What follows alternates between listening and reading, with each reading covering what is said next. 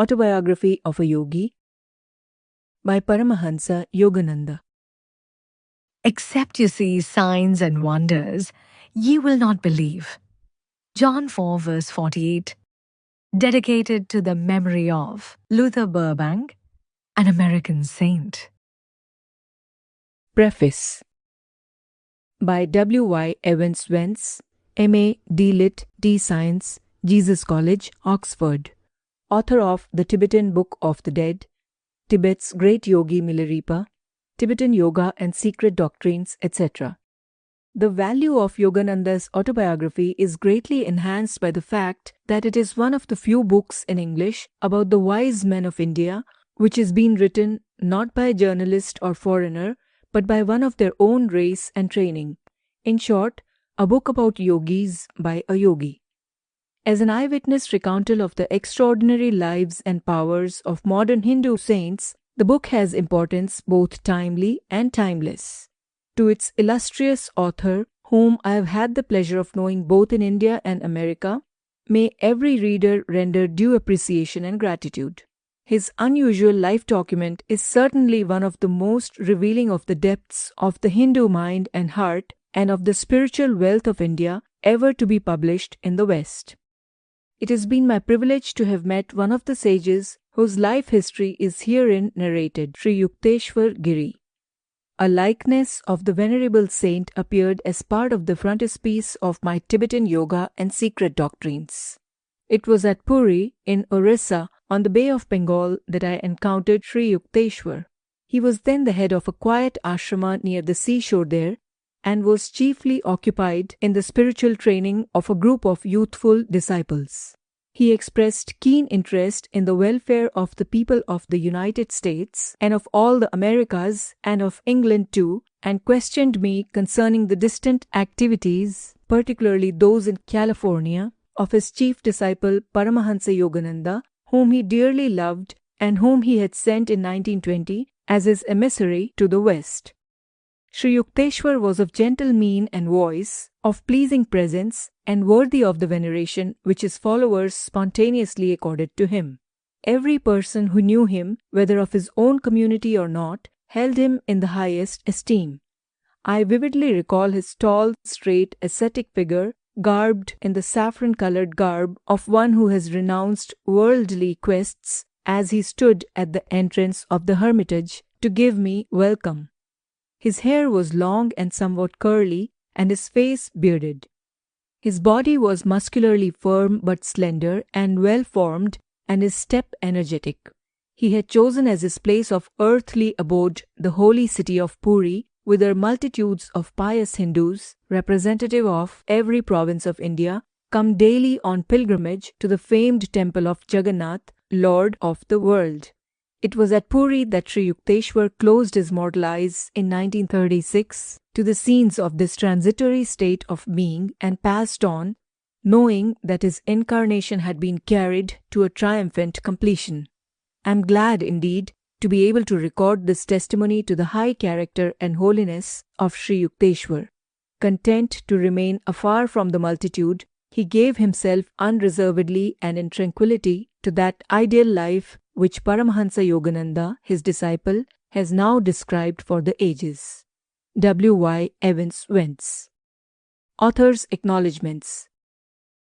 I am deeply indebted to Miss L. V. Pratt for her long editorial labors over the manuscript of this book. My thanks are due also to Miss Ruth Zahn for preparation of the index, to Mr. C. Richard Wright for permission to use extracts from his Indian travel diary, and to Dr. W. Y. Evans Wentz for suggestions and encouragement. Paramhansa Yogananda, October 28, 1945, Encinitas, California. Chapter 1. My Parents and Early Life. The characteristic features of Indian culture have long been a search for ultimate verities and the concomitant disciple-guru relationship. My own path led me to a Christ-like sage whose beautiful life was chiseled for the ages. He was one of the great masters who are India's sole remaining wealth. Emerging in every generation, they have bulwarked their land against the fate of Babylon and Egypt. I find my earliest memories covering the anachronistic features of a previous incarnation. Clear recollections came to me of a distant life, a yogi, amidst the Himalayan snows. These glimpses of the past, by some dimensionless link, also afforded me a glimpse of the future. The helpless humiliations of infancy are not banished from my mind. I was resentfully conscious of not being able to walk or express myself freely. Prayerful surges arose within me as I realized my bodily impotence. My strong emotional life took silent form as words in many languages.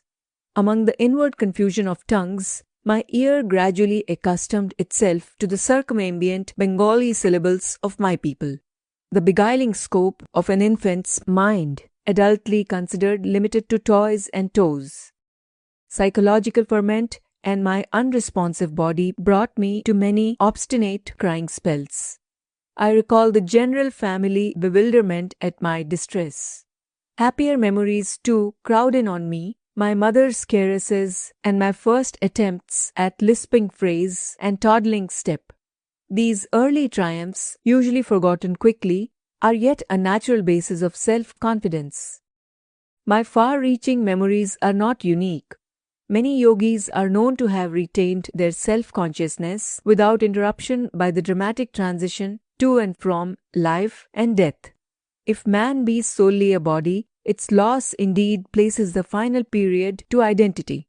But if prophets down the millenniums spake with truth, man is essentially of incorporeal nature.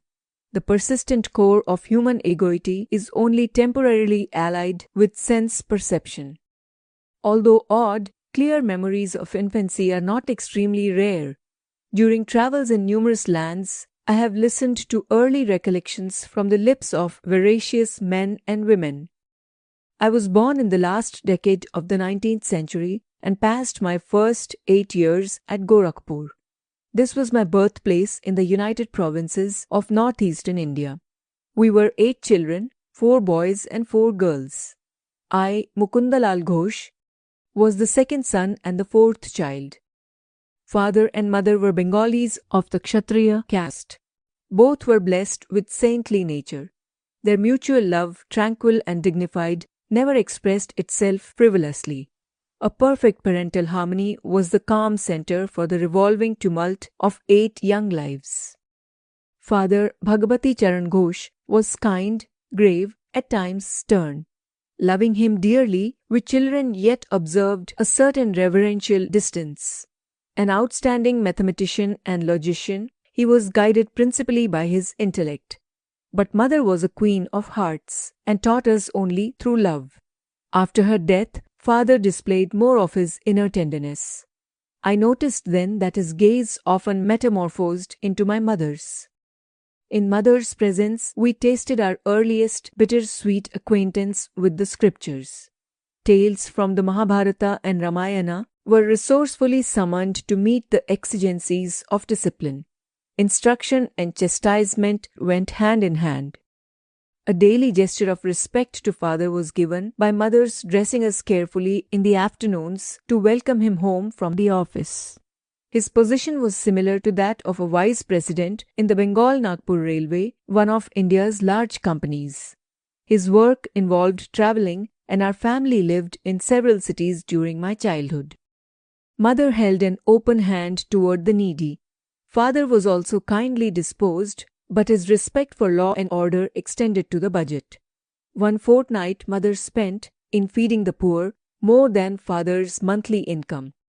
All I ask, please, is to keep your charities within a reasonable limit. Even a gentle rebuke from her husband was grievous to mother. She ordered a hackney carriage, not hinting to the children at any disagreement. Goodbye, I am going away to my mother's home. Ancient ultimatum. We broke into astounded lamentations. Our maternal uncle arrived opportunely. He whispered to father some sage counsel, garnered no doubt from the ages. After father had made a few conciliatory remarks, mother happily dismissed the cab. Thus ended the only trouble I ever noticed between my parents. but I recall a characteristic discussion. Please give me 10 rupees for a hapless woman who has just arrived at the house. Mother's smile had its own persuasion. Why 10 rupees? One is enough. Father added a justification. When my father and grandparents died suddenly, I had my first taste of poverty. My only breakfast, before walking miles to my school, was a small banana. Later at the university, I was in such need that I applied to a wealthy judge for aid of 1 rupee per month. He declined, remarking that even a rupee is important. How bitterly you recall the denial of that rupee. Mother's heart had an instant logic. Do you want this woman also to remember painfully your refusal of 10 rupees, which she needs urgently? You win. With the immemorial gesture of vanquished husbands, he opened his wallet. Here is a 10-rupee note. Give it to her with my goodwill. Father tended to first say no to any new proposal.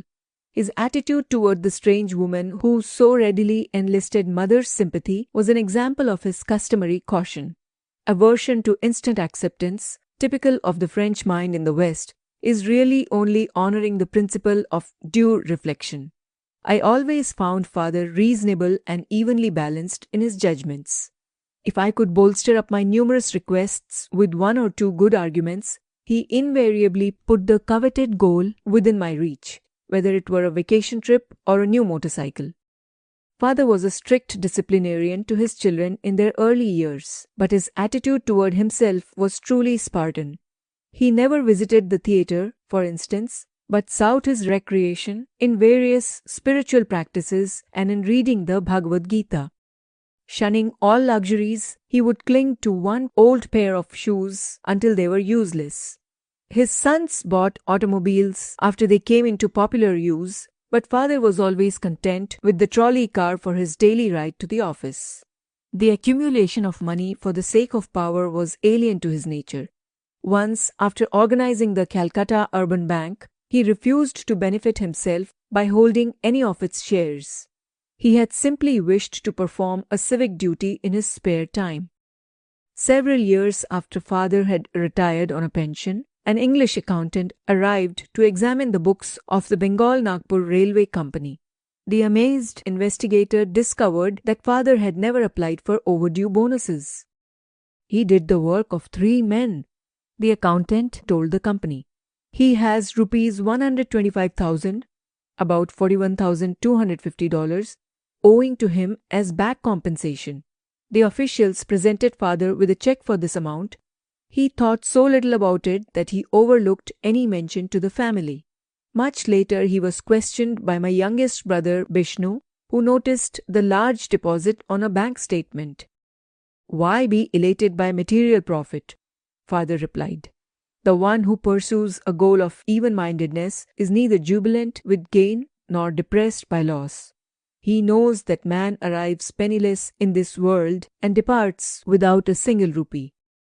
Early in their married life, my parents became disciples of a great master, Lahiri Mahashaya of Benares. This contact strengthened Father's naturally ascetical temperament. Mother made a remarkable admission to my eldest sister Roma. Your father and myself live together as man and wife only once a year for the purpose of having children. Father first met Lahiri Mahashaya through Abinash Babu, an employee in the Gorakhpur office of the Bengal-Nagpur Railway. Abinash instructed my young ears with engrossing tales of many Indian saints. He invariably concluded with a tribute to the superior glories of his own guru. Did you ever hear of the extraordinary circumstances under which your father became a disciple of Lahiri Mahashaya? It was on a lazy summer afternoon, as Abinash and I sat together in the compound of my home, that he put this intriguing question. I shook my head with a smile of anticipation. Years ago, before you were born, I asked my superior officer, your father, to give me a week's leave from my Gorakhpur duties in order to visit my guru in Benares. Your father ridiculed my plan. Are you going to become a religious fanatic? He inquired. Concentrate on your office work if you want to forge ahead. Sadly walking home along a woodland path that day, I met your father in a palanquin. He dismissed his servants and conveyance and fell into step beside me. Seeking to console me, he pointed out the advantages of striving for worldly success. But I heard him listlessly. My heart was repeating, Lahiri Mahashaya, I cannot live without seeing you. Our path took us to the edge of a tranquil field, where the rays of the late afternoon sun were still crowning the tall ripple of the wild grass. We paused in admiration. There in the field, only a few yards from us, the form of my great guru suddenly appeared. Bhagavati, you are too hard on your employee. His voice was resonant in our astounded ears. He vanished as mysteriously as he had come. On my knees, I was exclaiming, Lahiri Mahashaya, Lahiri Mahashaya. Your father was motionless with stupefaction for a few moments. Abhinash, not only do I give you leave, but I give myself leave to start for Benares tomorrow. I must know this great Lahiri Mahashaya, who is able to materialize himself at will in order to intercede for you. I will take my wife and ask this master to initiate us in his spiritual path. Will you guide us to him? Of course. Joy filled me at the miraculous answer to my prayer and the quick, favorable turn of events. The next evening, your parents and I entrained for Benares. We took a horse cart the following day and then had to walk through narrow lanes to my guru's secluded home. Entering his little parlour, we bowed before the master and locked in his habitual lotus posture. He blinked his piercing eyes and levelled them on your father. Bhagavati, you are too hard on your employee. His words were the same as those he had used 2 days before in the Gorakhpur field. He added, I am glad that you have allowed Abhinash to visit me, and that you and your wife have accompanied him. To their joy, he initiated your parents in the spiritual practice of Kriya Yoga. Your father and I, as brother disciples, have been close friends since the memorable day of the vision. Lahiri Mahashaya took a definite interest in your own birth. Your life shall surely be linked with his own. The Master's blessing never fails. Lahiri Mahashaya left this world shortly after I had entered it. His picture in an ornate frame always graced our family altar in the various cities to which father was transferred by his office. Many a morning and evening found mother and me meditating before an improvised shrine, offering flowers dipped in fragrant sandalwood paste. With frankincense and myrrh, as well as our united devotions, we honored the divinity which had found full expression in Lahiri Mahashaya. His picture had a surpassing influence over my life. As I grew, the thought of the Master grew with me. In meditation, I would often see his photographic image emerge from its small frame and, taking a living form, sit before me. When I attempted to touch the feet of his luminous body, it would change and again become the picture. As childhood slipped into boyhood, I found Lahiri Mahashaya transformed in my mind from a little image cribbed in a frame to a living, enlightening presence. I frequently prayed to him in moments of trial or confusion, finding within me his solacing direction. At first I grieved because he was no longer physically living. As I began to discover his secret omnipresence, I lamented no more. He had often written to those of his disciples who were over-anxious to see him, Why come to view my bones and flesh, when I am ever within range of your kutastha, spiritual sight? I was blessed about the age of 8 with a wonderful healing through the photograph of Lahiri Mahashaya. This experience gave intensification to my love.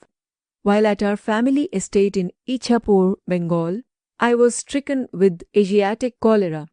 My life was despaired of, the doctors could do nothing.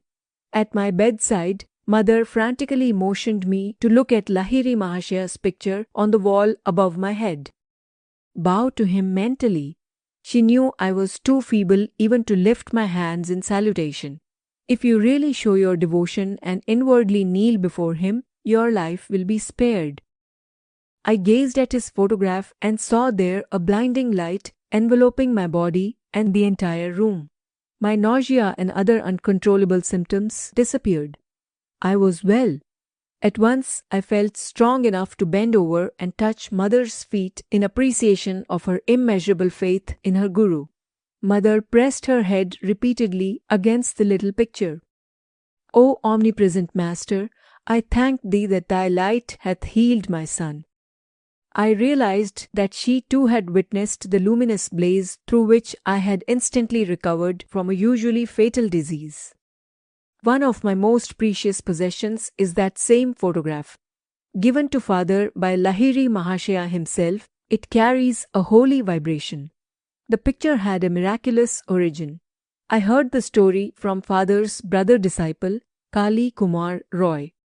It appears that the master had an aversion to being photographed. Over his protest, a group picture was once taken of him and a cluster of devotees, including Kali Kumar Roy.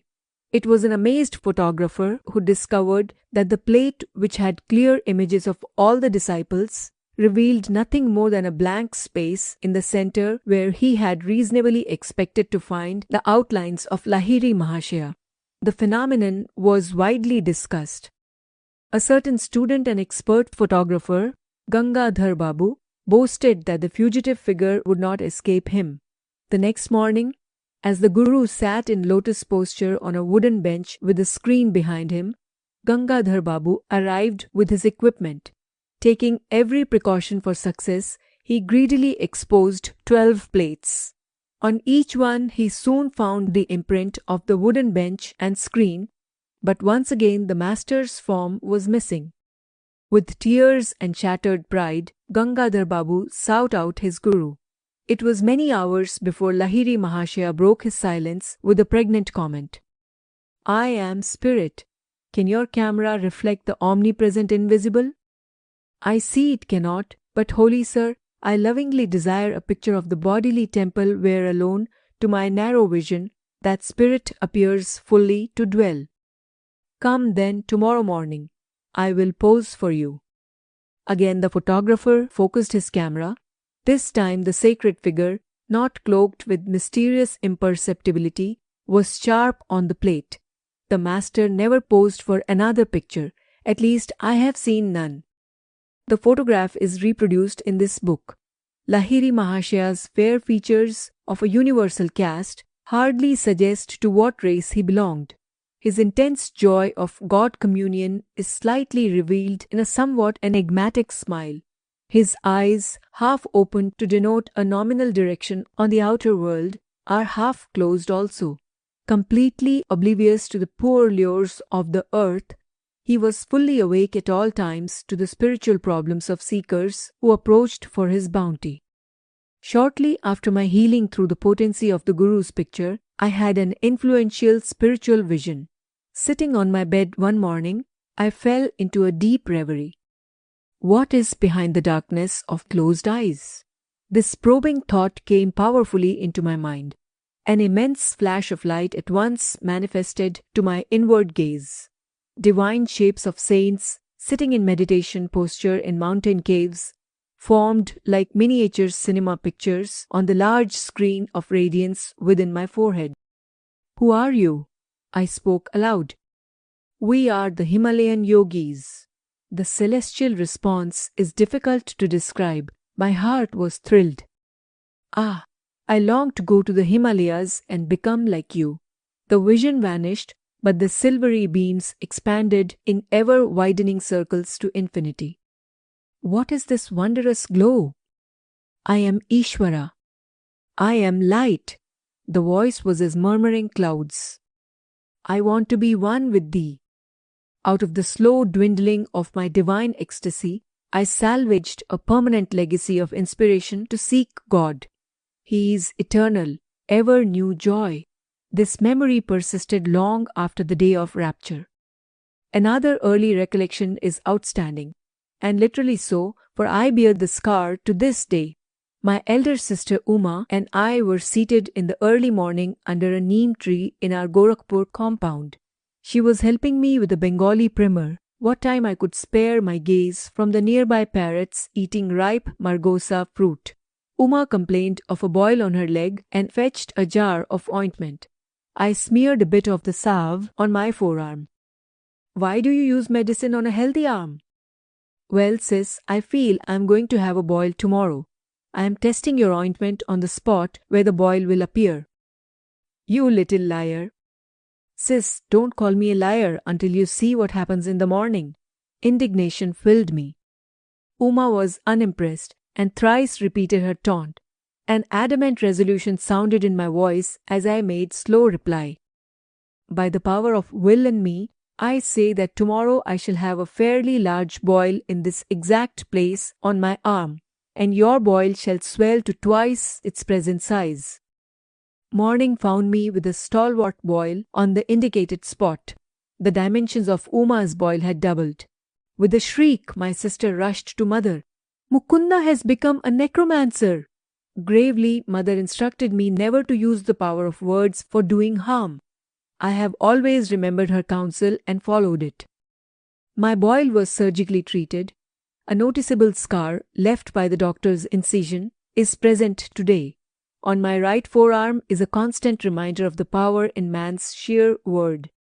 Those simple and apparently harmless phrases to Uma, spoken with deep concentration, had possessed sufficient hidden force to explode like bombs and produce definite, though injurious, effects.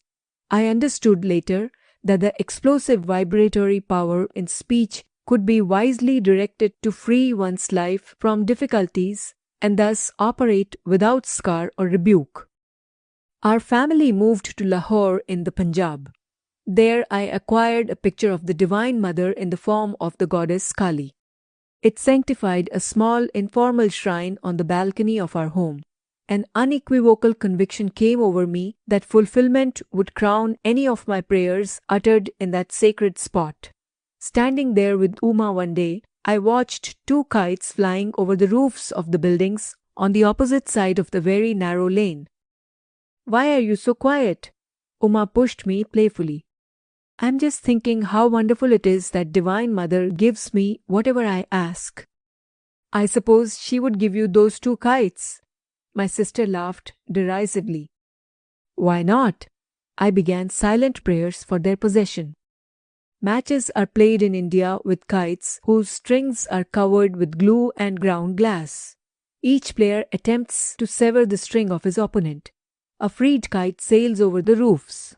There is great fun in catching it.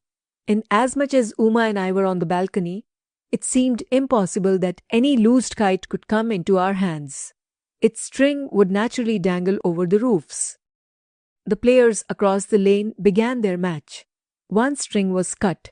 Immediately the kite floated in my direction. It was stationary for a moment through sudden abatement of breeze, which sufficed to firmly entangle the string with a cactus plant on top of the opposite house. A perfect loop was formed for my seizure. I handed the prize to Uma. It was just an extraordinary accident and not an answer to your prayer. If the other kite comes to you, then I shall believe. Sister's dark eyes conveyed more amazement than her words. I continued my prayers with a crescendo intensity. A forcible tug by the other player resulted in the abrupt loss of his kite. It headed toward me, dancing in the wind. My helpful assistant, the cactus plant, again secured the kite string in the necessary loop by which I could grasp it. I presented my second trophy to Uma. Indeed, Divine Mother listens to you. This is all too uncanny for me. Sister bolted away like a frightened fawn. Chapter 2. My mother's death and the mystic amulet. My mother's greatest desire was the marriage of my elder brother. Ah, when I behold the face of Ananta's wife, I shall find heaven on this earth. I frequently heard mother express in these words her strong Indian sentiment for family continuity. I was about 11 years old at the time of Ananta's betrothal. Mother was in Calcutta, joyously supervising the wedding preparations. Father and I alone remained at our home in Bareilly, in northern India, whence father had been transferred after 2 years at Lahore. I had previously witnessed the splendor of nuptial rites for my two elder sisters, Roma and Uma. But for Ananta, as the eldest son, plans were truly elaborate. Mother was welcoming numerous relatives daily arriving in Calcutta from distant homes. She lodged them comfortably in a large, newly acquired house at 50 Amherst Street. Everything was in readiness: the banquet delicacies, the gay throne on which brother was to be carried to the home of the bride-to-be, the rows of colorful lights, the mammoth cardboard elephants and camels, the English, Scottish, and Indian orchestras, the professional entertainers, the priests for the ancient rituals. Father and I, in gala spirits, were planning to join the family in time for the ceremony. Shortly before the great day, however, I had an ominous vision. It was in Bareilly on a midnight. As I slept beside father on the piazza of our bungalow, I was awakened by a peculiar flutter of the mosquito netting over the bed. The flimsy curtains parted, and I saw the beloved form of my mother. "Awaken your father." Her voice was only a whisper.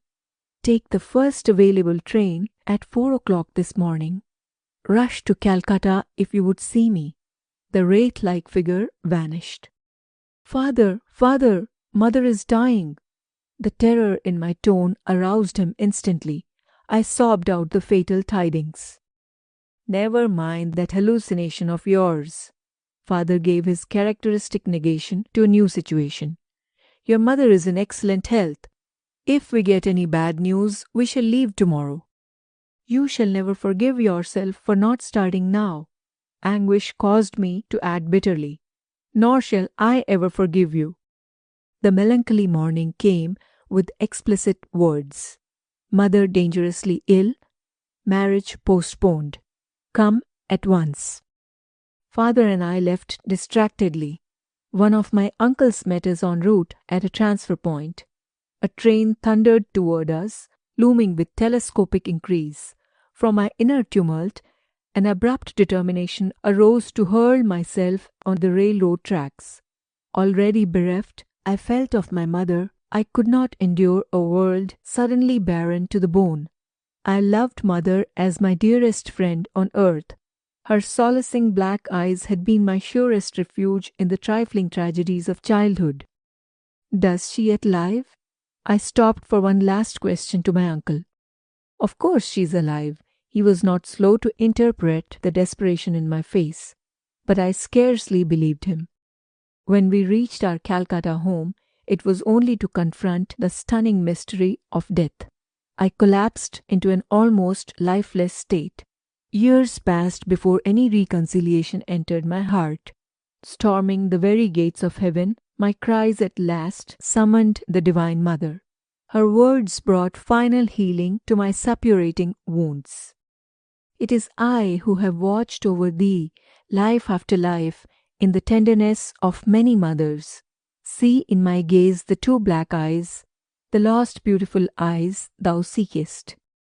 Father and I returned to Bareilly soon after the crematory rites for the well-beloved.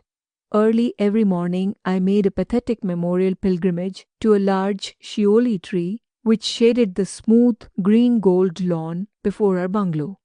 In poetical moments, I thought that the white shioli flowers were strewing themselves with a willing devotion over the grassy altar. Mingling tears with the dew, I often observed a strange otherworldly light emerging from the dawn. Intense pangs of longing for God assailed me. I felt powerfully drawn to the Himalayas. One of my cousins, fresh from a period of travel in the Holy Hills, visited us in Bareilly. I listened eagerly to his tales about the high mountain abode of yogis and swamis. "Let us run away to the Himalayas." My suggestion one day to Dwarka Prasad, the young son of our landlord in Bareilly, fell on unsympathetic ears. He revealed my plan to my elder brother, who had just arrived to see father. Instead of laughing lightly over this impractical scheme of a small boy, Ananta made it a definite point to ridicule me. "Where is your orange robe? You can't be a Swami without that." But I was inexplicably thrilled by his words. They brought a clear picture of myself roaming about India as a monk. Perhaps they awakened memories of a past life. In any case, I began to see with what natural ease I would wear the garb of that anciently founded monastic order. Chatting one morning with Dwarka, I felt a love for God descending with avalanchic force. My companion was only partly attentive to the ensuing eloquence, but I was wholeheartedly listening to myself. I fled that afternoon toward Nainital in the Himalayan foothills. Ananta gave determined chase. I was forced to return sadly to Bareilly. The only pilgrimage permitted me was the customary one at dawn to the Shioli tree. My heart wept for the lost mothers, human and divine. The rent left in the family fabric by mother's death was irreparable. Father never remarried during his nearly 40 remaining years. Assuming the difficult role of father-mother to his little flock, he grew noticeably more tender, more approachable. With calmness and insight, he solved the various family problems. After office hours, he retired like a hermit to the cell of his room, practicing Kriya Yoga in a sweet serenity. Long after mother's death, I attempted to engage an English nurse to attend to details that would make my parents' life more comfortable. But father shook his head. Service to me ended with your mother. His eyes were remote with a lifelong devotion. I will not accept ministrations from any other woman. 14 months after mother's passing, I learned that she had left me a momentous message. Ananta was present at her deathbed and had recorded her words. Although she had asked that the disclosure be made to me in 1 year, my brother delayed. He was soon to leave Bareilly for Calcutta to marry the girl mother had chosen for him. One evening he summoned me to his side. Mukunda, I have been reluctant to give you strange tidings. Ananta's tone held a note of resignation. My fear was to inflame your desire to leave home. But in any case, you are bristling with divine ardor. When I captured you recently on your way to the Himalayas, I came to a definite resolve. I must not further postpone the fulfillment of my solemn promise. My brother handed me a small box and delivered mother's message. Let these words be my final blessing, my beloved son Mukunda, mother had said. The hour is here when I must relate a number of phenomenal events following your birth. I first knew your destined path when you were but a babe in my arms. I carried you then to the home of my guru in Benares. Almost hidden behind a throng of disciples, I could barely see Lahiri Mahashaya as he sat in deep meditation. While I patted you, I was praying that the great Guru take notice and bestow a blessing. As my silent devotional demand grew in intensity, he opened his eyes and beckoned me to approach. The others made a way for me. I bowed at the sacred feet. My master seated you on his lap, placing his hand on your forehead by way of spiritually baptizing you. Little mother, thy son will be a yogi. As a spiritual engine, he will carry many souls to God's kingdom. My heart leaped with joy to find my secret prayer granted by the omniscient Guru. Shortly before your birth, he had told me you would follow his path. Later, my son, your vision of the great light was known to me and your sister Roma, as from the next room we observed you motionless on the bed. Your little face was illuminated, your voice rang with iron resolve as you spoke of going to the Himalayas in quest of the divine. In these ways, dear son, I came to know that your road lies far from worldly ambitions. The most singular event in my life brought further confirmation, an event which now impels my deathbed message. It was an interview with a sage in the Punjab. While our family was living in Lahore, one morning the servant came precipitately into my room. Mistress, a strange sadhu is here. He insists that he see the mother of Mukunda. These simple words struck a profound chord within me. I went at once to greet the visitor. Bowing at his feet, I sensed that before me was a true man of God. Mother, he said, "The great masters wish you to know that your stay on earth will not be long. Your next illness shall prove to be your last." There was a silence during which I felt no alarm, but only a vibration of great peace. Finally, he addressed me again. "You are to be the custodian of a certain silver amulet. I will not give it to you today to demonstrate the truth in my words. The talisman shall materialize in your hands tomorrow as you meditate. On your deathbed, you must instruct your eldest son Ananta to keep the amulet for 1 year and then to hand it over to your second son. Mukunda will understand the meaning of the talisman from the great ones. He should receive it about the time he is ready to renounce all worldly hopes and start his vital search for God. When he has retained the amulet for some years, and when it has served its purpose, it shall vanish. Even if kept in the most secret spot, it shall return whence it came." I proffered alms to the saint and bowed before him in great reverence. Not taking the offering, he departed with a blessing. The next evening, as I sat with folded hands in meditation, a silver amulet materialized between my palms, even as the sadhu had promised. It made itself known by a cold, smooth touch. I have jealously guarded it for more than 2 years, and now leave it in Ananta's keeping. Do not grieve for me, as I shall have been ushered by my great Guru into the arms of the infinite. Farewell, my child, the Cosmic Mother will protect you. A blaze of illumination came over me with possession of the amulet. Many dormant memories awakened. The talisman, round and anciently quaint, was covered with Sanskrit characters. I understood that it came from teachers of past lives who were invisibly guiding my steps. A further significance there was, indeed, but one does not reveal fully the heart of an amulet. How the talisman finally vanished amidst deeply unhappy circumstances of my life, and how its loss was a herald of my gain of a guru, cannot be told in this chapter. But the small boy, thwarted in his attempts to reach the Himalayas, daily travelled far on the wings of his amulet. Chapter 3. The Saint with Two Bodies. Father, if I promise to return home without coercion, may I take a sightseeing trip to Benares?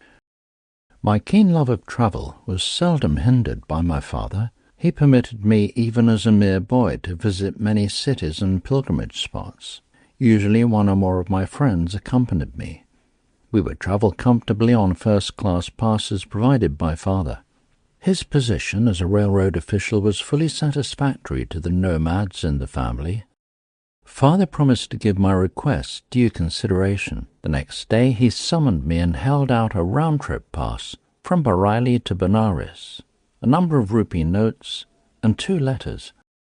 I have a business matter to propose to a Benares friend, Kedarnath Babu. Unfortunately, I have lost his address, but I believe you will be able to get this letter to him through our common friend, Swami Pranapananda. The Swami, my brother disciple, has attained an exalted spiritual stature. You will benefit by his company. This second note will serve as your introduction. Father's eyes twinkled as he added, Mind, no more flights from home. I set forth with the zest of my 12 years, though time has never dimmed my delight in new scenes and strange faces. Reaching Benares, I proceeded immediately to the Swami's residence. The front door was open. I made my way to a long hall-like room on the 2nd floor. A rather stout man, wearing only a loincloth, was seated in lotus posture on a slightly raised platform. His head and unwrinkled face were clean-shaven. A beatific smile played about his lips. To dispel my thought that I had intruded, he greeted me as an old friend. Baba Anand, bliss to my dear one. His welcome was given heartily in a childlike voice. I knelt and touched his feet. Are you Swami Pranapananda? He nodded. Are you Bhagavati's son? His words were out before I had had time to get father's letter from my pocket. In astonishment, I handed him the note of introduction, which now seemed superfluous. "Of course I will locate Kedarnath Babu for you." The saint again surprised me by his clairvoyance. He glanced at the letter and made a few affectionate references to my parent. "You know I am enjoying 2 pensions. One is by the recommendation of your father, for whom I once worked in the railroad office. The other is by the recommendation of my heavenly Father, for whom I have conscientiously finished my earthly duties in life." I found this remark very obscure. "What kind of pension, sir, do you receive from the Heavenly Father? Does he drop money in your lap?" He laughed. "I mean a pension of fathomless peace, a reward for many years of deep meditation. I never crave money now. My few material needs are amply provided for. Later you'll understand the significance of a second pension." Abruptly terminating our conversation, the saint became gravely motionless. A sphinx-like air enveloped him. At first his eyes sparkled, as if observing something of interest, then grew dull. I felt abashed at his prosloquy. He had not yet told me how I could meet father's friend. A trifle restlessly I looked about me in the bare room, empty except for us two. My idle gaze took in his wooden sandals lying under the platform seat. "Little sir, don't get worried. The man you wish to see will be with you in half an hour." The yogi was reading my mind, a feat not too difficult at the moment. Again he fell into inscrutable silence. My watch informed me that 30 minutes had elapsed. The Swami aroused himself. "I think Kedarnath Babu is nearing the door." I heard somebody coming up the stairs. An amazed incomprehension arose suddenly. My thoughts raced in confusion. How is it possible that father's friend has been summoned to this place without the help of a messenger? The Swami spoke to no one but myself since my arrival. Abruptly I quitted the room and descended the steps. Halfway down I met a thin, fair-skinned man of medium height. He appeared to be in a hurry. "Are you Kedarnath Babu?" Excitement coloured my voice. "Yes, are you not Bhagavati's son who has been waiting here to meet me?" He smiled in a friendly fashion.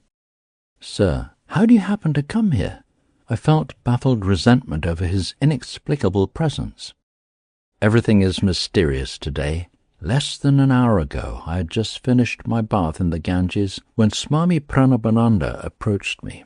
I have no idea how he knew I was there at that time. "Bhagavati's son is waiting for you in my apartment," he said. "Will you come with me?" I gladly agreed. As we proceeded hand in hand, the Swami in his wooden sandals was strangely able to outpace me, though I wore these stout walking shoes. "How long will it take you to reach my place?" Pranabanandaji suddenly halted to ask me this question. "About half an hour." "I have something else to do at present." He gave me an enigmatical glance. "I must leave you behind. You can join me in my house, where Bhagavati's son and I will be awaiting you." Before I could remonstrate, he dashed swiftly past me and disappeared in the crowd. I walked here as fast as possible. This explanation only increased my bewilderment. I inquired how long he had known the Swami. "We met a few times last year, but not recently. I was very glad to see him today at the bathing ghat." I cannot believe my ears. Am I losing my mind? Did you meet him in a vision, or did you actually see him, touch his hand and hear the sound of his feet? "I don't know what you're driving at." He flushed angrily. "I'm not lying to you. Can't you understand that only through the Swami could I have known you were waiting at this place for me? Why, that man Swami Pranabananda has not left my sight a moment since I first came about an hour ago." I blurted out the whole story. His eyes opened widely. "Are we living in this material age, or are we dreaming? I never expected to witness such a miracle in my life. I thought the Swami was just an ordinary man, and now I find he can materialize an extra body and work through it." Together we entered the saint's room. "Look, those are the very sandals he was wearing at the ghat," Kedarnath Babu whispered. "He was clad only in a loincloth, just as I see him now." As the visitor bowed before him, the saint turned to me with a quizzical smile. "Why are you stupefied at all this? The subtle unity of the phenomenal world is not hidden from true yogis. I instantly see and converse with my disciples in distant Calcutta. They can similarly transcend at will every obstacle of gross matter. It was probably in an effort to stir spiritual ardor in my young breast that the Swami had condescended to tell me of his powers of astral radio and television. But instead of enthusiasm, I experienced only an awe-stricken fear. Inasmuch as I was destined to undertake my divine search through one particular guru, Sri Yukteswar, whom I had not yet met, I felt no inclination to accept Paramhansa as my teacher. I glanced at him doubtfully, wondering if it were he or his counterpart before me. The master sought to banish my disquietude by bestowing a soul-awakening gaze, and by some inspiring words about his guru. Lahiri Mahasaya was the greatest yogi I ever met. He was divinity itself in the form of flesh. If a disciple, I reflected, could materialize an extra fleshly form at will, what miracles indeed could be barred to his master?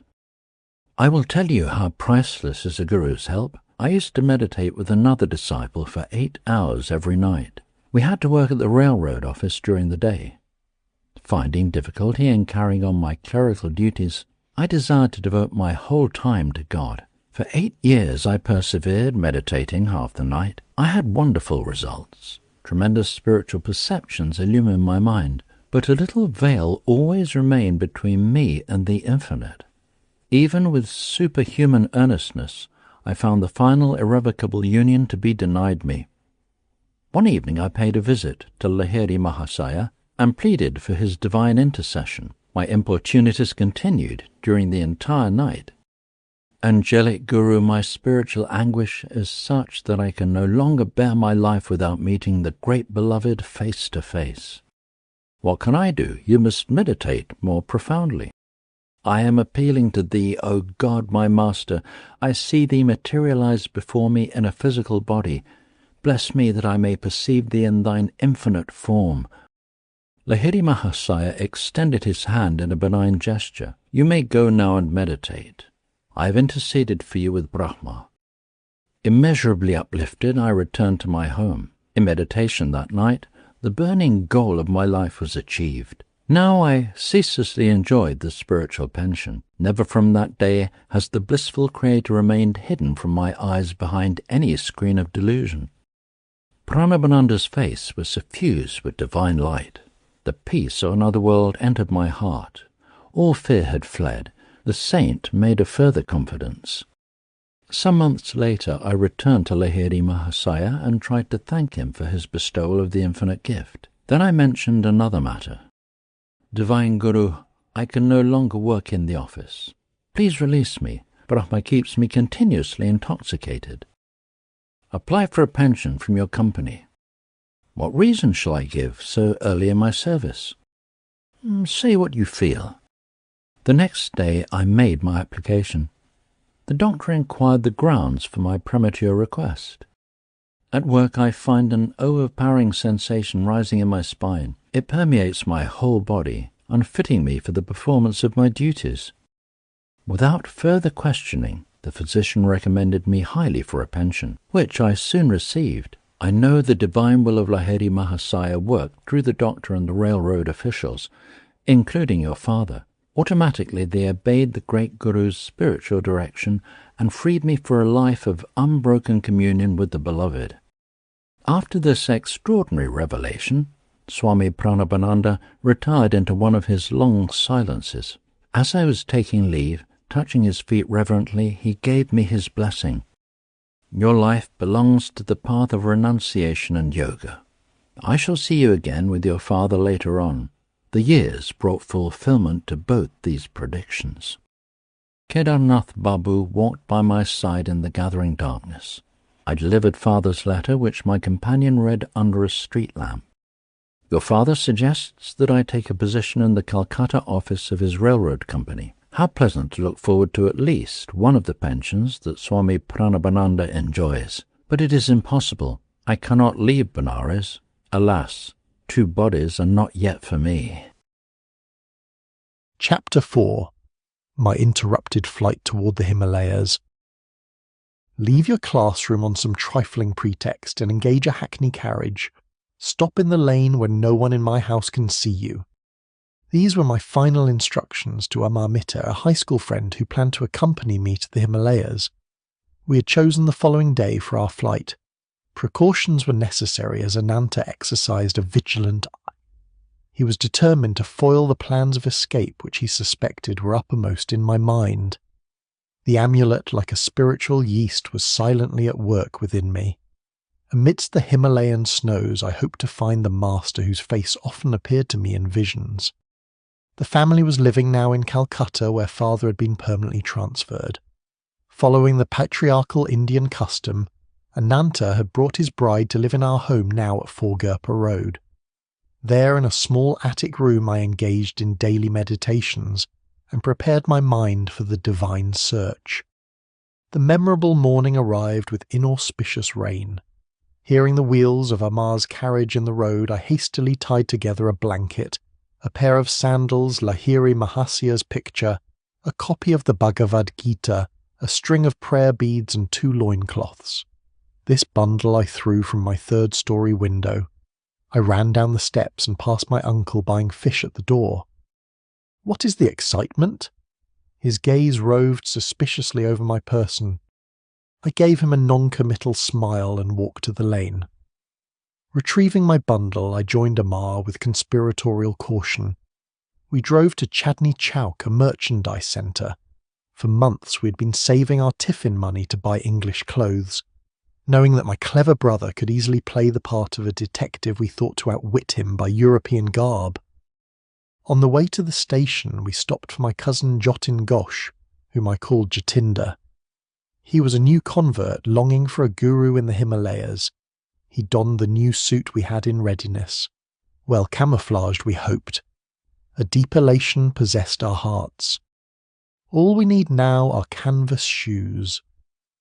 I led my companions to a shop displaying rubber-soled footwear.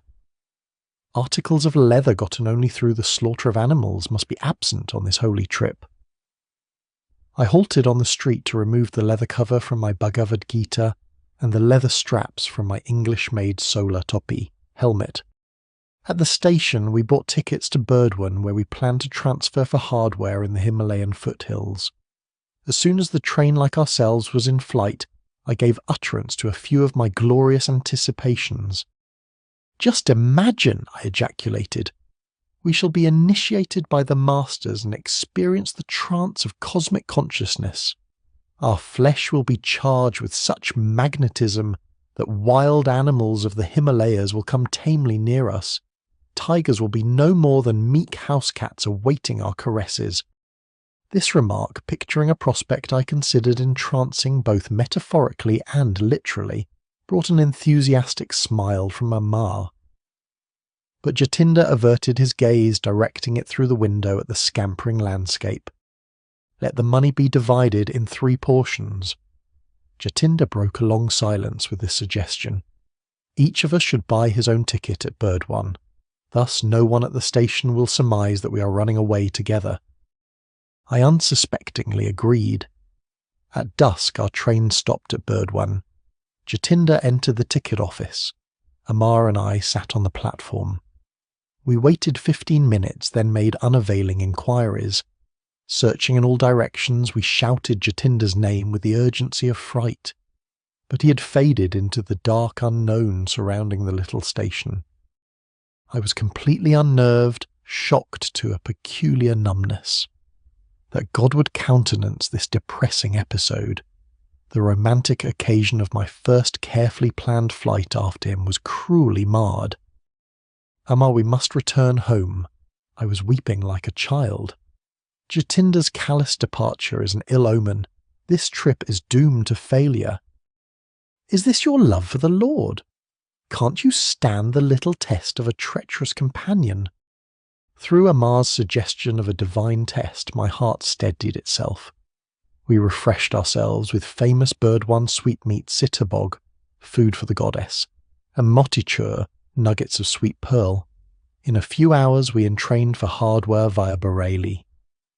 Changing trains at Mogul Sarai, we discussed a vital matter as we waited on the platform. Amar, we may soon be closely questioned by railroad officials. I am not underrating my brother's ingenuity. No matter what the outcome, I will not speak untruth. All I ask of you, Mukunda, is to keep still. Don't laugh or grin while I am talking. At this moment, a European station agent accosted me. He waved a telegram whose import I immediately grasped. Are you running away from home in anger? No! I was glad his choice of words permitted me to make emphatic reply. Not anger, but divinest melancholy was responsible, I knew, for my unconventional behaviour. The official then turned to Amar. The duel of wits that followed hardly permitted me to maintain the counselled stoic gravity. Where is the third boy? The man injected a full ring of authority into his voice. Come on, speak the truth. Sir, I notice you're wearing eyeglasses. Can't you see that we are only two? Amar smiled impudently. I am not a magician. I can't conjure up a third companion.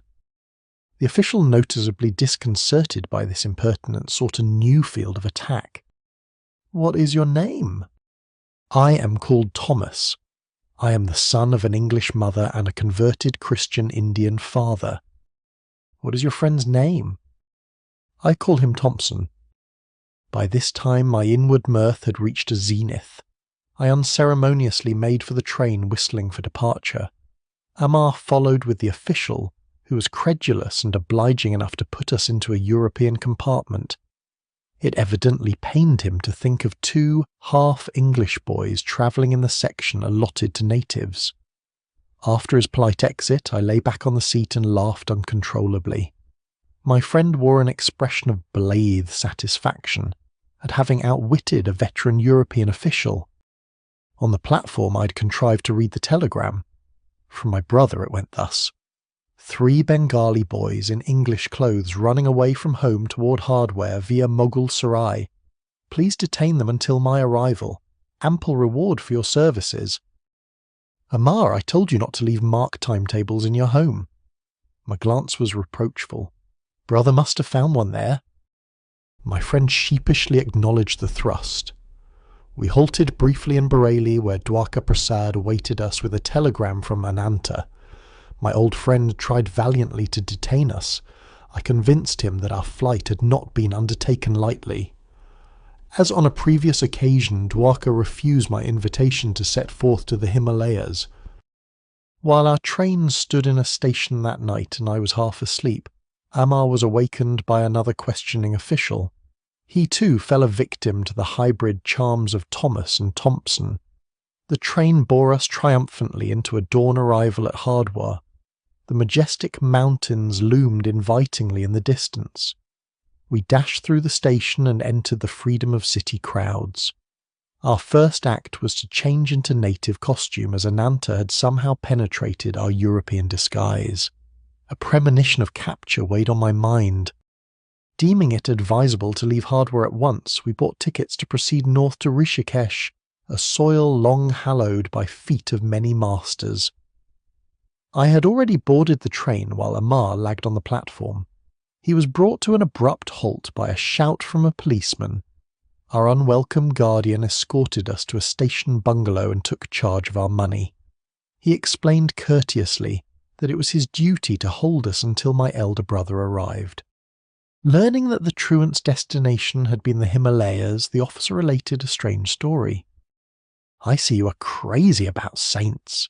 You will never meet a greater man of God than the one I saw only yesterday. My brother officer and I first encountered him 5 days ago. We were patrolling by the Ganges on a sharp lookout for a certain murderer. Our instructions were to capture him alive or dead. He was known to be masquerading as a sadhu in order to rob pilgrims. A short way before us we spied a figure which resembled the description of the criminal. He ignored our command to stop. We ran to overpower him. Approaching his back, I wielded my axe with tremendous force. The man's right arm was severed almost completely from his body. Without outcry or any glance at the ghastly wound, the stranger astonishingly continued his swift pace. As we jumped in front of him, he spoke quietly. I am not the murderer you are seeking. I was deeply mortified to see I had injured the person of a divine-looking sage. Prostrating myself at his feet, I implored his pardon and offered my turban cloth to staunch the heavy spurts of blood. "Son, that was just an understandable mistake on your part." The saint regarded me kindly. "Run along and don't reproach yourself. The beloved mother is taking care of me." He pushed his dangling arm into its stump, and lo, it adhered. The blood inexplicably ceased to flow. "Come to me under yonder tree in 3 days, and you will find me fully healed. Thus you will feel no remorse." Yesterday my brother officer and I went eagerly to the designated spot. The sadhu was there and allowed us to examine his arm. It bore no scar or trace of hurt. "I'm going via Rishikesh to the Himalayan solitudes." He blessed us as he departed quickly. "I feel that my life has been uplifted through his sanctity." The officer concluded with a pious ejaculation. His experience had obviously moved him beyond his usual depths. With an impressive gesture, he handed me a printed clipping about the miracle. In the usual garbled manner of the sensational type of newspaper, not missing, alas, even in India, the reporter's version was slightly exaggerated. It indicated that the sadhu had been almost decapitated. Amar and I lamented that we had missed the great yogi who could forgive his persecutor in such a Christ-like way. India, materially poor for the last 2 centuries, yet has an inexhaustible fund of divine wealth. Spiritual skyscrapers may occasionally be encountered by the wayside, even by worldly men like this policeman. We thank the officer for relieving our tedium with his marvellous story. He was probably intimating that he was more fortunate than we. He had met an illumined saint without effort. Our earnest search had ended not at the feet of a master, but in a coarse police station. So near the Himalayas, and yet in our captivity so far, I told Amar I felt doubly impelled to seek freedom. "Let us slip away when opportunity offers. We can go on foot to holy Rishikesh." I smiled encouragingly. But my companion had turned pessimist as soon as the stalwart prop of our money has been taken from us. If we started a trek over such dangerous jungle land, we should finish not in the city of saints, but in the stomachs of tigers. Ananta and Amar's brother arrived after 3 days. Amar greeted his relative with affectionate relief. I was unreconciled. Ananta got no more from me than a severe upbraiding. "I understand how you feel." My brother spoke soothingly. "All I ask of you is to accompany me to Benares to meet a certain saint, and go on to Calcutta to visit your grieving father for a few days. Then you can resume your search here for a master." Amar entered the conversation at this point to disclaim any intention of returning to Hardwar with me. He was enjoying the familial warmth, but I knew I would never abandon the quest for my guru. Our party entrained for Benares. There I had a singular and instant response to my prayers. A clever scheme had been prearranged by Ananta. Before seeing me at Hardwar, he had stopped in Benares to ask a certain scriptural authority to interview me later. Both the pundit and his son had promised to undertake my dissuasion from the path of a sannyasi. Ananta took me to their home. The son, a young man of ebullient manner, greeted me in the courtyard. He engaged me in a lengthy philosophic discourse. Professing to have a clairvoyant knowledge of my future, he discountenanced my idea of being a monk. "You will meet continual misfortune and be unable to find God if you insist on deserting your ordinary responsibilities. You cannot work out your past karma without worldly experiences." Krishna's immortal words rose to my lips in reply. Even he with the worst of karma who ceaselessly meditates on me quickly loses the effects of his past bad actions. Becoming a high-souled being, he soon attains perennial peace. Arjuna know this for certain. The devotee who puts his trust in me never perishes. But the forceful prognostications of the young man had slightly shaken my confidence.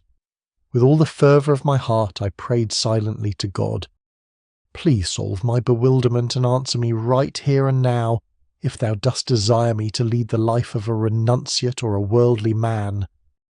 I noticed a sadhu of a noble countenance standing just outside the compound of the pundit's house.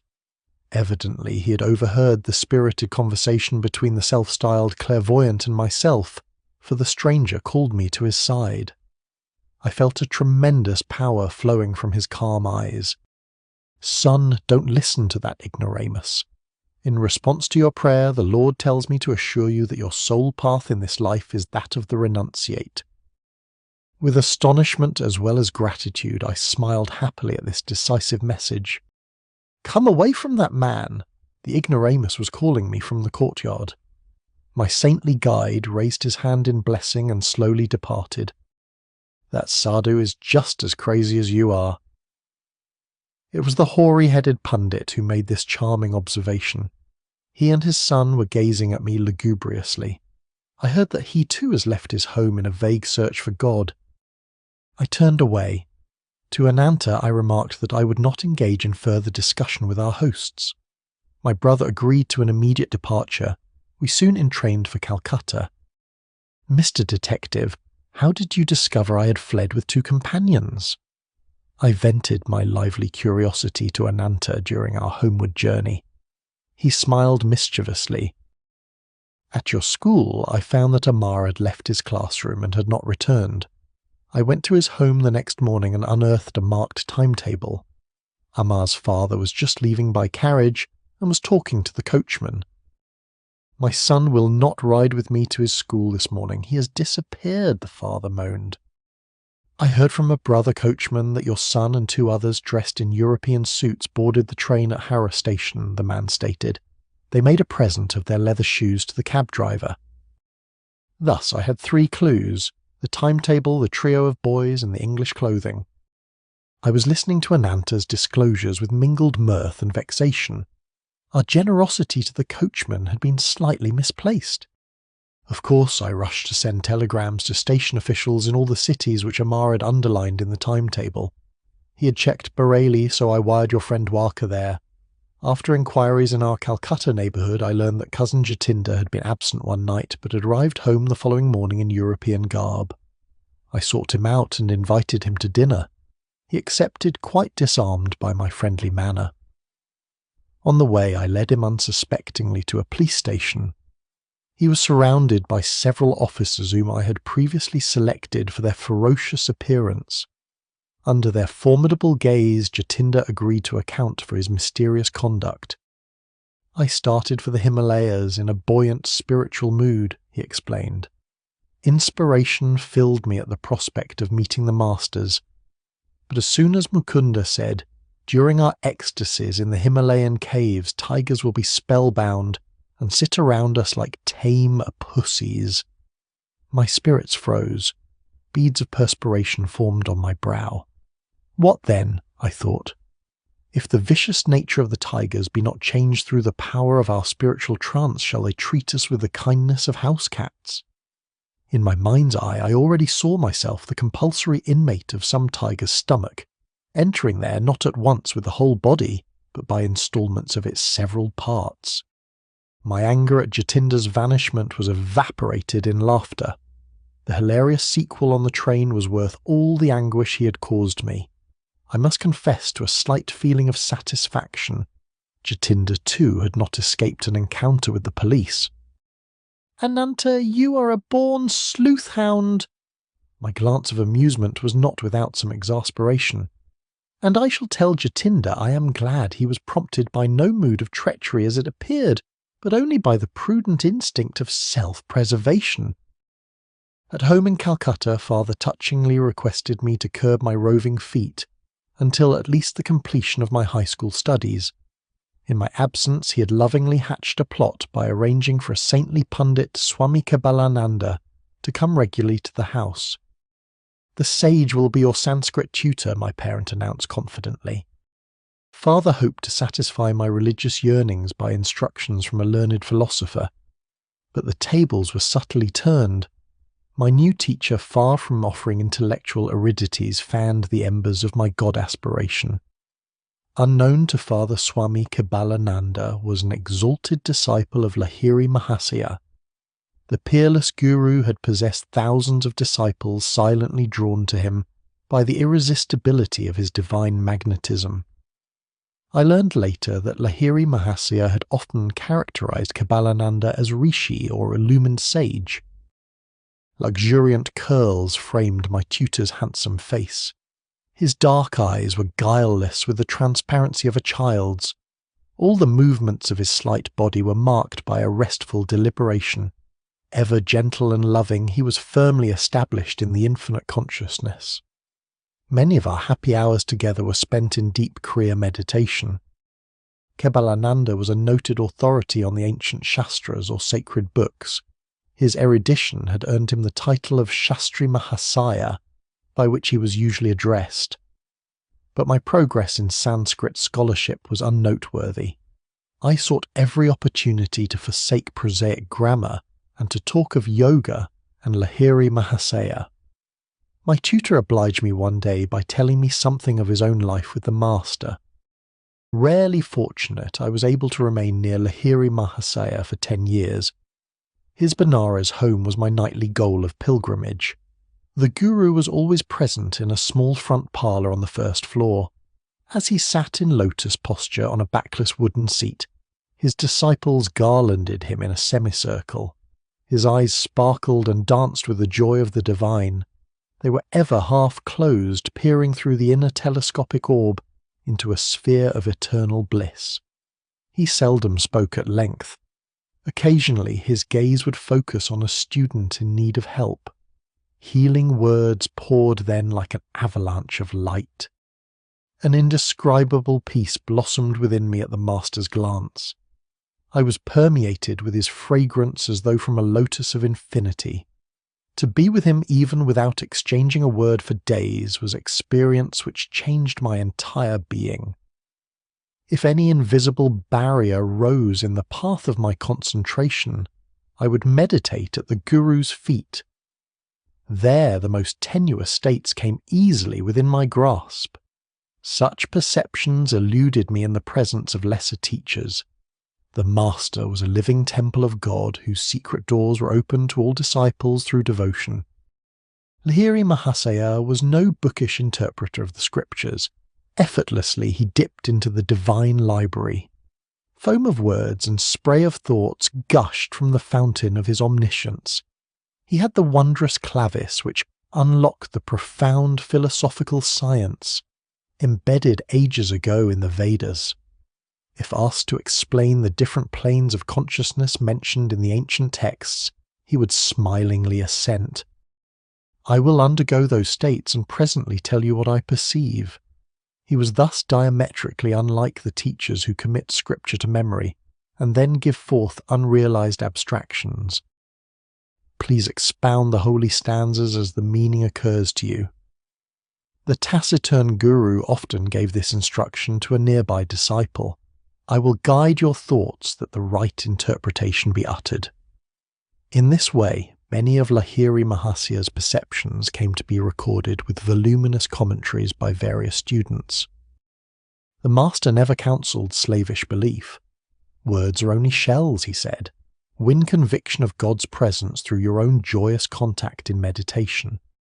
No matter what the disciple's problem, the guru advised Kriya Yoga for its solution. The yogic key will not lose its efficiency when I am no longer present in the body to guide you. This technique cannot be bound, filed, and forgotten in the manner of theoretical inspirations. Continue ceaselessly on your path to liberation through Kriya, whose power lies in practice. I myself consider Kriya the most effective device of salvation through self-effort ever to be evolved in man's search for the infinite. Kebbalananda concluded with this earnest testimony. Through its use, the omnipotent God hidden in all men became visibly incarnated in the flesh of Lahiri Mahasaya and a number of his disciples. A Christ-like miracle by Lahiri Mahasaya took place in Kebbalananda's presence. My saintly tutor recounted the story one day, his eyes remote from the Sanskrit texts before us. A blind disciple, Ramu, aroused my active pity. Should he have no light in his eyes when he faithfully served our master in whom the divine was fully blazing? One morning I sought to speak to Ramu, but he sat for patient hours fanning the guru with a handmade palm leaf punkah. When the devotee finally left the room, I followed him. "Ramu, how long have you been blind?" "From my birth, sir. Never have my eyes been blessed with a glimpse of the sun." "Our omnipotent guru can help you. Please make a supplication." The following day, Ramu diffidently approached Lahiri Mahasaya. The disciple felt almost ashamed to ask that physical wealth be added to his spiritual superabundance. "Master, the illuminator of the cosmos is in you. I pray you to bring his light into my eyes that I perceive the sun's lesser glow." "Ramu, someone has connived to put me in a difficult position. I have no healing power." "So the infinite one within you can certainly heal." "That is indeed different, Ramu. God's limit is nowhere. He who ignites the stars and the cells of flesh with mysterious life effulgence can surely bring lustre of vision into your eyes." The master touched Ramu's forehead at the point between the eyebrows. "Keep your mind concentrated there and frequently chant the name of the Prophet Rama for 7 days. The splendour of the sun shall have a special dawn for you." Lo, in 1 week it was so. For the first time Ramu beheld the fair face of nature. The omniscient one had unerringly directed his disciple to repeat the name of Rama adored by him above all other saints. Ramu's faith was the devotionally ploughed soil in which the Guru's powerful seed of permanent healing sprouted. Kebalananda was silent for a moment, then paid a further tribute to his Guru. It was evident in all miracles performed by Lahiri Mahasaya that he never allowed the ego principle to consider itself a causative force. By perfection of resistless surrender, the master enabled the prime healing power to flow freely through him. The numerous bodies which were spectacularly healed through Lahiri Mahasaya eventually had to feed the flames of cremation. But the silent spiritual awakenings he effected the Christ-like disciples he fashioned are his imperishable miracles. I never became a Sanskrit scholar. Kebalananda taught me a diviner syntax. Chapter 5. A perfumed saint displays his wonders. To everything there is a season and a time to every purpose under the heaven. I did not have this wisdom of Solomon to comfort me. I gazed searchingly about me on any excursion from home for the face of my destined Guru. My path did not cross his own until after the completion of my high school studies. 2 years elapsed between my flight with Amar toward the Himalayas and the great day of Sri Yukteswar's arrival into my life. During that interim, I met a number of sages: the perfumed saint, the Tiger Swami, Nagendranath Bhaduri, Master Mahasaya, and the famous Bengali scientist Jagadish Chandra Bose. My encounter with the perfumed saint had 2 preambles, one harmonious and the other humorous. God is simple, everything else is complex. Do not seek absolute values in the relative world of nature. These philosophical finalities gently entered my ear as I stood silently before a temple image of Kali. Turning, I confronted a tall man whose garb, or lack of it, revealed him a wandering sadhu. You have indeed penetrated the bewilderment of my thoughts. The confusion of benign and terrible aspects in nature, as symbolized by Kali, has puzzled wiser heads than mine. Few there be who solve her mystery. Good and evil is the challenging riddle which life places sphinx-like before every intelligence. Attempting no solution, most men pay forfeit with their lives. Penalty now, even as in the days of Thebes. Here and there a towering, lonely figure never cries defeat. From the mire of duality he picks the cleaveless truth of unity. You speak with conviction, sir. I have long exercised an honest introspection, the exquisitely painful approach to wisdom. Self-scrutiny, relentless observance of one's thoughts, is a stark and shattering experience. It pulverizes the stoutest ego, but true self-analysis mathematically operates to produce seers. The way of self-expression, individual acknowledgments, results in egotists, sure of the right to their private interpretations of God and the universe. Truth humbly retires, no doubt, before such arrogant originality. I was enjoying the discussion. Man can understand no eternal verity until he has freed himself from pretensions. The human mind, bared to a centuried slime, is teeming with repulsive life of countless world delusions. Struggles of the battlefields pale into insignificance here, when man first contends with inward enemies. No mortal foes these, to be overcome by harrowing array of might. Omnipresent, unresting, pursuing man even in sleep, subtly equipped with a miasmic weapon, these soldiers of ignorant lusts seek to slay us all. Thoughtless is the man who buries his ideals, surrendering to the common fate. Can he seem other than impotent, wooden, ignominious? Respected sir, have you no sympathy for the bewildered masses? The sage was silent for a moment, then answered obliquely, to love both the invisible God, repository of all virtues, and visible man, apparently possessed of none, is often baffling, but ingenuity is equal to the maze. Inner research soon exposes a unity in all human minds, the stalwart kinship of self-motive. In one sense at least, the brotherhood of man stands revealed. An aghast humility follows this levelling discovery. It ripens into compassion for one's fellows, blind to the healing potencies of the soul, awaiting exploration. The saints of every age, sir, have felt, like yourself, the sorrows of the world.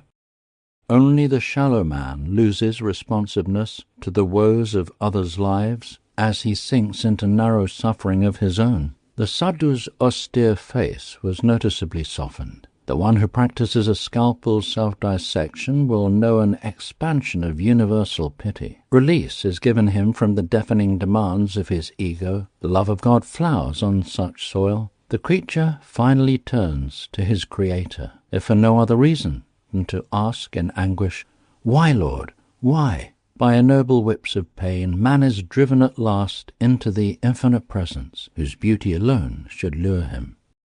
The sage and I were present in Calcutta's Kalighat temple, whither I had gone to view its famed magnificence. With a sweeping gesture, my chance companion dismissed the ornate dignity. Bricks and mortar sing us no audible tune. The heart opens only to the human chant of being. We strolled to the inviting sunshine at the entrance, where throngs of devotees were passing to and fro. "You are young." The sage surveyed me thoughtfully. India, too, is young. The ancient rishis laid down ineradicable patterns of spiritual living. Their hoary dictums suffice for this day and land. Not outmoded, not unsophisticated against the guise of materialism, the disciplinary precepts mould India still. By millenniums more than embarrassed scholars care to compute. The skeptic time has validated Vedic worth. Take it for your heritage. As I was reverently bidding farewell to the eloquent sadhu, he revealed a clairvoyant perception. "After you leave here today, an unusual experience will come your way." I quitted the temple precincts and wandered along aimlessly. Turning a corner, I ran into an old acquaintance, one of those long-winded fellows whose conversational powers ignore time and embrace eternity. "I will let you go in a very short while if you will tell me all that has happened during the 6 years of our separation." What a paradox! I must leave you now. But he held me by the hand, forcing out tidbits of information. He was like a ravenous wolf, I thought in amusement. The longer I spoke, the more hungrily he sniffed for news. Inwardly I petitioned the goddess Kali to devise a graceful means of escape. My companion left me abruptly. I sighed with relief and doubled my pace, dreading any relapse into the garrulous fever. Hearing rapid footsteps behind me, I quickened my speed. I dared not look back, but with a bound, the youth rejoined me, jovially clasping my shoulder. "I forgot to tell you of Ganda Baba, perfume saint, who is gracing yonder house." He pointed to a dwelling a few yards distant. "Do meet him. He is interesting. You may have an unusual experience. Goodbye." And he actually left me. The similarly worded prediction of the sadhu at Kalighat temple flashed to my mind. Definitely intrigued, I entered the house and was ushered into a commodious parlour. A crowd of people was sitting orient-wise here and there on a thick, orange-coloured carpet. An awed whisper reached my ear.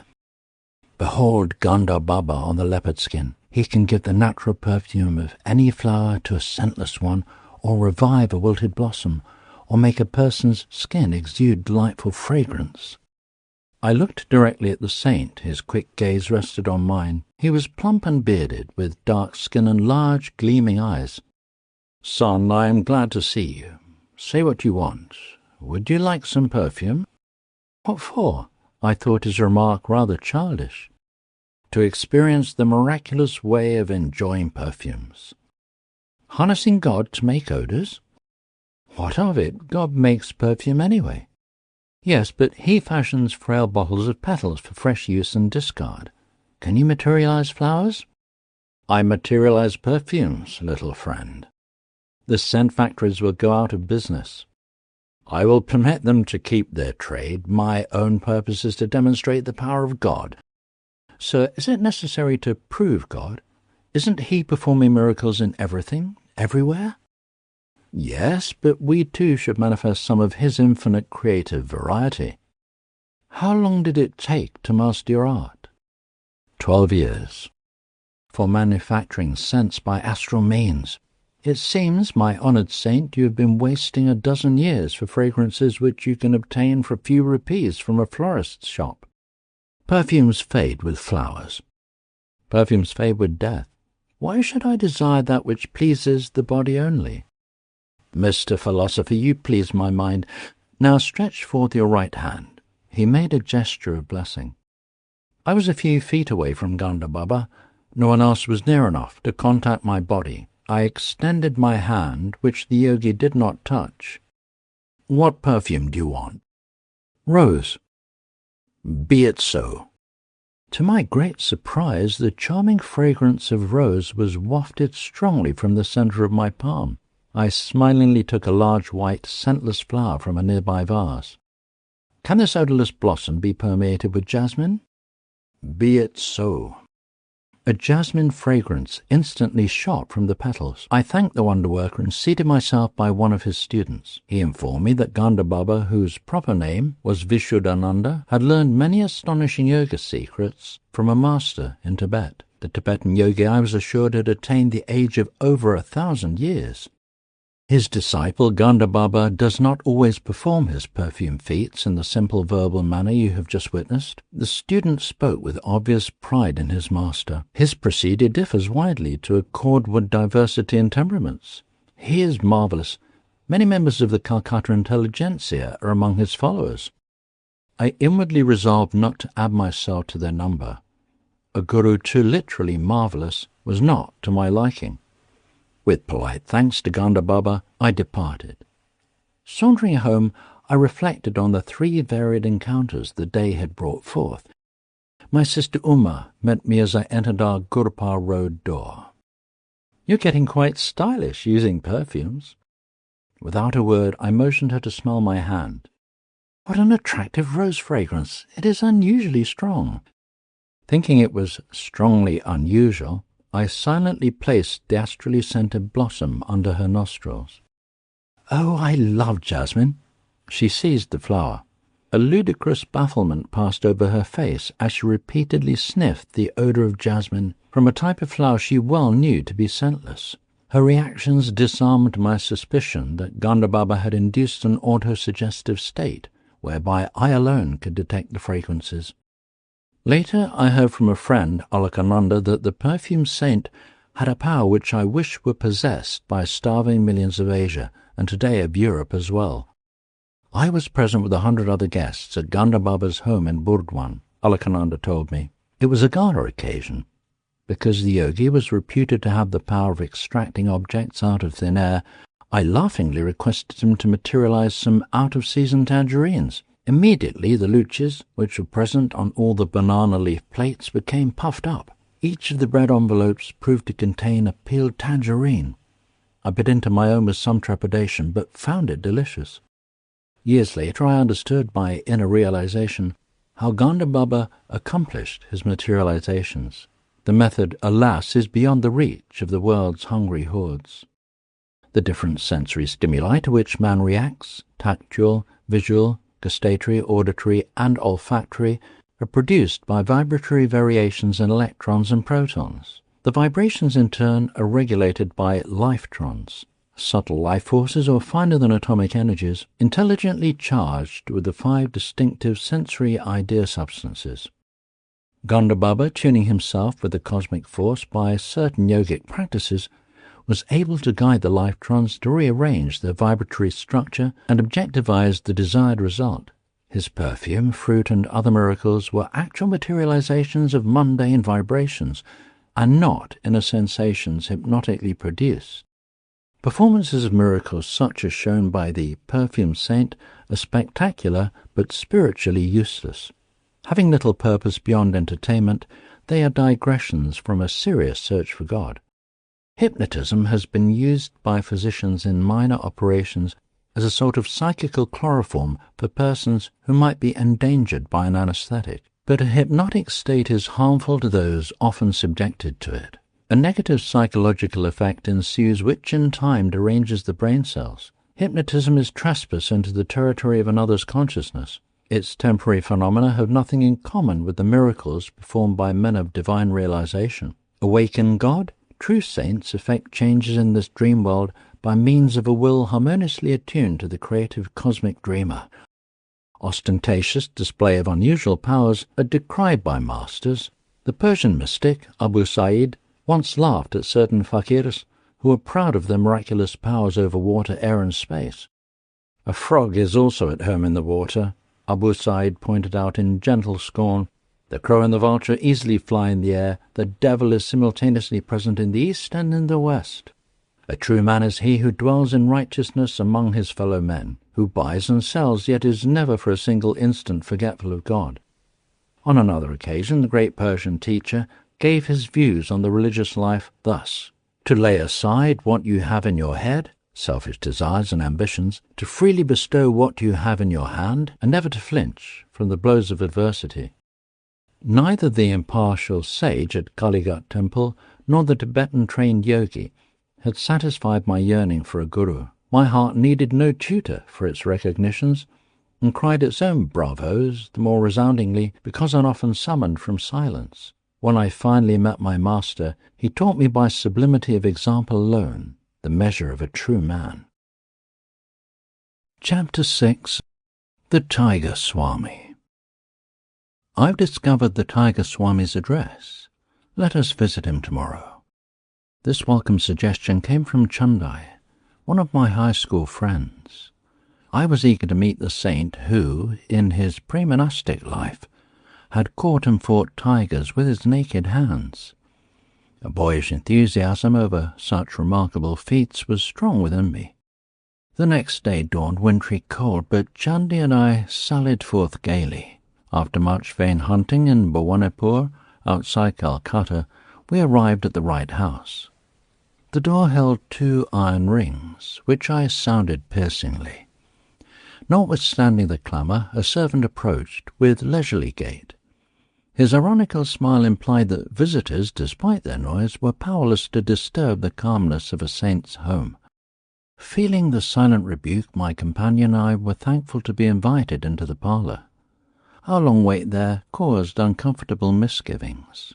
India's unwritten law for the truth-seeker is patience. A master may purposefully make a test of one's eagerness to meet him. This psychological ruse is freely employed in the West by doctors and dentists. Finally summoned by the servant, Chandi and I entered the sleeping apartment. The famous Sohong Swami was seated on his bed. The sight of his tremendous body affected us strangely. With bulging eyes, we stood speechless. We had never before seen a chest or such football-like biceps. An immense neck.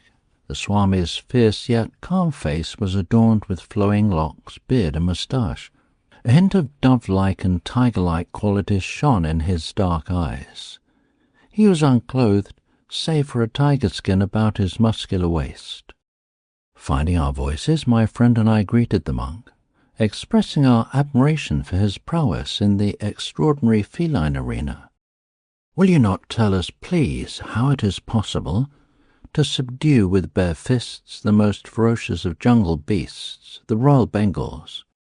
My son, it is nothing to me to fight tigers. I could do it today if necessary. He gave a childlike laugh. You look upon tigers as tigers. I know them as pussycats. Swamiji, I think I could impress my subconsciousness with the thought that tigers are pussycats, but could I make tigers believe it? Of course, strength is also necessary. One cannot expect victory from a baby who imagines a tiger to be a house cat. Powerful hands are my sufficient weapon. He asked us to follow him to the patio, where he struck the edge of a wall. A brick crashed to the floor. The sky peered boldly through the gaping lost tooth of the wall. I fairly staggered in astonishment. He who can remove mortared bricks from a solid wall with one blow, I thought, must surely be able to displace the teeth of tigers. A number of men have physical powers such as mine, but still lack in cool confidence. Those who are bodily but not mentally stalwart may find themselves fainting at mere sight of a wild beast bounding freely in the jungle. The tiger, in its natural ferocity and habitat, is vastly different from the opium-fed circus animal.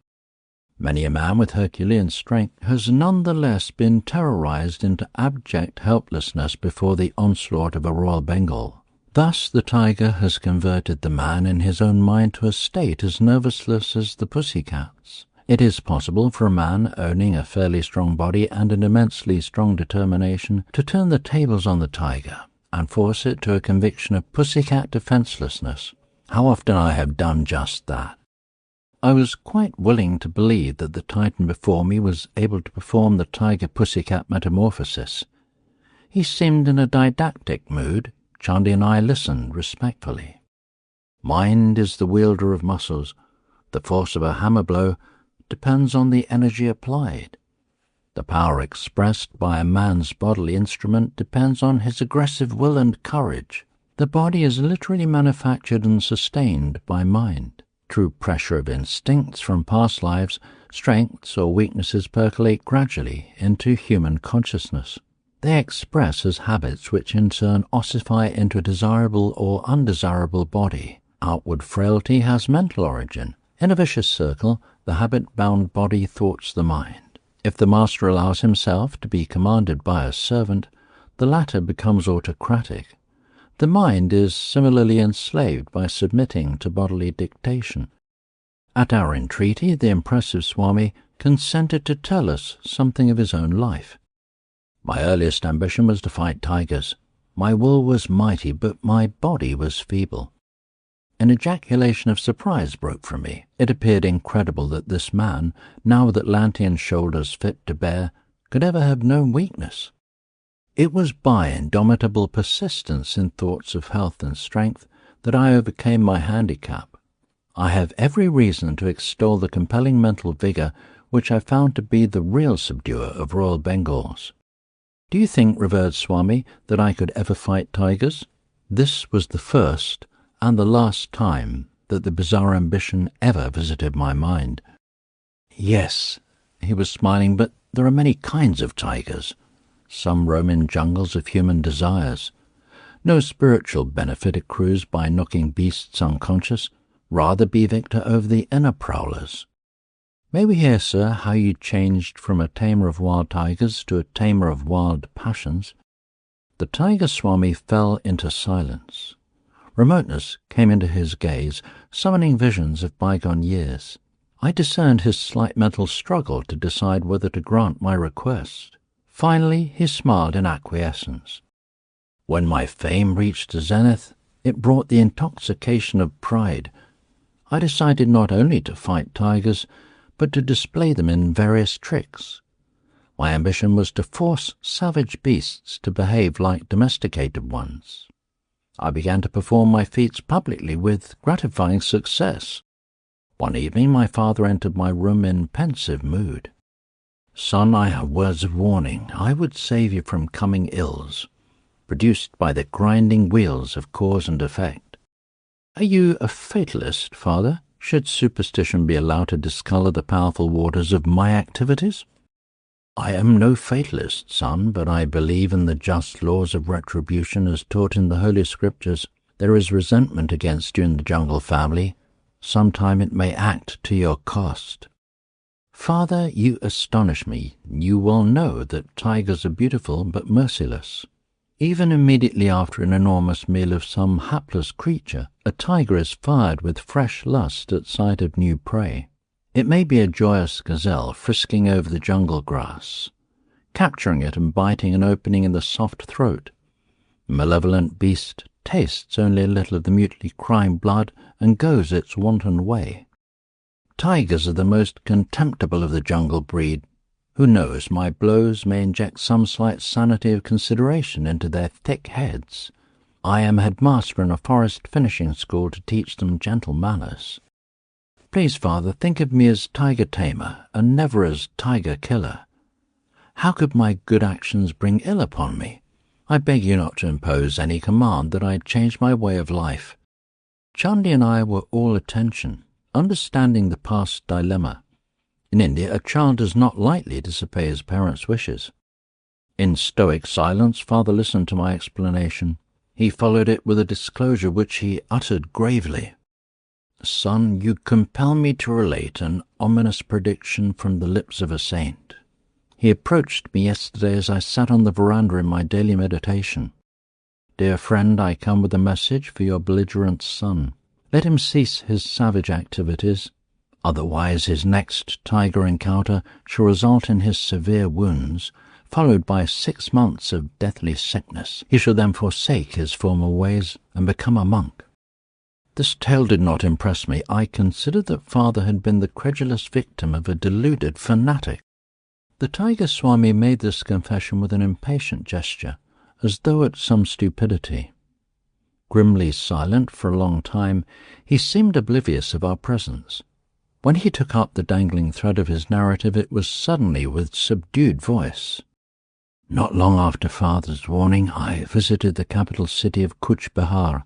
The picturesque territory was new to me, and I expected a restful change.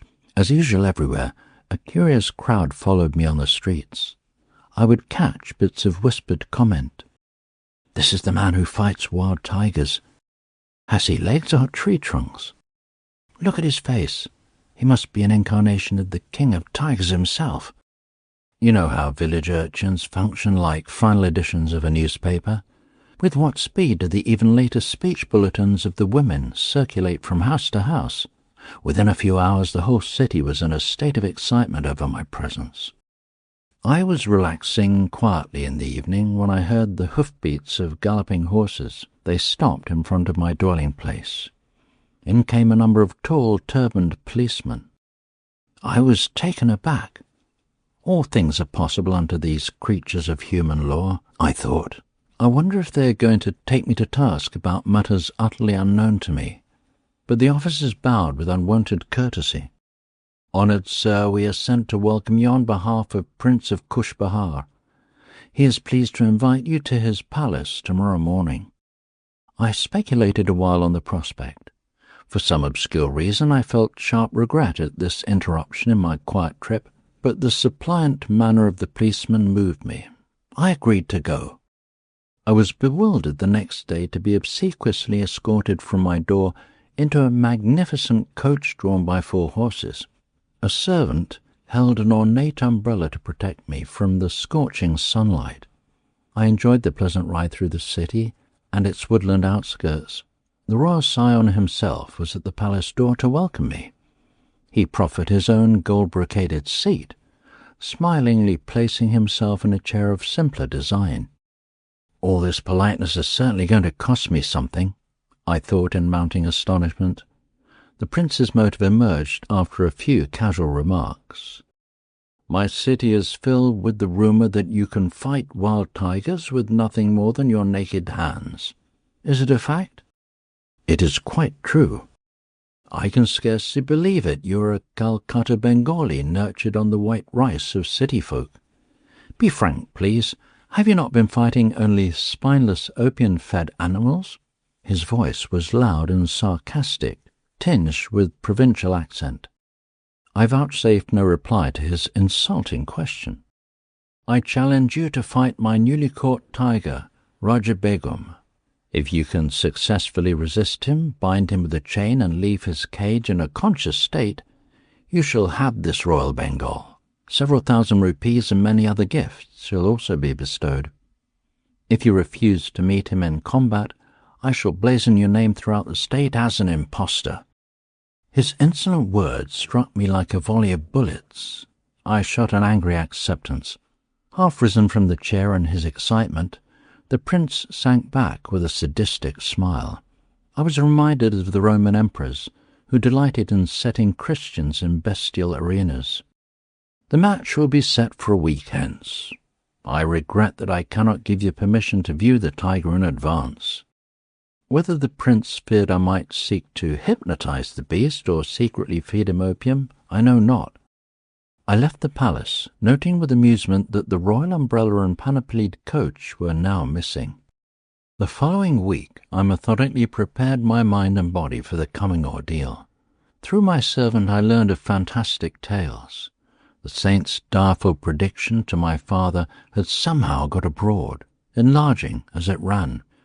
Many simple villagers believed that an evil spirit cursed by the gods had reincarnated as a tiger, which took various demoniac forms at night, but remained a striped animal during the day. The demon tiger was supposed to be the one sent to humble me.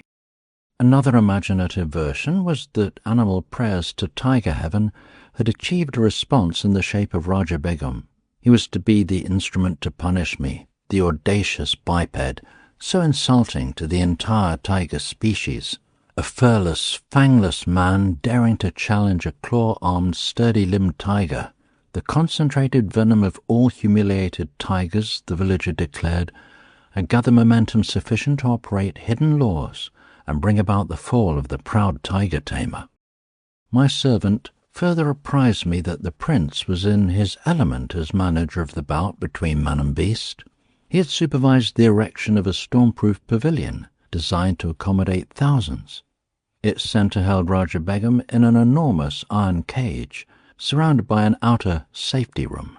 The captive emitted a ceaseless series of blood-curdling roars. He was fed sparingly to kindle a wrathful appetite. Perhaps the prince expected to me the meal of reward.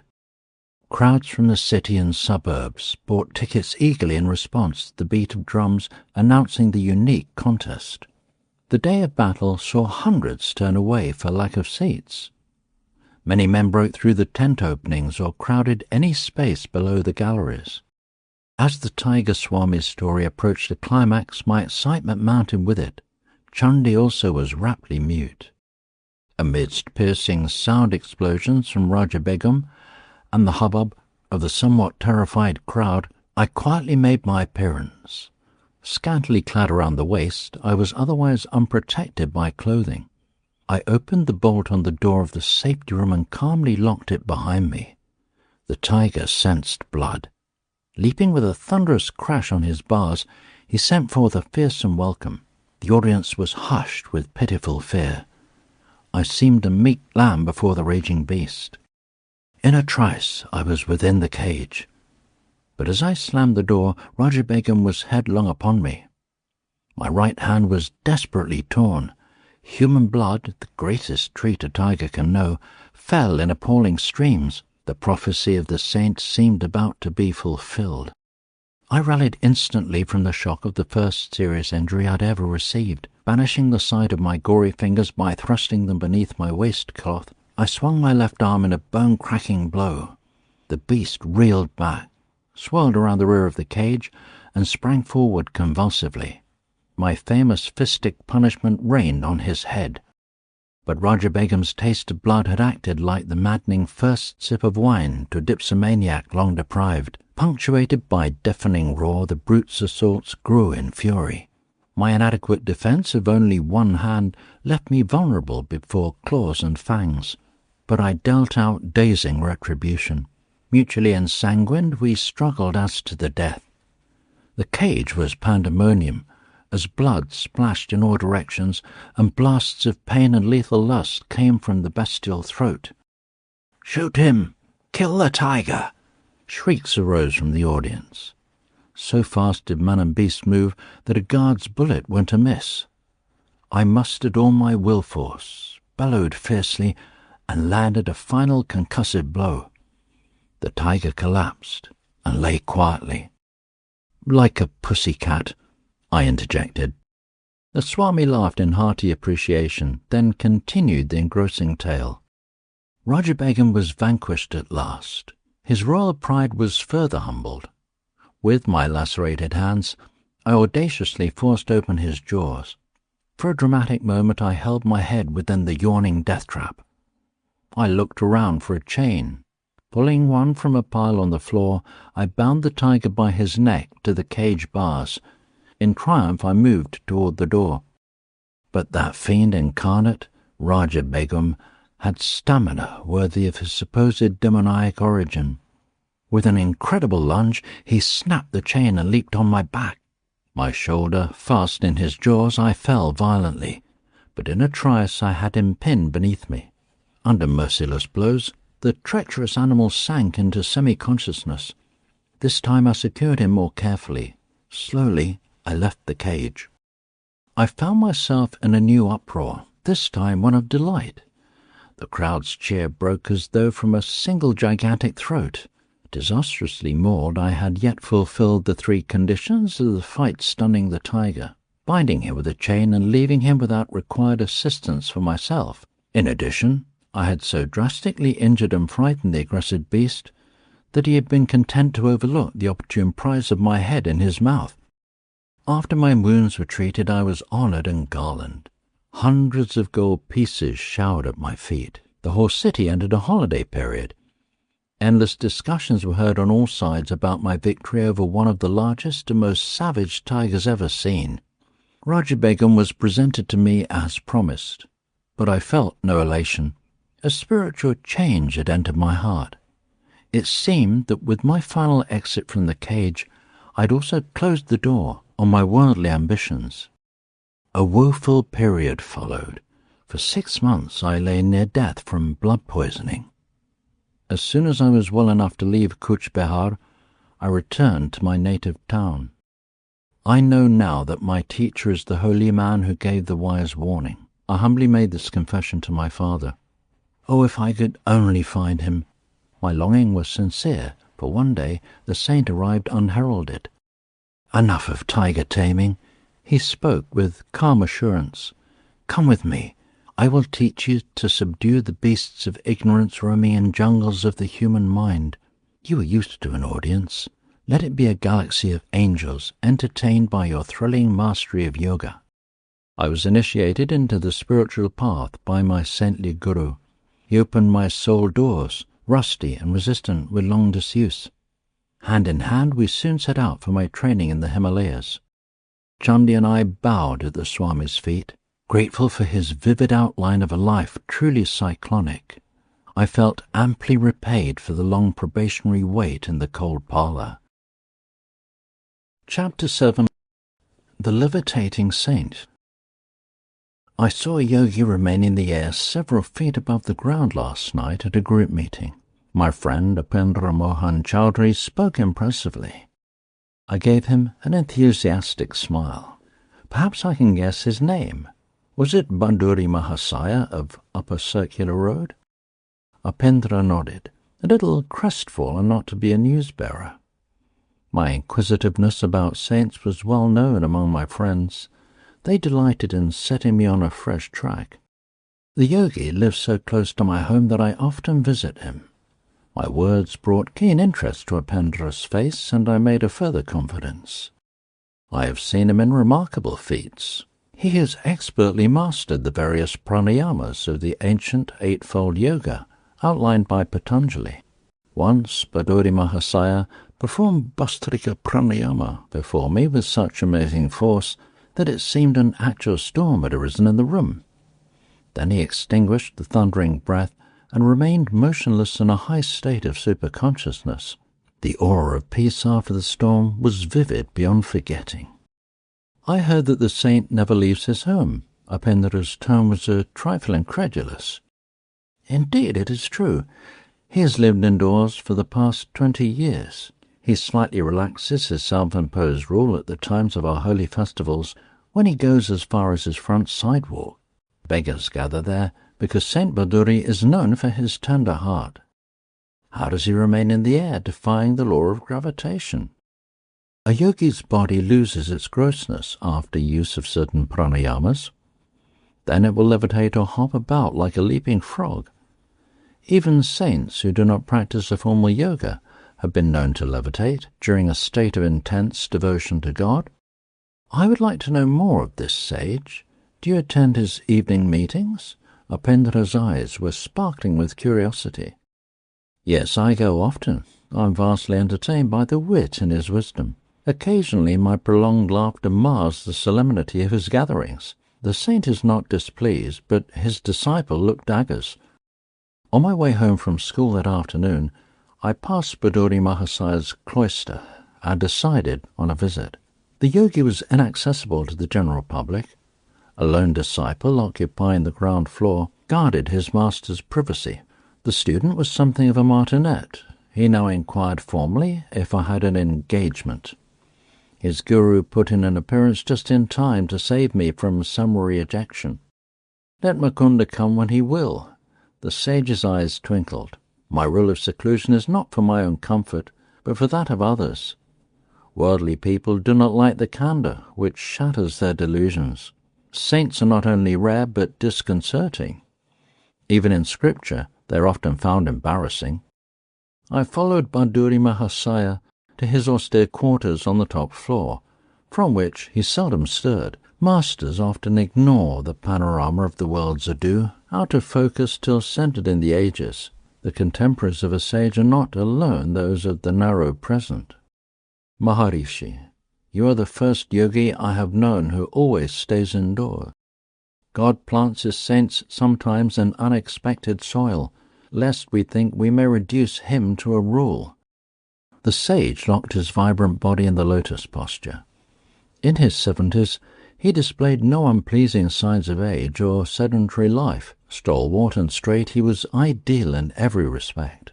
His face was that of a rishi, as described in the ancient texts. Noble-headed, abundantly bearded, he always sat firmly upright, his quiet eyes fixed on omnipresence. The saint and I entered the meditative state.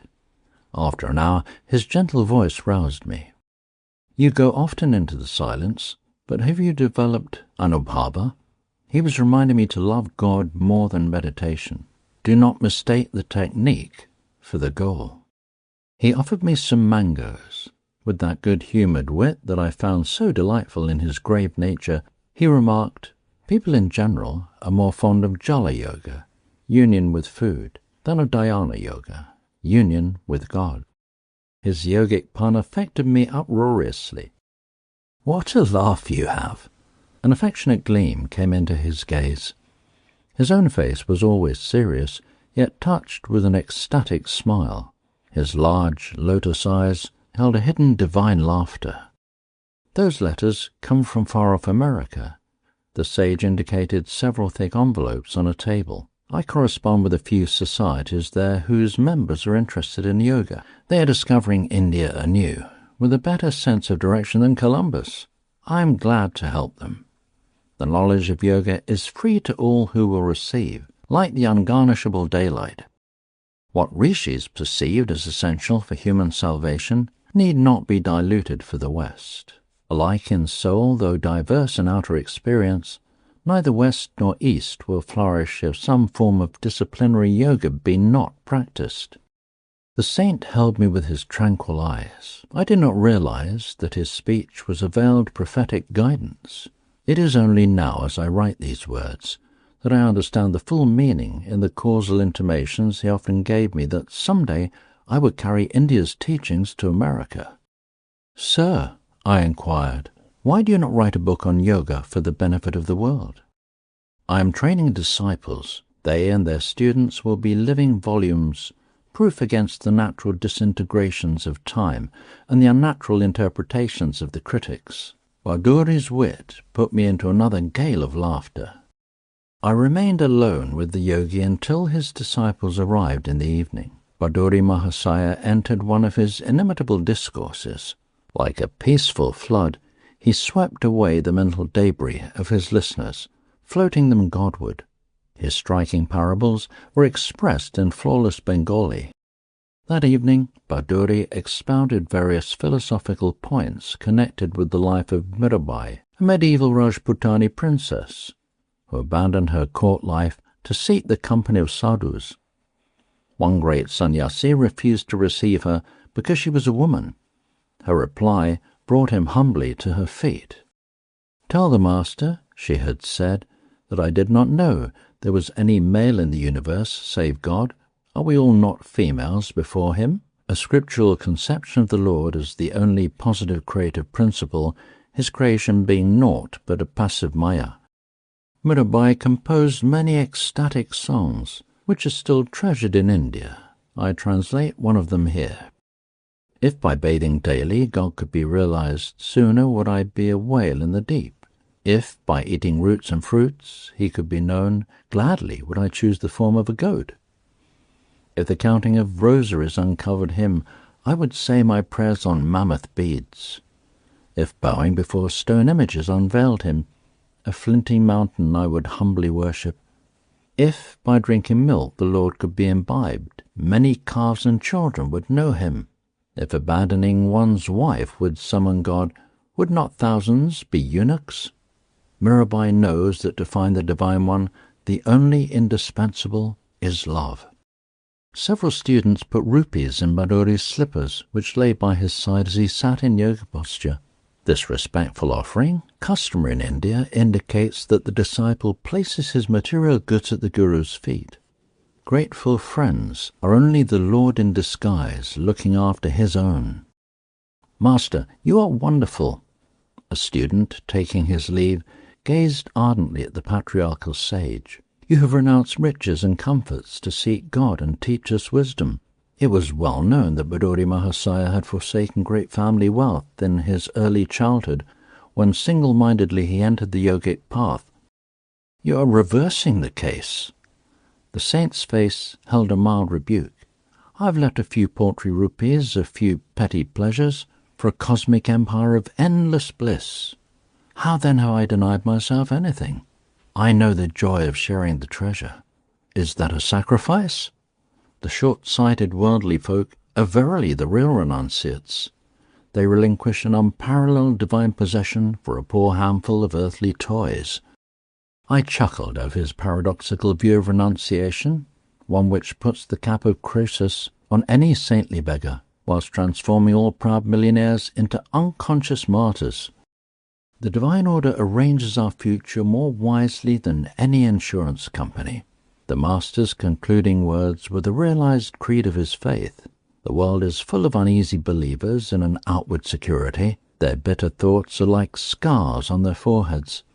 The one who gave us air and milk from our first breath knows how to provide day by day for his devotees. I continued my after-school pilgrimage to the saint's door. With silent zeal he aided me to attain Anubhava. One day he moved to Ram Mohan Roy Road, away from the neighbourhood of my Gurpar Road home. His loving disciples had built him a new hermitage, known as Nagendramath. Although it throws me ahead of my story by a number of years, I will recount here the last words given to me by Bhaduri Mahasaya.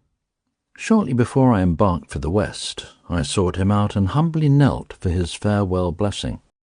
"Son, go to America. Take the dignity of hoary India for your shield. Victory is written on your brow.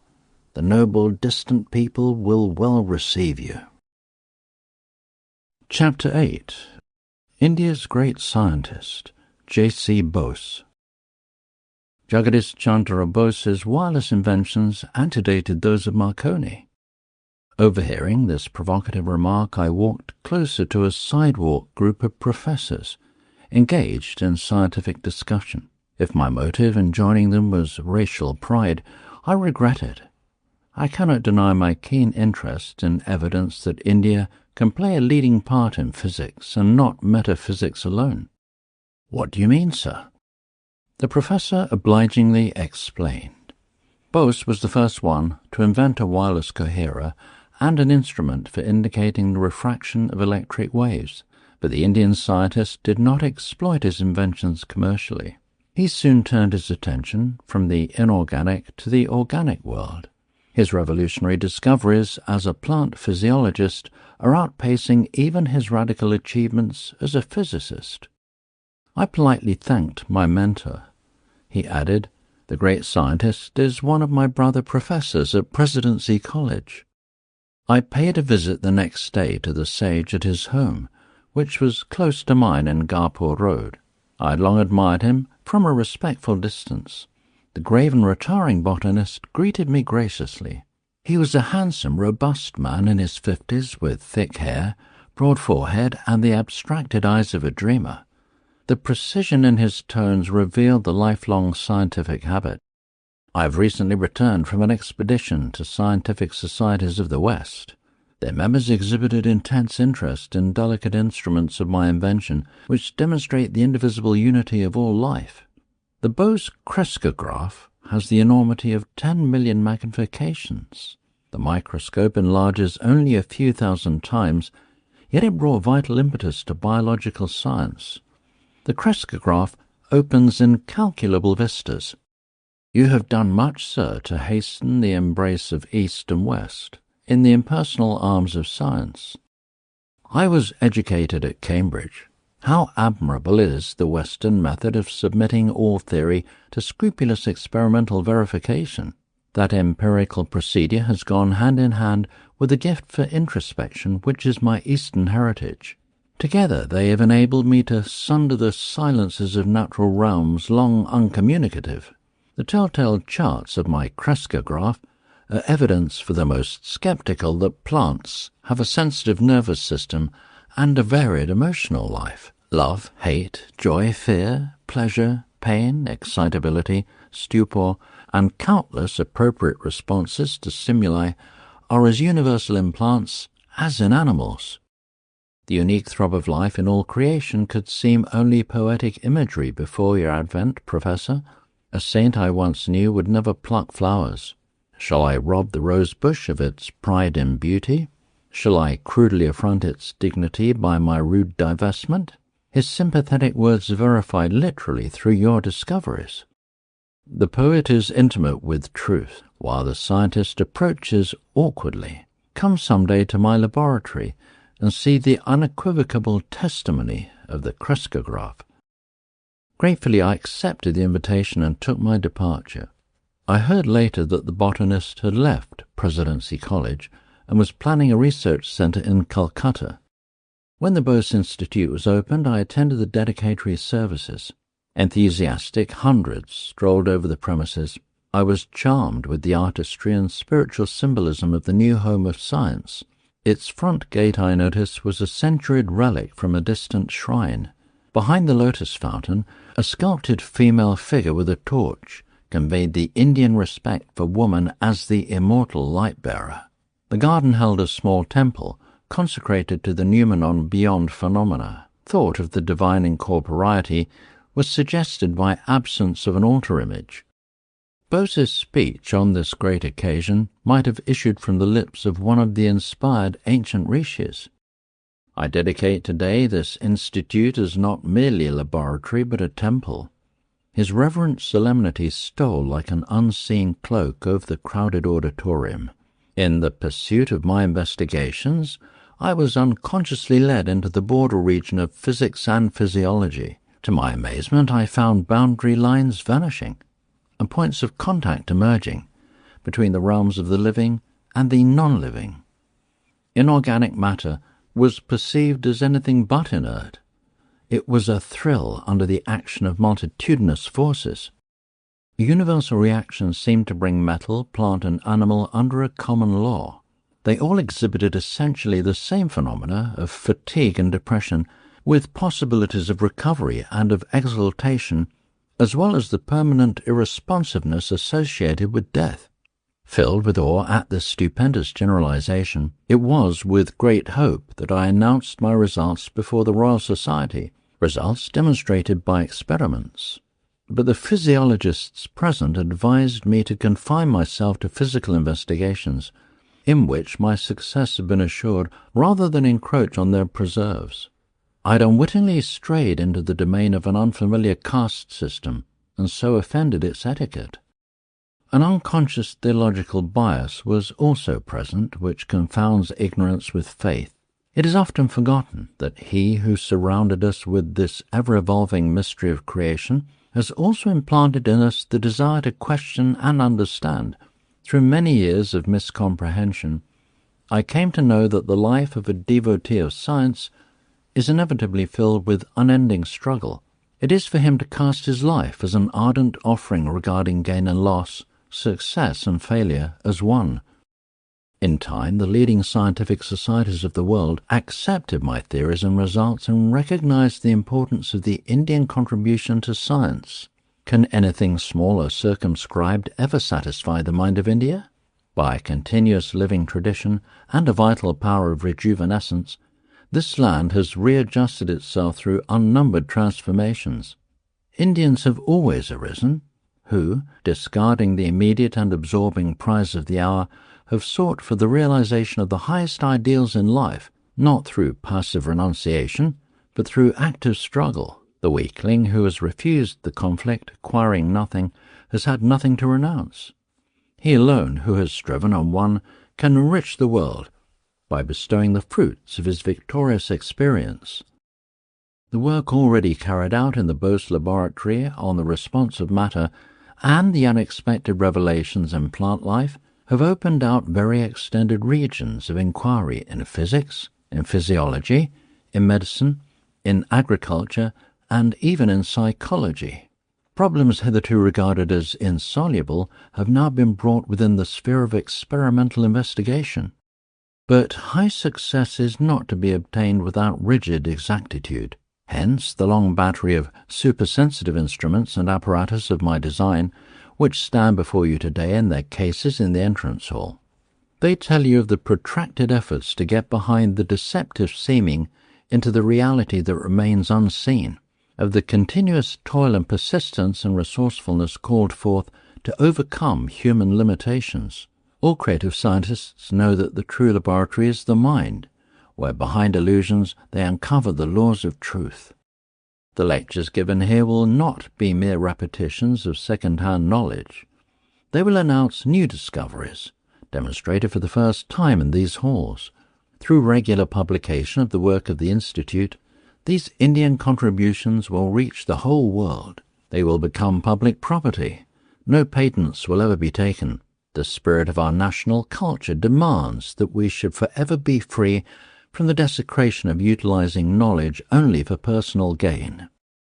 It is my further wish that the facilities of this institute be available, so far as possible, to workers from all countries. In this I am attempting to carry on the traditions of my country.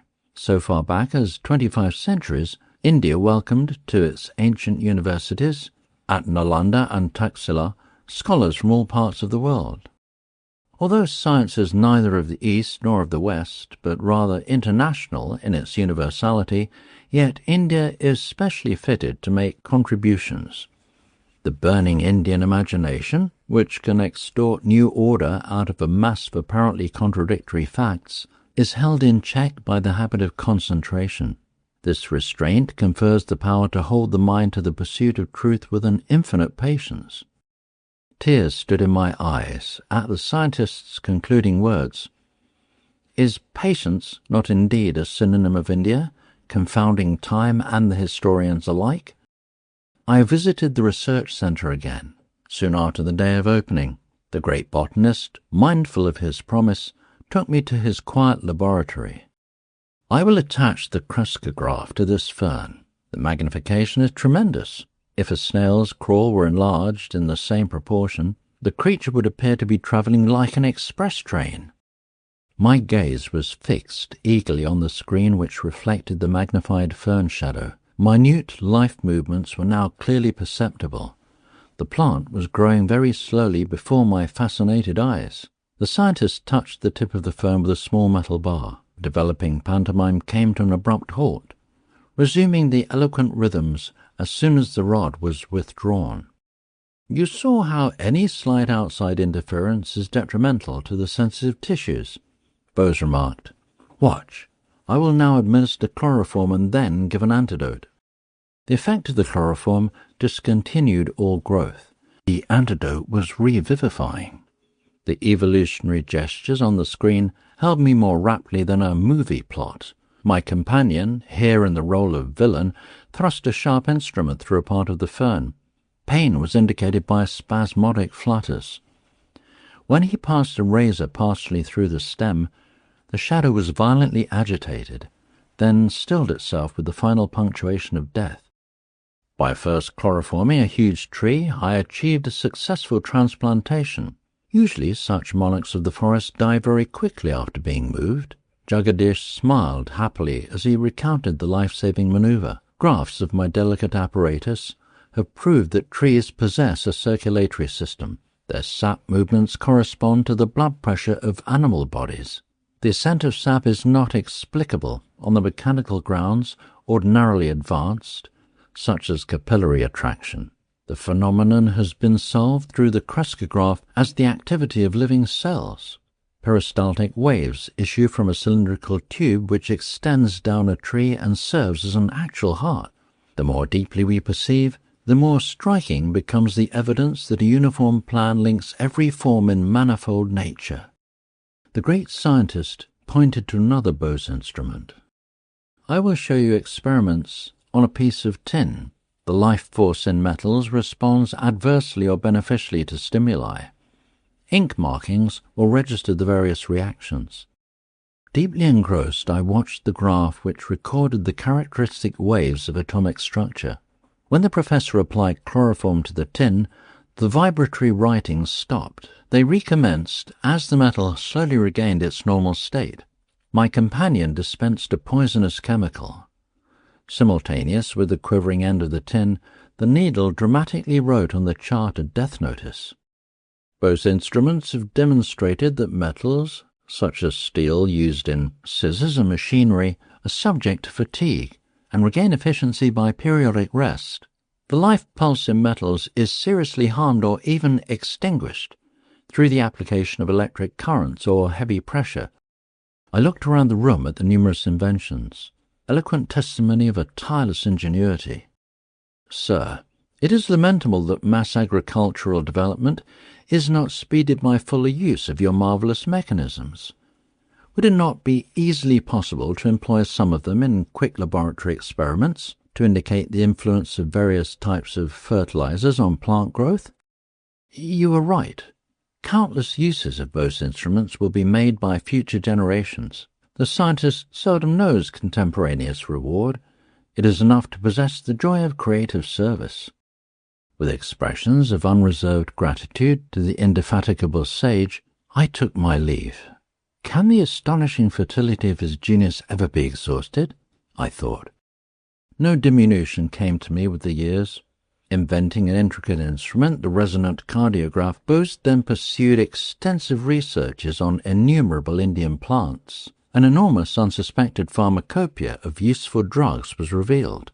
The cardiograph is constructed with an unerring accuracy by which a 100th part of a second is indicated on a graph. Resonant records measure infinitesimal pulsations in plant, animal and human structure. The great botanist predicted that use of his cardiograph will lead to vivisection on plants instead of animals. Side-by-side recordings of the effects of a medicine given simultaneously to a plant and an animal have shown astounding unanimity in result, he pointed out. Everything in man has been foreshadowed in the plant. Experimentation on vegetation will contribute to lessening of human suffering. Years later, Bose's pioneer plant findings were substantiated by other scientists. Work done in 1938 at Columbia University was reported by the New York Times as follows. It has been determined within the past few years that when the nerves transmit messages between the brain and other parts of the body, Tiny electrical impulses are being generated. These impulses have been measured by delicate galvanometers and magnified millions of times by modern amplifying apparatus. Until now, no satisfactory method has been found to study the passages of the impulses along the nerve fibers in living animals or man because of the great speed with which these impulses travel.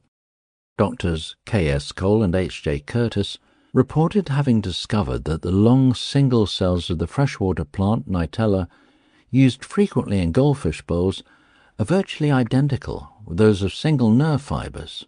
Furthermore, they found that Nightella fibers, on being excited, propagate electrical waves that are similar in every way, except velocity, to those of the nerve fibers in animals and man.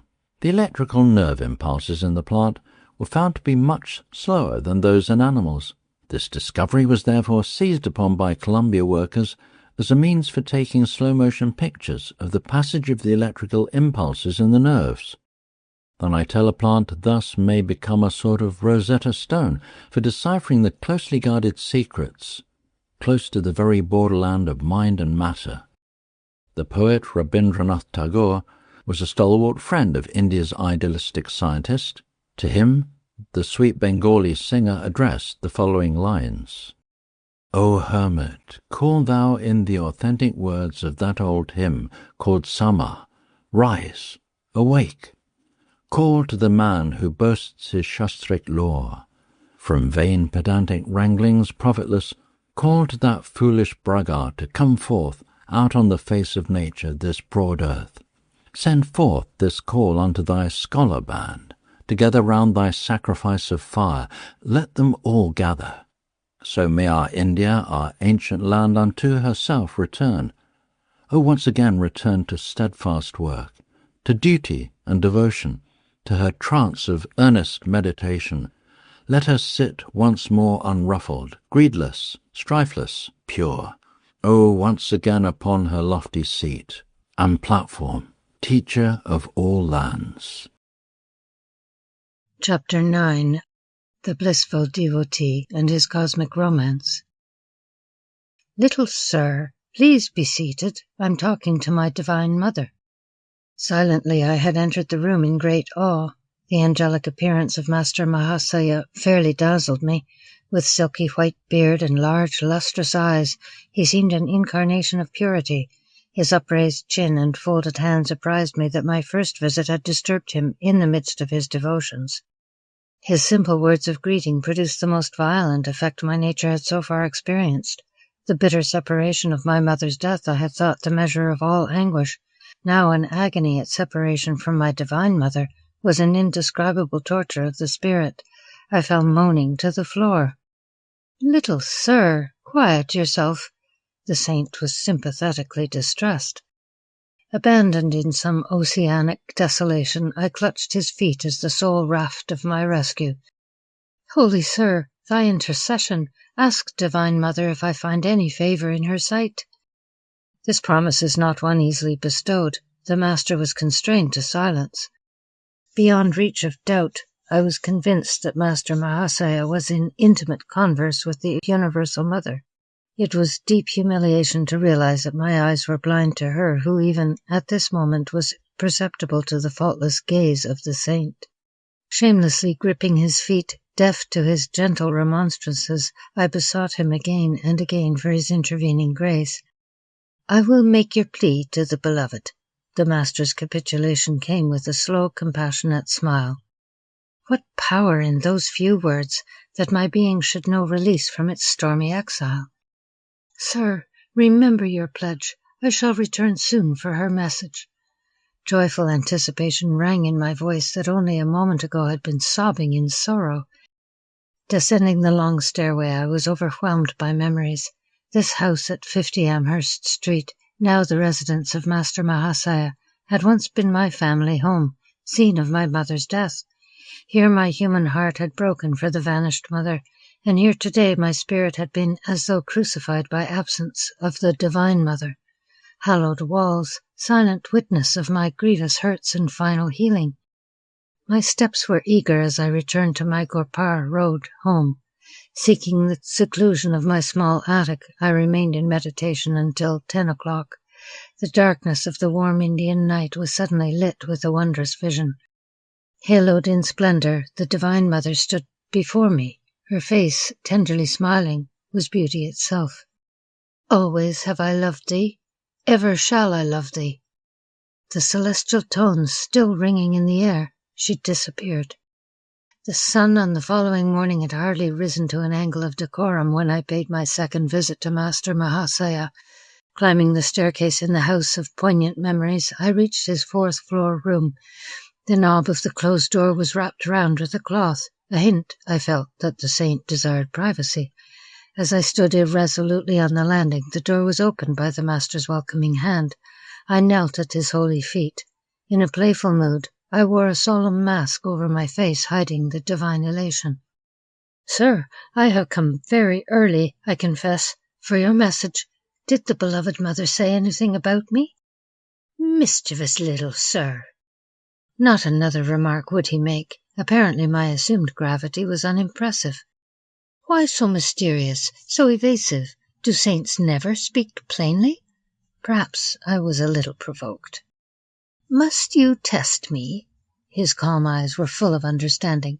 "Could I add a single word this morning to the assurance you received last night at 10 o'clock from the beautiful mother herself?" Master Mahasaya possessed control over the floodgates of my soul. Again I plunged prostrate at his feet, but this time my tears welled from a bliss, and not a pain, past bearing. "Think you that your devotion did not touch the infinite mercy? The motherhood of God that you have worshipped in forms both human and divine could never fail to answer your forsaken cry. Was this simple saint, whose least request to the universal spirit met with sweet acquiescence. His role in the world was humble, as befitted the greatest man of humility I ever knew. In this Amherst Street house, Master Mahasaya conducted a small high school for boys. No words of chastisement passed his lips.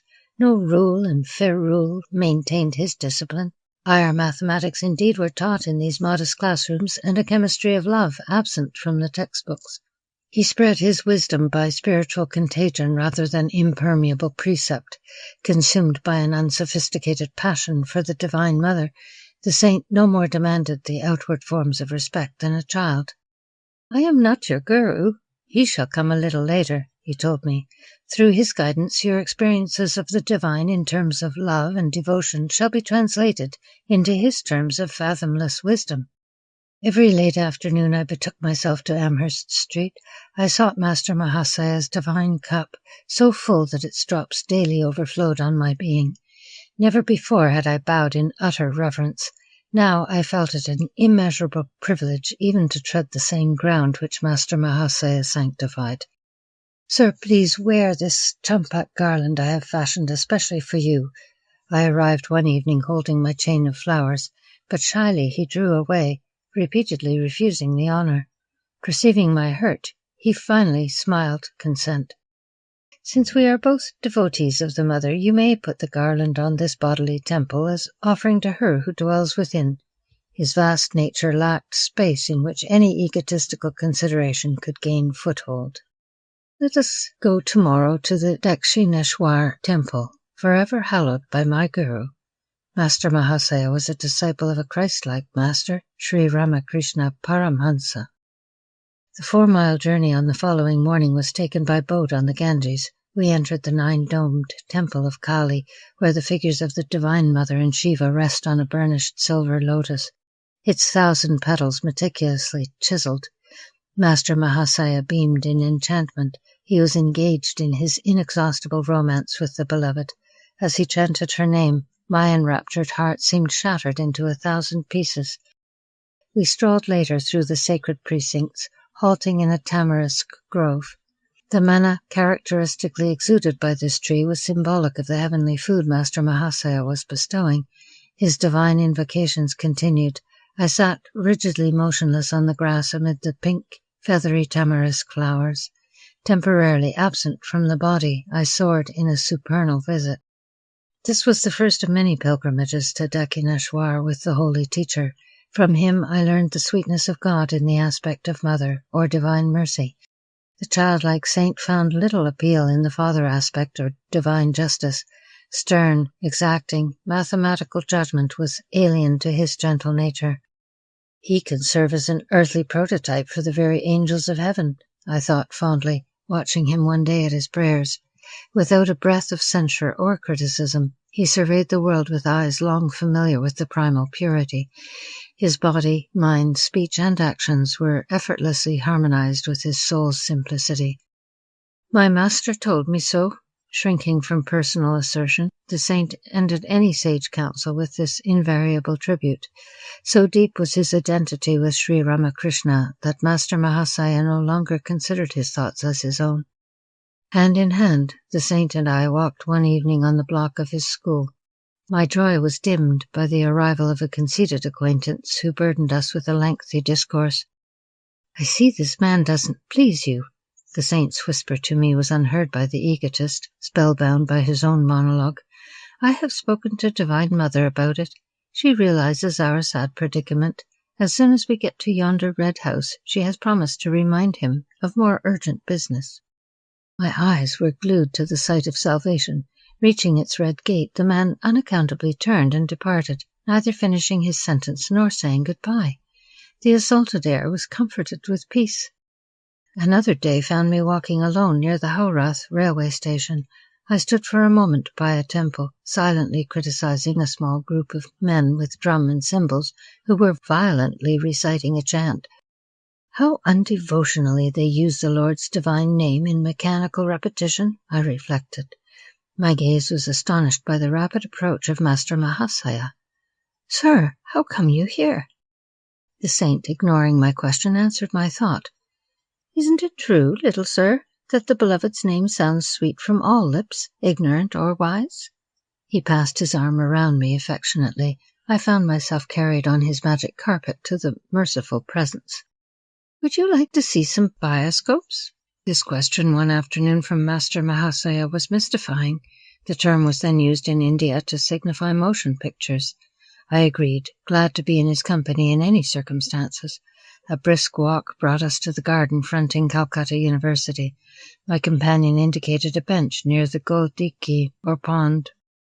"Let us sit here for a few minutes." My master always asked me to meditate whenever I saw an expanse of water. Here its placidity reminds us of the vast calmness of God.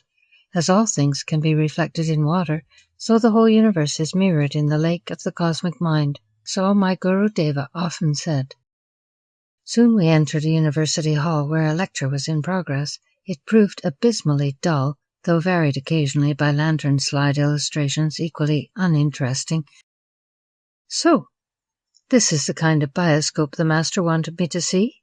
My thought was impatient, yet I would not hurt the saint by revealing boredom in my face, but he leaned toward me confidentially. "I see, little sir, that you don't like this bioscope. I have mentioned it to Divine Mother. She's in full sympathy with us both.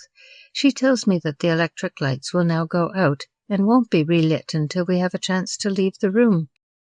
As his whisper ended, the hall was plunged into darkness. The professor's strident voice was stilled in astonishment, then remarked, "The electrical system of this hall appears to be defective." By this time Master Mahasaya and I were safely across the threshold. Glancing back from the corridor, I saw that the scene of our martyrdom had again become illuminated. "Little sir, you were disappointed in that bioscope, but I think you will like a different one." The saint and I were standing on the sidewalk in front of the university building. He gently slapped my chest over the heart. A transforming silence ensued, just as the modern talkies become inaudible motion pictures when the sound apparatus goes out of order. So the divine hand, by some strange miracle, stifled the earthly bustle. The pedestrians, as well as the passing trolley cars, automobiles, bullock carts, and iron-wheeled hackney carriages, were all in noiseless transit. As though possessing an omnipresent eye, I beheld the scenes which were behind me, and to each side as easily as those in front. The whole spectacle of activity in that small section of Calcutta passed before me without a sound. Like a glow of fire dimly seen beneath a thin coat of ashes, A mellow luminescence permeated the panoramic view. My own body seemed nothing more than one of the many shadows, though it was motionless, while the others flitted mutely to and fro. Several boys, friends of mine, approached and passed on. Though they had looked directly at me, it was without recognition. The unique pantomime brought me an inexpressible ecstasy. I drank deep from some blissful fount. Suddenly my chest received another soft blow from Master Mahasaya. The pandemonium of the world burst upon my unwilling ears. I staggered as though harshly awakened from a gossamer dream, the transcendental wine removed beyond my reach. "Little sir, I see you found the second bioscope to your liking." The saint was smiling. I started to drop in gratitude on the ground before him. "You can't do that to me now. You know God is in your temple also. I won't let Divine Mother touch my feet through your hands." If anyone observed the unpretentious master and myself as we walked away from the crowded pavement, the onlooker surely suspected us of intoxication. I felt that the falling shades of evening were sympathetically drunk with God. When darkness recovered from its nightly swoon, I faced the new morning bereft of my ecstatic mood. But ever enshrined in memory is the seraphic son of Divine Mother Master Mahasaya. Trying with poor words to do justice to his benignity, I wonder if Master Mahasaya and others among the deep vision saints whose paths crossed mine knew that years later in a Western land I would be writing about their lives as divine devotees. Their foreknowledge would not surprise me, nor, I hope, my readers who have come thus far with me. Chapter 10. I Meet My Master, Sri Yukteswar. Faith in God can produce any miracle except one passing an examination without study. Distastefully, I closed the book I had picked up in an idle moment.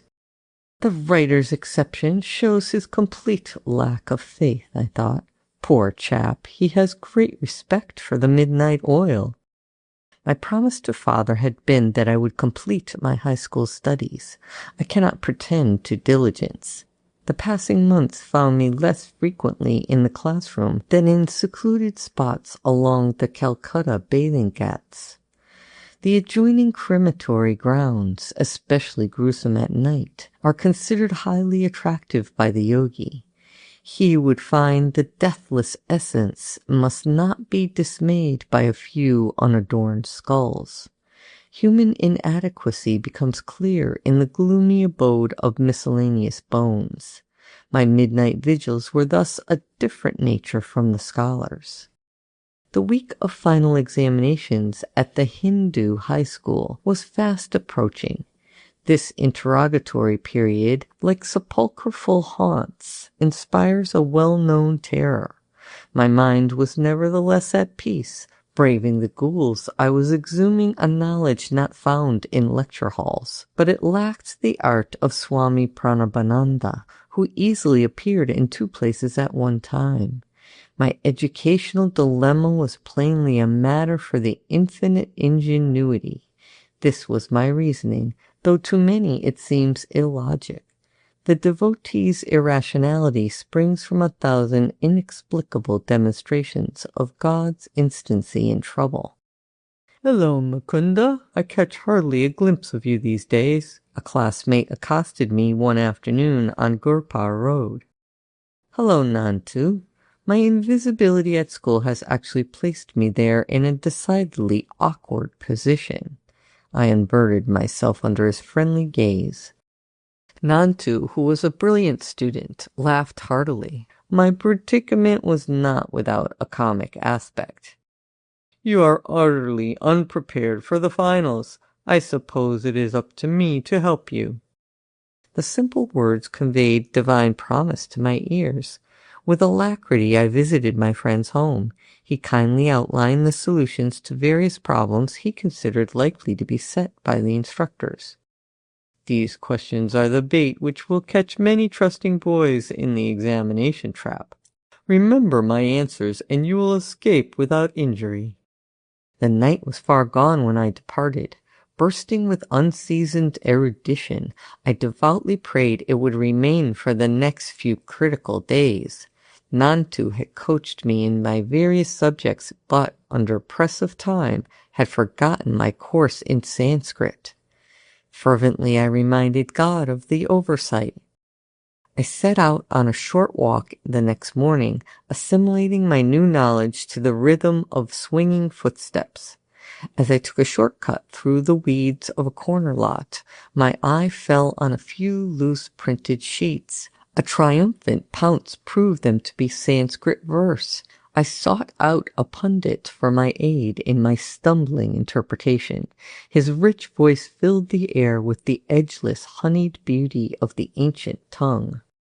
These exceptional stanzas cannot possibly be of aid in your Sanskrit test.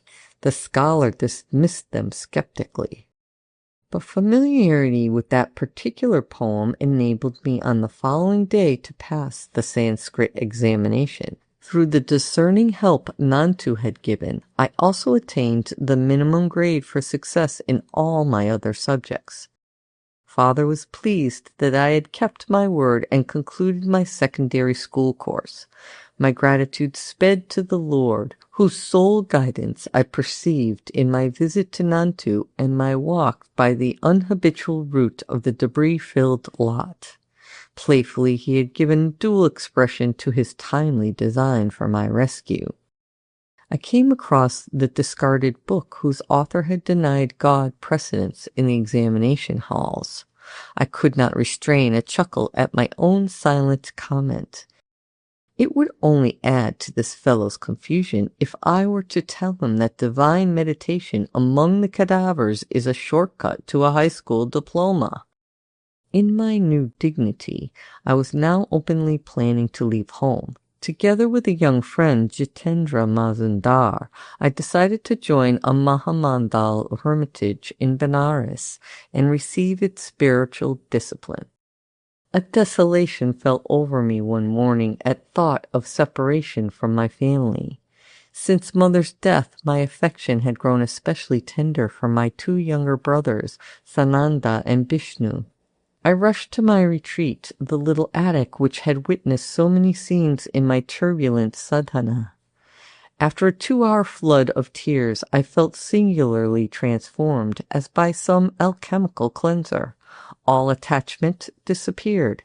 My resolution to seek God as the friend of friends set like granite within me. I quickly completed my travel preparations. I make one last plea. Father was distressed as I stood before him for final blessing. Do not forsake me and your grieving brothers and sisters. Revered Father, how can I tell my love for you? But even greater is my love for the Heavenly Father, who has given me the gift of a perfect Father on earth. Let me go, that I some day return with a more divine understanding. With reluctant parental consent, I set out to join Jitendra, already in Benares at the hermitage.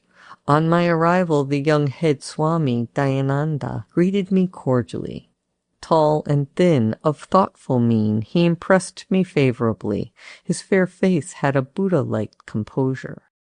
I was pleased that my new home possessed an attic where I managed to spend the dawn and morning hours. The ashram members, knowing little of meditation practices, thought I should employ my whole time in organizational duties. They gave me praise for my afternoon work in their office. Don't try to catch God so soon. This ridicule from a fellow resident accompanied one of my early departures toward the attic. I went to Dayananda, busy in his small sanctum overlooking the Ganges. Swamiji, I don't understand what is required of me here. I am seeking direct perception of God. Without him, I cannot be satisfied with affiliation or creed or performance of good works. The orange-robed ecclesiastic gave me an affectionate pat. Staging a mock rebuke, he admonished a few nearby disciples. Don't bother Mukunda. He will learn our ways. I politely concealed my doubt. The students left the room not overly bent with their chastisement. Dayananda had further words for me. Mukunda, I see your father is regularly sending you money. Please return it to him. You require none here. A second injunction for your discipline concerns food. Even when you feel hunger, don't mention it. Whether famishment gleamed in my eye, I knew not. That I was hungry, I knew only too well. The invariable hour for the first hermitage meal was 12 noon. I had been accustomed in my own home to a large breakfast at 9 o'clock. The 3-hour gap became daily more interminable. Gone were the Calcutta years when I could rebuke the cook for a 10-minute delay.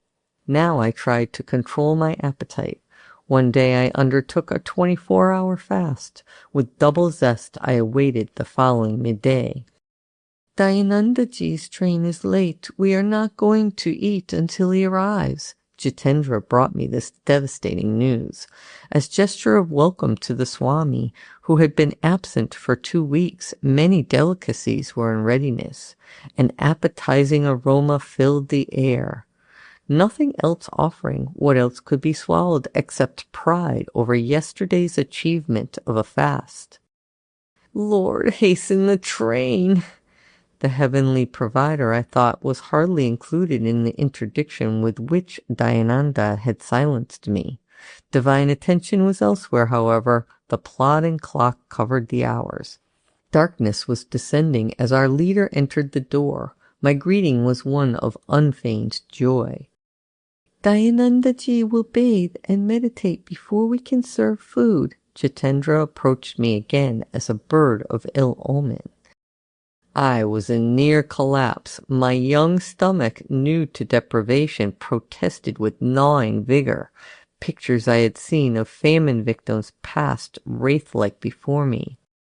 The next Benares death from starvation is due at once in this hermitage, I thought. Impending doom averted at 9 o'clock. Ambrosial summons. In memory that meal is vivid as one of life's perfect hours. Intense absorption yet permitted me to observe that Dayananda ate absent-mindedly. He was apparently above my gross pleasures. Swamiji, weren't you hungry? Happily surfeited, I was alone with the leader in his study.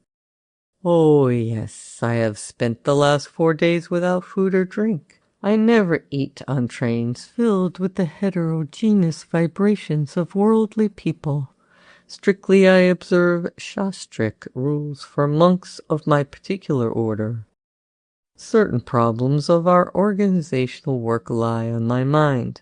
Tonight at home I neglected my dinner. What's the hurry? Tomorrow I'll make it a point to have a proper meal. He laughed merrily. Shame spread within me like a suffocation, but the past day of my torture was not easily forgotten. I ventured a further remark. Swamiji, I am puzzled. Following your instructions, suppose I never asked for food, and nobody gives me any. I should starve to death. Die, then.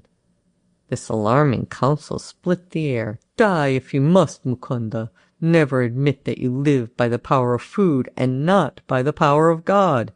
He who has created every form of nourishment, he who has bestowed appetite, will certainly see that his devotee is sustained. Do not imagine that rice maintains you, or that money or men support you. Could they aid if the Lord withdraws your life-breath? They are his indirect instruments merely. Is it by any skill of yours that food digests in your stomach? Use the sword of your discrimination, Mukunda. Cut through the chains of agency and perceive the single cause. I found his incisive words entering some deep marrow. Gone was an age-old delusion by which bodily imperatives outwit the soul. There and then I tasted the Spirit's all-sufficiency. In how many strange cities in my later life of ceaseless travel did occasion arise to prove the serviceability of this lesson in a Benares hermitage? The sole treasure which had accompanied me from Calcutta was the sadhu's silver amulet bequeathed to me by mother. Guarding it for years, I now had it carefully hidden in my ashram room. To renew my joy in the talismanic testimony, one morning I opened the locked box. The sealed covering untouched, lo, the amulet was gone. Mournfully I tore open its envelope and made unmistakably sure it had vanished, in accordance with the sadhu's prediction, into the ether whence he had summoned it. My relationship with Dayananda's followers grew steadily worse. The household was alienated, hurt by my determined aloofness. My strict adherence to meditation on the very ideal for which I had left home and all worldly ambitions called forth shallow criticism on all sides. Torn by spiritual anguish, I entered the attic one dawn, resolved to pray until answer was vouchsafed. Merciful Mother of the Universe, teach me thyself through visions or through a guru sent by thee. The passing hours found my sobbing pleas without response. Suddenly I felt lifted as though bodily to a sphere uncircumscribed. Thy master cometh today. A divine womanly voice came from everywhere and nowhere. This supernal experience was pierced by a shout from a definite locale. A young priest, nicknamed Habu, was calling me from the downstairs kitchen. Mukunda, enough of meditation. You are needed for an errand. Another day I might have replied impatiently. Now I wiped my tear-swollen face and meekly obeyed the summons. Together Habu and I set out for a distant market-place in the Bengali section of Benares. An ungentle Indian sun was not yet at zenith when we made our purchases in the bazaars. We pushed our way through the colorful medley of housewives' guides, priests, simply clad widows, dignified Brahmins, and the ubiquitous holy bulls. Passing an inconspicuous lane, I turned my head and surveyed the narrow length. A Christ-like man in the ochre robes of a Swami stood motionless at the end of the road. Instantly and anciently familiar he seemed. My gaze fed hungrily for a trice. Then doubt assailed me. You are confusing this wandering monk with someone known to you, I thought. Dreamer, walk on. After 10 minutes I felt heavy numbness in my feet. As though turned to stone, they were unable to carry me farther. Laboriously I turned around. My feet regained normalcy. I faced the opposite direction. Again the curious weight oppressed me. The saint is magnetically drawing me to him. With this thought I heaped my parcels into the arms of Habu. He had been observing my erratic footwork with amazement, and now burst into laughter. What ails you? Are you crazy? My tumultuous emotion prevented any retort. I sped silently away. Retracing my steps as though wing-shod, I reached the narrow lane. My quick glance revealed the quiet figure steadily gazing in my direction. A few eager steps, and I was at his feet. Gurudeva! The divine face was none other than he of my 1,000 visions.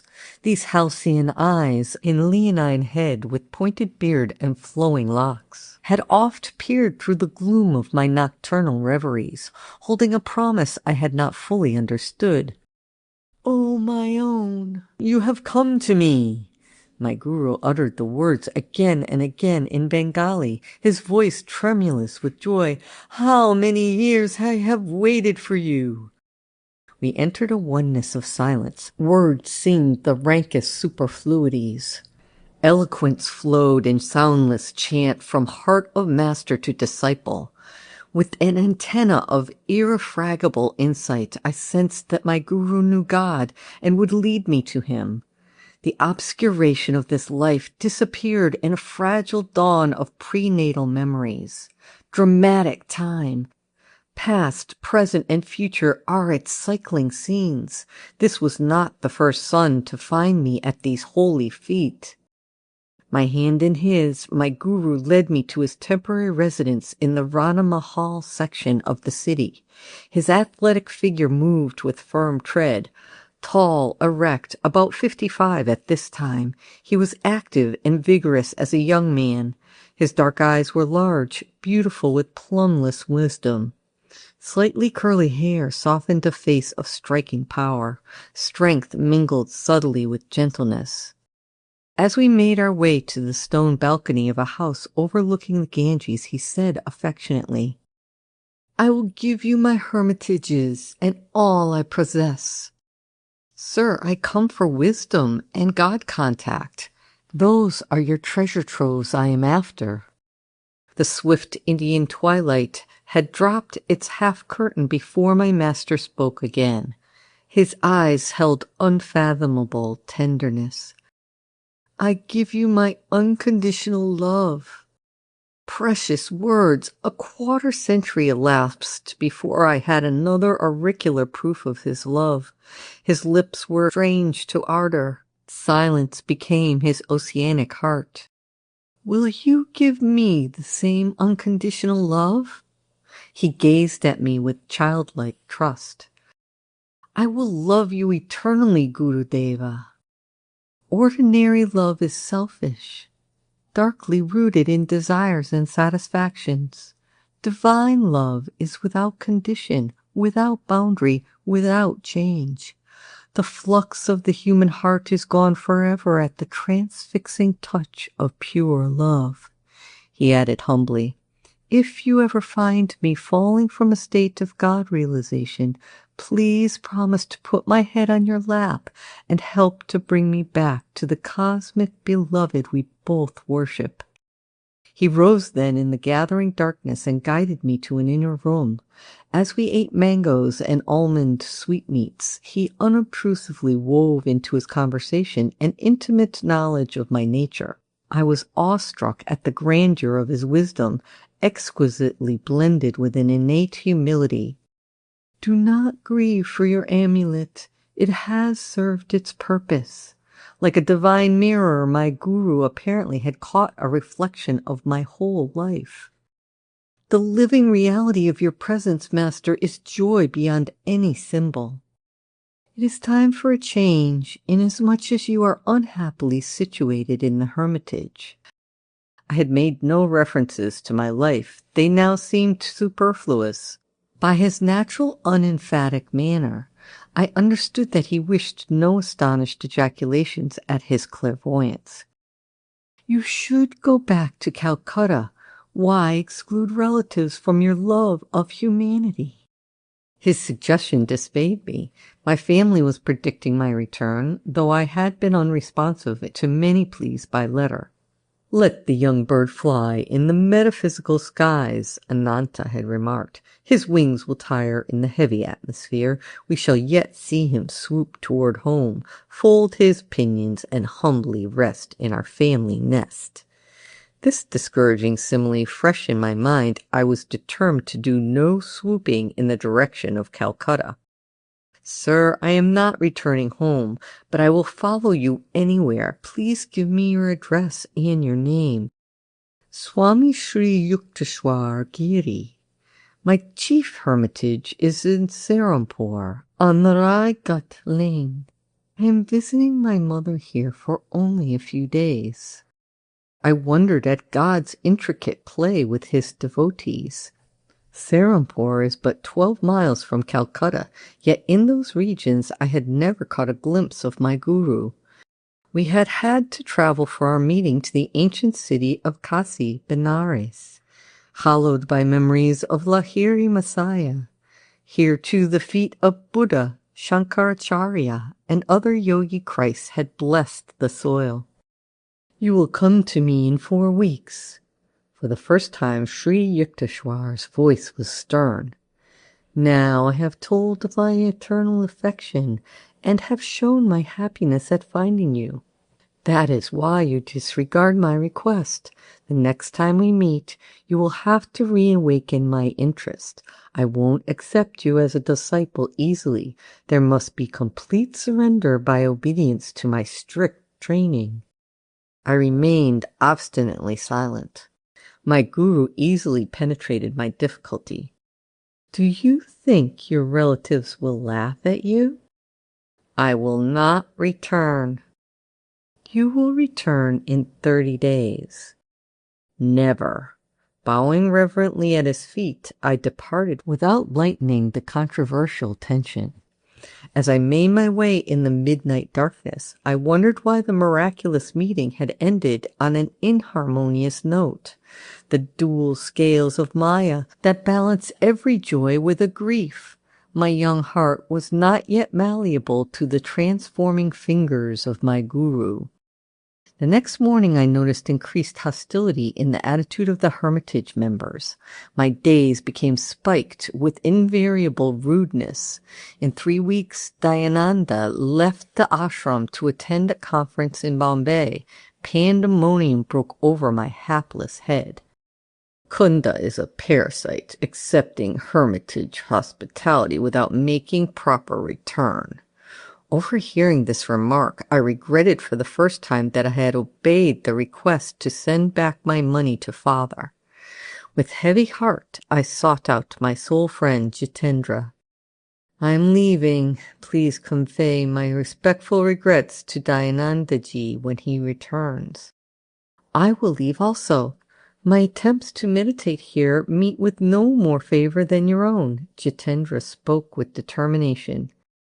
I have met a Christ-like saint. Let us visit him in Serampore. And so the bird prepared to swoop perilously close to Calcutta. Chapter 11. 2 Penniless Boys in Brindaban. It would serve you right if father disinherited you, Mukunda. How foolishly you are throwing away your life. An elder brother's sermon was assaulting my ears. Jitendra and I, fresh from the train, a figure of speech merely, we were covered with dust, had just arrived at the home of Ananta, recently transferred from Calcutta to the ancient city of Agra.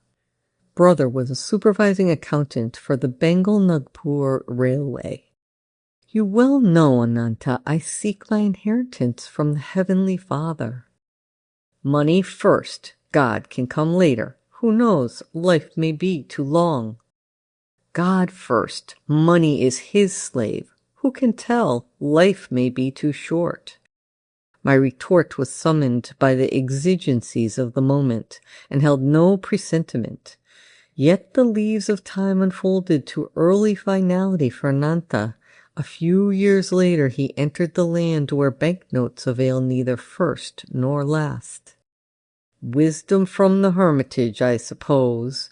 But I see you have left Benares. Ananta's eyes gleamed with satisfaction, yet he hoped to secure my pinions in the family nest. My sojourn in Benares was not in vain. I found there everything my heart had been longing for. You may be sure it was not your pundit or his son. Ananta joined me in reminiscent laughter. He had had to admit that the Benares clairvoyant he selected was a short-sighted one. What are your plans, my wandering brother?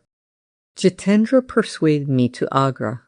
We shall view the beauties of the Taj Mahal here, I explained. Then we are going to my newly found guru, who has a hermitage in Serampore. Nanta hospitably arranged for our comfort. Several times during the evening I noticed his eyes fixed on me reflectively. I know that look, I thought. A plot is brewing. The denouement took place during our early breakfast. So you feel quite independent of father's wealth? Ananta's gaze was innocent as he resumed the barbs of yesterday's conversation. I am conscious of my dependence on God.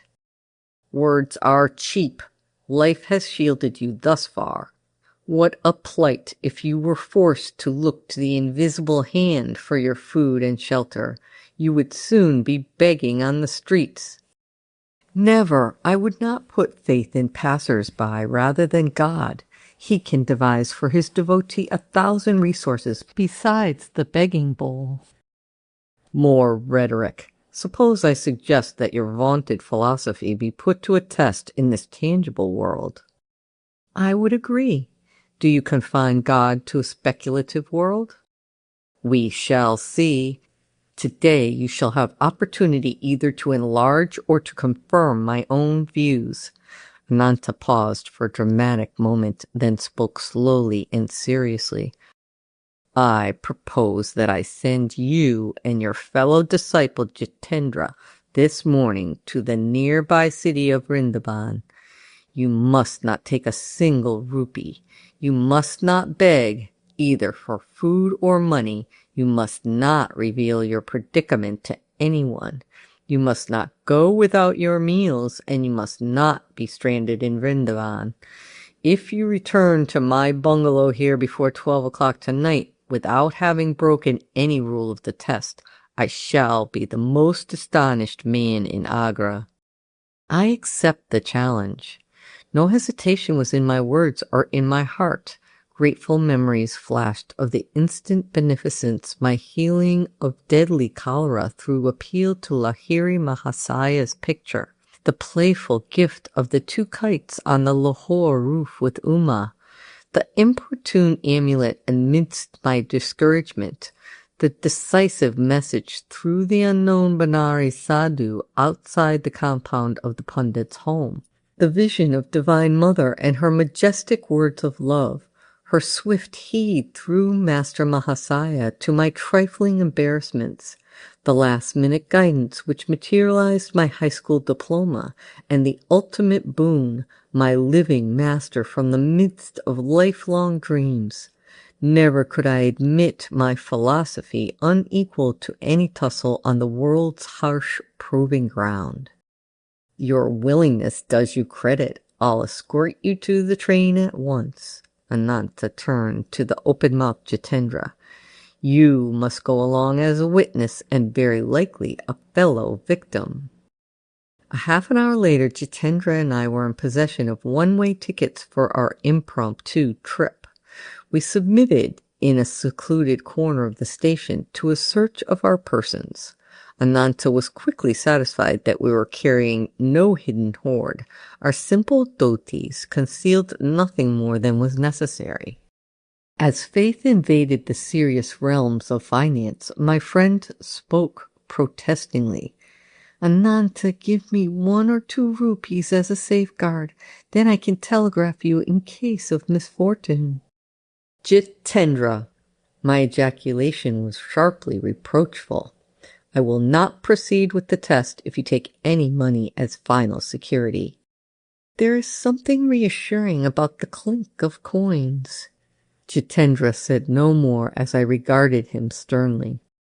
Mukunda, I am not heartless. A hint of humility had crept into Ananta's voice.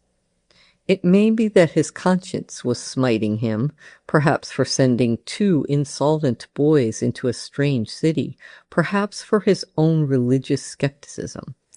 If by any chance or grace you pass successfully through the Vrindavan ordeal, I shall ask you to initiate me as your disciple. This promise had a certain irregularity in keeping with the unconventional occasion. The eldest brother in an Indian family seldom bows before his juniors. He receives respect and obedience second only to a father, but no time remained for my comment. Our train was at point of departure. Jitendra maintains a lugubrious silence as our train covered the miles. Finally he bestirred himself, leaning over. He pinched me painfully in an awkward spot. I see no sign that God is going to supply our next meal. Be quiet, doubting Thomas. The Lord is working with us. Can you also arrange that he hurry? I am famished merely at the prospect before us. I left Benares to view the Taj's mausoleum, not to enter my own. Cheer up, Jitendra. Are we not to have our first glimpse of the sacred wonders of Vrindavan? I am in deep joy at the thought of treading the ground hallowed by feet of Lord Krishna. The door of our compartment opened. 2 men seated themselves. The next train stop would be the last. Young lads, do you have friends in Vrindavan? The stranger opposite me was taking a surprising interest. None of your business. Rudely I averted my gaze.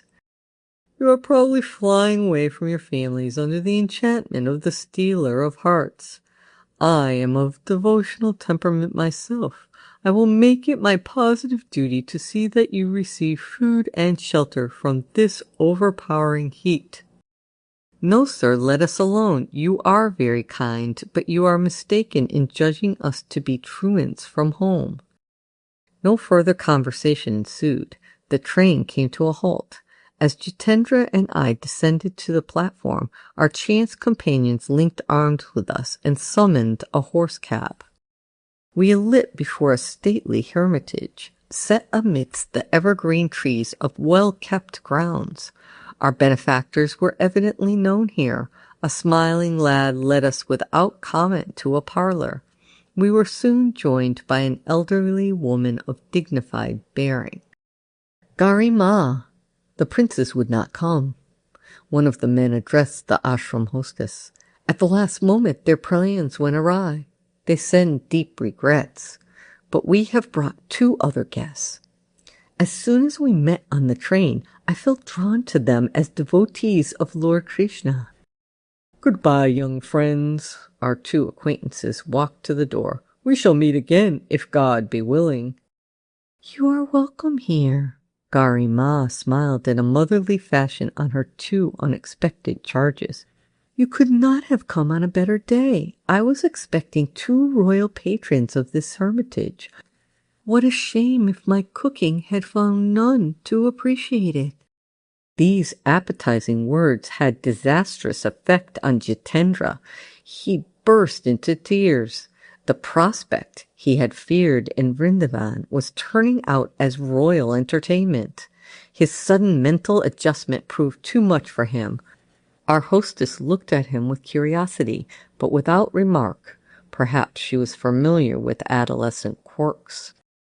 Lunch was announced. Gari Ma led the way to a dining patio, spicy with savory odors. She vanished into an adjoining kitchen. I had been premeditating this moment.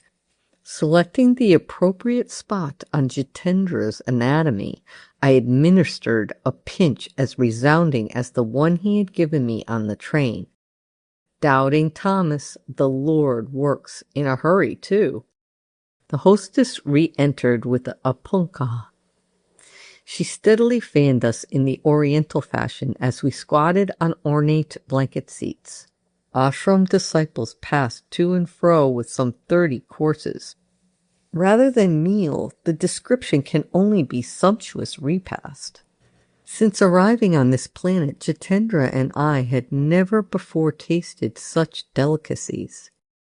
Dishes fit for a princess indeed, honored mother. What your royal patrons could have found more urgent than attending this banquet, I cannot imagine. You have given us a memory for a lifetime. Silenced as we were by Ananta's requirement, we could not explain to the gracious lady that our thanks held a double significance. Our sincerity at least was patent. We departed with her blessing and an attractive invitation to revisit the hermitage. The heat outdoors was merciless. My friend and I made for the shelter of a lordly kadamba tree at the ashram gate. Sharp words followed. Once again Jitendra was beset with misgivings. A fine mess you have got me into. Our luncheon was only accidental good fortune. How can we see the sights of this city without a single piece between us? And how on earth are you going to take me back to Ananta's? You forget God quickly now that your stomach is filled. My words, not bitter, were accusatory. How short is human memory for divine favors! No man lives who has not seen certain of his prayers granted. I am not likely to forget my folly in venturing out with a madcap like you.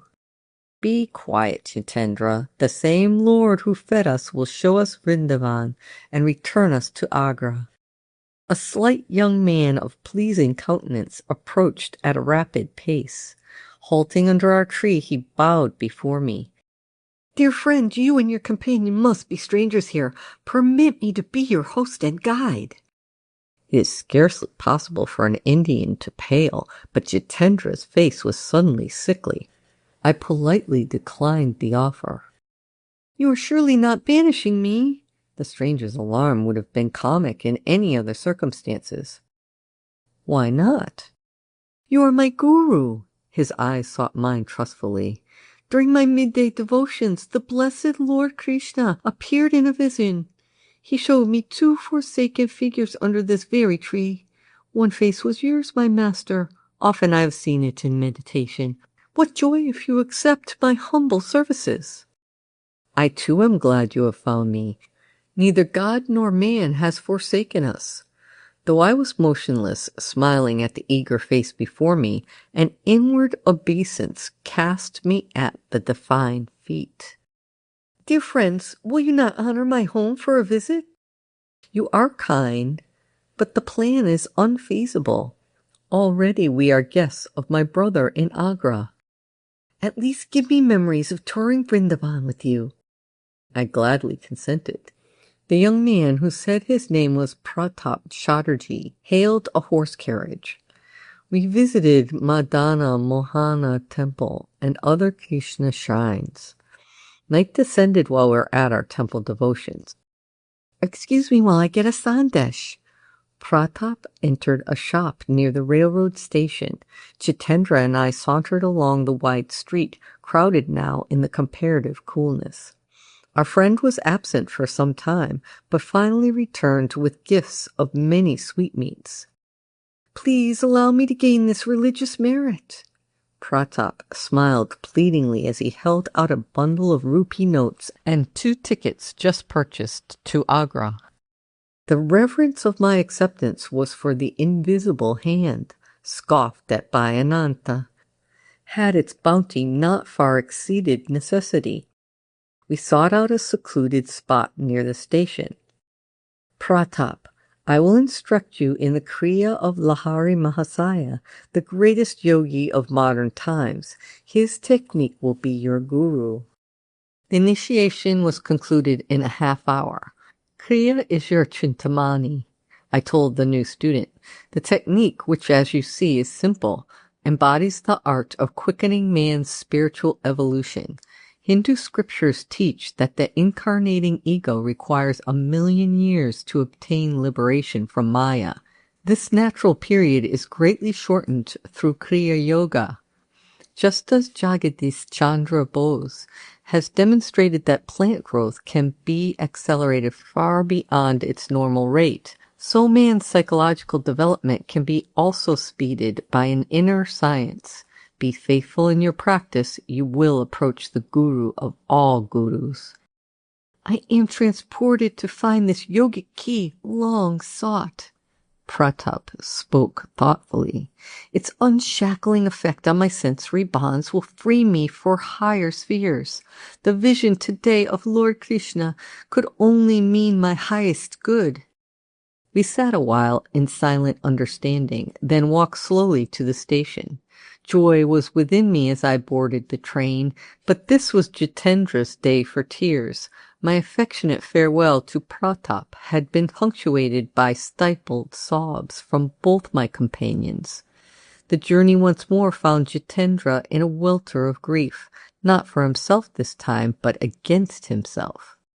How shallow my trust! My heart has been stone. Never in future shall I doubt God's protection. Midnight was approaching. The 2 Cinderellas, sent forth penniless, entered Ananta's bedroom. His face, as he had promised, was a study in astonishment. Silently, I showered the table with rupees. "Jitendra, the truth." Ananta's tone was jocular. "Has not this youngster been staging a hold-up?" But as the tale was unfolded, my brother turned sober, then solemn.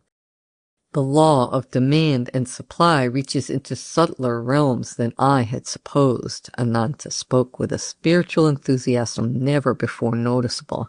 "I understand for the first time your indifference to the vaults and vulgar accumulations of the world. Late as it was, my brother insisted that he receive Diksha into Kriya Yoga. The Guru Mukunda had to shoulder the responsibility of 2 unsought disciples in one day. Breakfast the following morning was eaten in a harmony absent the day before. I smiled at Jitendra. You shall not be cheated of the Taj. Let us view it before starting for Serampore. Bidding farewell to Ananta, my friend and I were soon before the glory of Agra, the Taj Mahal. White marble dazzling in the sun, it stands a vision of pure symmetry. The perfect setting is dark cypress, glossy lawn, and tranquil lagoon. The interior is exquisite with lace-like carvings inlaid with semi-precious stones. Delicate wreaths and scrolls emerge intricately from marbles brown and violet. Illumination from the dome falls on the cenotaphs of Emperor Shah Jahan and Mumtaz Mahal, queen of his realm and his heart. Enough of sightseeing. I was longing for my guru. Jitendra and I were shortly traveling south by train towards Bengal. Mukunda, I have not seen my family in months. I have changed my mind. Perhaps later I shall visit your master in Serampore.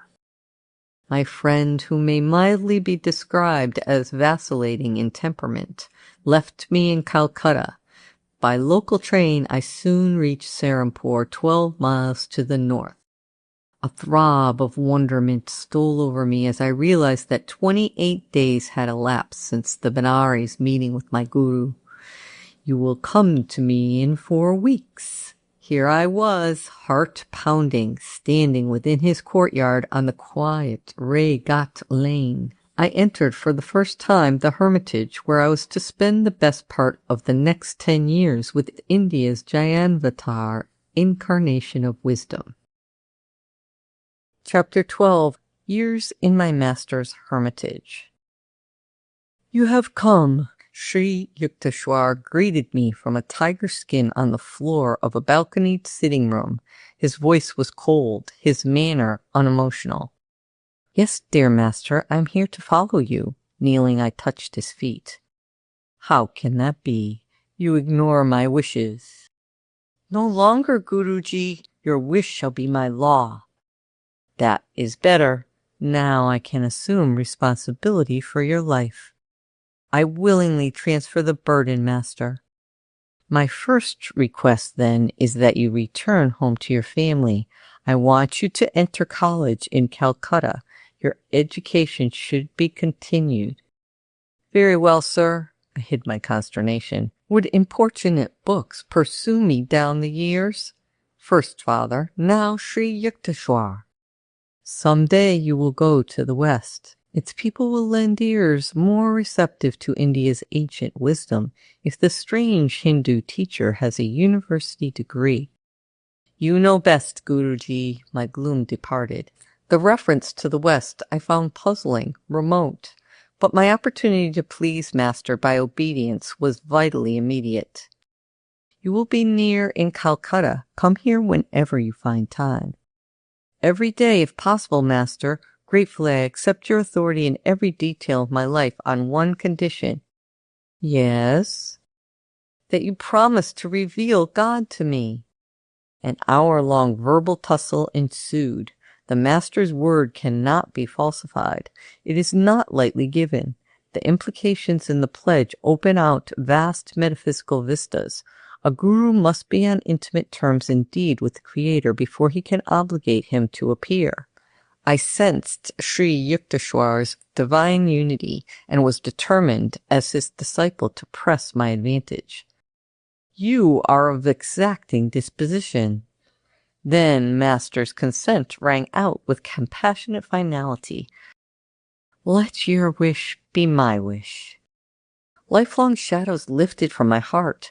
The vague search hither and yon was over. I had found eternal shelter in a true guru. Come, I will show you the hermitage. Master rose from his tiger mat. I glanced about me. My gaze fell with astonishment on a wall picture garlanded with a spray of jasmine. Lahiri Mahasaya! Yes, My divine guru. Sri Yukteswar's tone was reverently vibrant. Greater he was as man and yogi than any other teacher whose life came within the range of my investigations. Silently I bowed before the familiar picture. Soul homage sped to the peerless master who, blessing my infancy, had guided my steps to this hour. Led by my guru, I strolled over the house and its grounds. Large, ancient, and well-built, the hermitage was surrounded by a massive pillared courtyard. Outer walls were moss-covered. Pigeons fluttered over the flat gray roof, unceremoniously sharing the ashram quarters. A rear garden was pleasant with jackfruit, mango, and plantain trees. Balustraded balconies of upper rooms in the two-storied building faced the courtyard from three sides.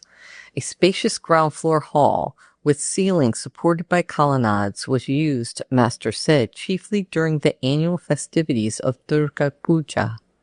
A narrow stairway led to Sri Yukteswar's sitting room, whose small balcony overlooked the street.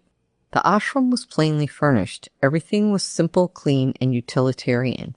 Several Western-style chairs, benches, and tables were in evidence. Master invited me to stay overnight. A supper of vegetable curry was served by 2 disciples who were receiving hermitage training. Guruji, please tell me something of your life. I was squatting on a straw mat near his tiger skin. The friendly stars were very close, it seemed, beyond the balcony. My family name was Priya Nath Karar. I was born here in Serampore, where a father was a wealthy businessman.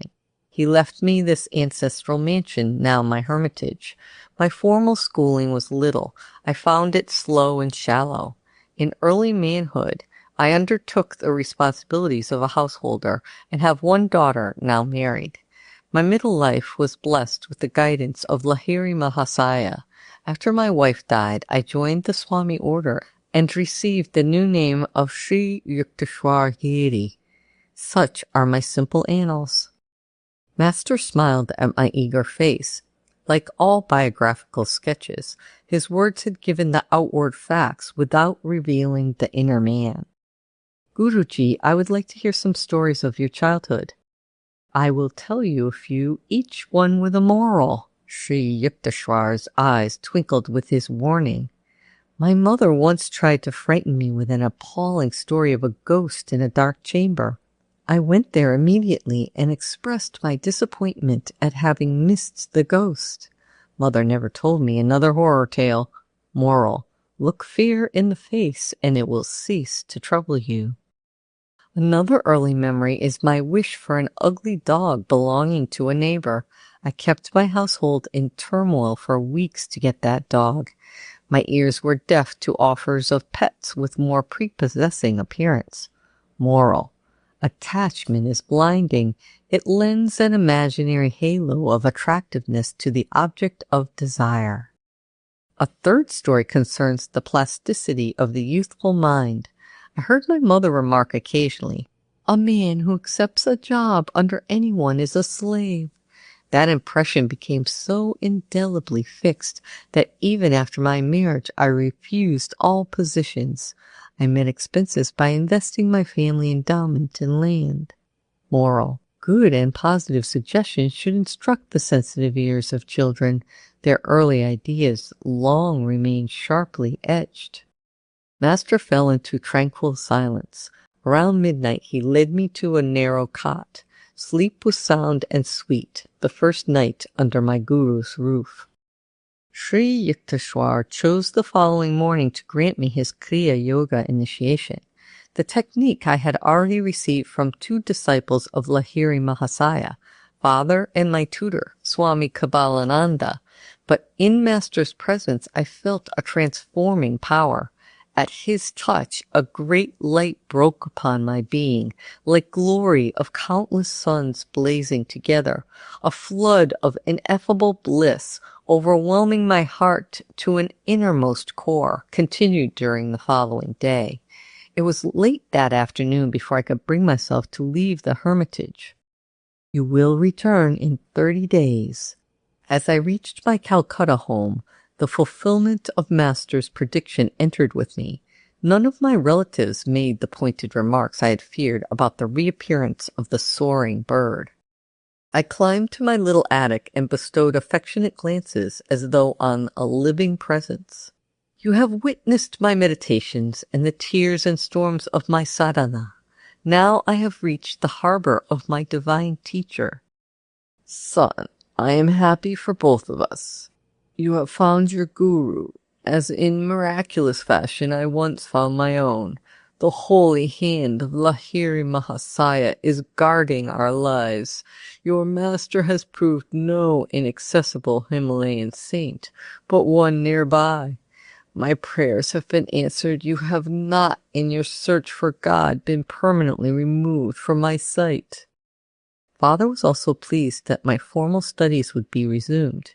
He made suitable arrangements. I was enrolled the following day at the Scottish Church College in Calcutta. Happy months sped by. My readers have doubtless made the perspicacious surmise that I was little seen in the college classrooms. The Serampore Hermitage held a lure too irresistible. Master accepted my ubiquitous presence without comment. To my relief, he seldom referred to the halls of learning. Though it was plain to all that I was never cut out for a scholar, I managed to attain minimum passing grades from time to time. Daily life at the ashram flowed smoothly, infrequently varied. My guru awoke before dawn. Lying down or sometimes sitting on the bed, he entered a state of samadhi. It was simplicity itself to discover when Master had awakened. Abrupt halt of stupendous snores, a sigh or two, perhaps a bodily movement, then a soundless state of breathlessness. He was in deep yogic joy. Breakfast did not follow. First came a long walk by the Ganges. Those morning strolls with my guru, how real and vivid still. In the easy resurrection of memory, I often find myself by his side. The early sun is warming the river. His voice rings out, rich with the authenticity of wisdom. A bath, then the midday meal. Its preparation, according to Master's daily directions, had been the careful task of young disciples. My guru was a vegetarian. Before embracing monkhood, however, he had eaten eggs and fish. His advice to students was to follow any simple diet which proved suited to one's constitution.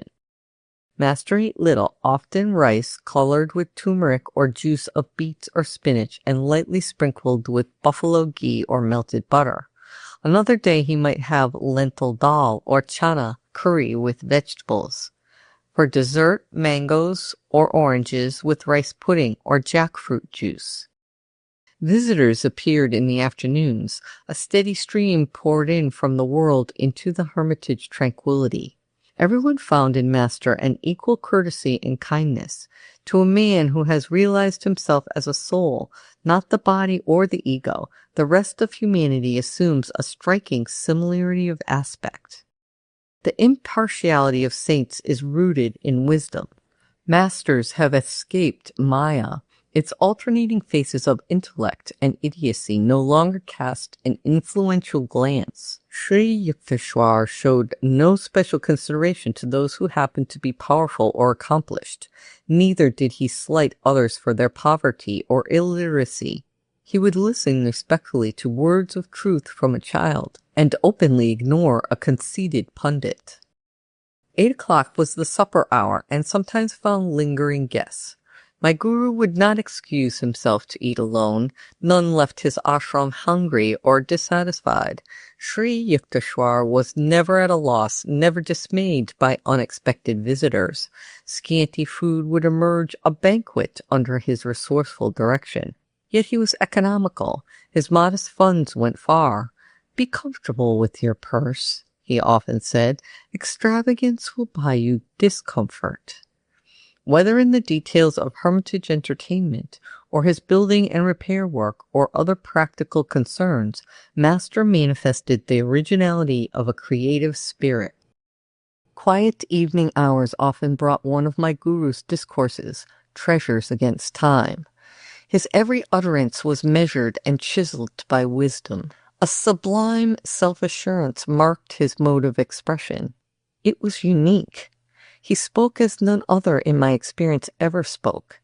His thoughts were weighed in a delicate balance of discrimination before he permitted them an outward garb. The essence of truth, all pervasive with even a physiological aspect, came from him like a fragrant exudation of the soul. I was conscious always that I was in the presence of a living manifestation of God. The weight of his divinity automatically bowed my head before him. If late guests detected that Sri Yukteswar was becoming engrossed with the infinite, he quickly engaged them in conversation. He was incapable of striking a pose or of flaunting his inner withdrawal. Always one with the Lord, he needed no separate time for communion. A self-realized master has already left behind the stepping stone of meditation. The flower falls when the fruit appears. But saints often cling to spiritual forms for the encouragement of disciples. As midnight approached, my guru might fall into a doze with the naturalness of a child. There was no fuss about bedding. He often lay down without even a pillow on a narrow davenport, which was the background for his customary tiger-skin seat. A night-long philosophical discussion was not rare. Any disciple could summon it by intensity of interest. I felt no tiredness then, no desire for sleep. Master's living words were sufficient. "Oh, it is dawn. Let us walk by the Ganges." So ended many of my periods of nocturnal edification. My early months with Sri Yukteswar culminated in a useful lesson: how to outwit a mosquito. At home, my family always used protective curtains at night. I was dismayed to discover that in the Serampore Hermitage, this prudent custom was honored in the breach. Yet the insects were in full residency. I was bitten from head to foot. My guru took pity on me. "Buy yourself a curtain, and also one for me," he laughed and added, "if you buy only one for yourself, all mosquitoes will concentrate on me." I was more than thankful to comply. Every night that I spent in Serampore, my guru would ask me to arrange the bedtime curtains. The mosquitoes one evening were especially virulent, but Master failed to issue his usual instructions. I listened nervously to the anticipatory hum of the insects. Getting into bed, I threw a propitiatory prayer in their general direction. Half an hour later, I coughed pretentiously to attract my guru's attention. I thought I would go mad with the bites, and especially the singing groan as the mosquitoes celebrated bloodthirsty rites. No responsive stir from Master. I approached him cautiously. He was not breathing. This was my first observation of him in the yogic trance. It filled me with fright. His heart must have failed. I placed the mirror under his nose. No breath vapor appeared. To make doubly certain, for minutes I closed his mouth and nostrils with my fingers. His body was cold and motionless. In a daze, I turned toward the door to summon help. "So, budding experimentalist, my poor nose." Master's voice was shaky with laughter. "Why don't you go to bed? Is the whole world going to change for you? Change yourself. Be rid of the mosquito consciousness." Meekly I returned to my bed. Not one insect ventured near. I realized that my guru had previously agreed to the curtains only to please me. He had no fear of mosquitoes. His yogic power was such that he either could will them not to bite, or could escape to an inner invulnerability. He was giving me a demonstration, I thought. That is the yogic state I must strive to attain. A yogi must be able to pass into and continue in the superconsciousness, regardless of multitudinous distractions never absent from this earth. Whether in the buzz of insects or the pervasive glare of daylight, the testimony of the senses must be barred. Sound and sight come then indeed, but to worlds fairer than the banished Eden. The instructive mosquitoes served for another early lesson at the ashram. It was the gentle hour of dusk. My guru was matchlessly interpreting the ancient texts. At his feet, I was in perfect peace. A rude mosquito entered the idyll and competed for my attention. As it dug a poisonous hypodermic needle into my thigh, I automatically raised an avenging hand. Reprieve from impending execution, an opportune memory came to me of one of Patanjali's yoga aphorisms, that on ahimsa, harmlessness. Why didn't you finish the job? Master, do you advocate taking life? No, but the death blow already had been struck in your mind. I don't understand. Patanjali's meaning was the removal of desire to kill. Sri Yukteswar had found my mental processes an open book. This world is inconveniently arranged for a literal practice of ahimsa. Man may be compelled to exterminate harmful creatures. He is not under similar compulsion to feel anger or animosity. All forms of life have equal right to the air of Maya. The saint who uncovers the secret of creation will be in harmony with its countless bewildering expressions. All men may approach that understanding who curb the inner passion for destruction. Guruji, should one offer himself a sacrifice rather than kill a wild beast? No, man's body is precious. It has the highest evolutionary value because of unique brain and spinal centers.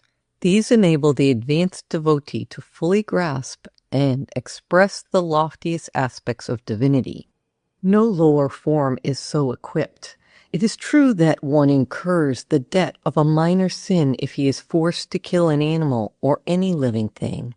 But the Vedas teach that wanton loss of a human body is a serious transgression against the karmic law. I sighed in relief. Scriptural reinforcement of one's natural instincts is not always forthcoming. It so happened that I never saw a master at close quarters with a leopard or a tiger, but a deadly cobra once confronted him, only to be conquered by my guru's love. This variety of snake is much feared in India, where it causes more than 5,000 deaths annually. The dangerous encounter took place at Puri, where Sri Yukteswar had a second hermitage, charmingly situated near the Bay of Bengal. Prafulla, a young disciple of later years, was with Master on this occasion. We were seated outdoors near the ashram, Prafulla told me. A cobra appeared nearby, and 4-foot length of sheer terror.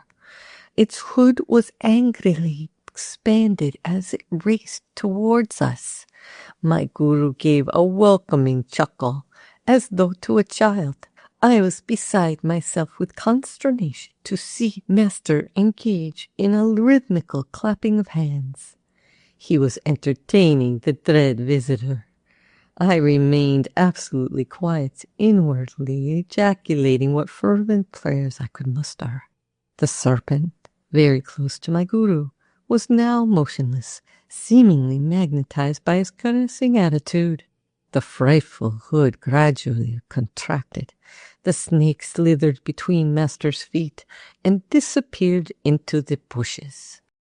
Why my guru would move his hands and why the cobra would not strike them were inexplicable to me then, Prafulla concluded. I have since come to realize that my divine master is beyond fear of hurt from any living creature. One afternoon during my early months at the ashram, I found Sri Yukteswar's eyes fixed on me piercingly. You are too thin, Mukunda. His remark struck a sensitive point. That my sunken eyes and emaciated appearance were far from my liking was testified to by rows of tonics in my room at Calcutta. Nothing availed. Chronic dyspepsia had pursued me since childhood. My despair reached an occasional zenith when I asked myself if it were worthwhile to carry on this life with a body so unsound. Medicines have limitations. The creative life force has none. Believe that, you shall be well and strong." Sri Yukteswar's words aroused a conviction of personally applicable truth, which no other healer, and I had tried many, had been able to summon within me. Day by day, behold, I waxed. 2 weeks after Master's hidden blessing, I had accumulated the invigorating weight which eluded me in the past. My persistent stomach ailments vanished with a lifelong permanency. On later occasions, I witnessed my guru's instantaneous divine healings of persons suffering from ominous disease, tuberculosis, diabetes, epilepsy, or paralysis. Not one could have been more grateful for his cure than I was at sudden freedom from my cadaverous aspect. Years ago, I too was anxious to put on weight, Sri Yukteswar told me. During convalescence after a severe illness, I visited Lahiri Mahasaya in Benares. "Sir, I have been very sick and lost many pounds." "I see, Yukteswar. You made yourself unwell, and now you think you are thin." This reply was far from the one I had expected. My guru, however, added encouragingly, "Let me see, I am sure you ought to feel better tomorrow." Taking his words as a gesture of secret healing toward my receptive mind, I was not surprised the next morning at a welcome accession of strength. I sought out my master and exclaimed exultingly, "Sir, I feel much better today." "Indeed, today you invigorate yourself." "No, master," I protested. "It was you who helped me. This is the first time in weeks that I have had any energy." "Oh, yes. Your malady has been quite serious. Your body is frail yet. Who can say how it will be tomorrow?" The thought of possible return of my weakness brought me a shudder of cold fear. The following morning I could hardly drag myself to Lahiri Mahasaya's home. "Sir, I am ailing again." My guru's glance was quizzical.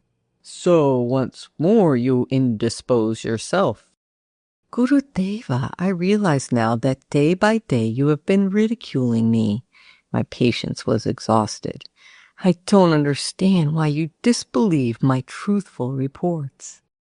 "Really? It has been your thoughts that have made you feel alternately weak and strong." My master looked at me affectionately. "You have seen how your health has exactly followed your expectations. Thought is a force, even as electricity or gravitation. The human mind is a spark of the almighty consciousness of God. I could show you that whatever your powerful mind believes very intensely would instantly come to pass."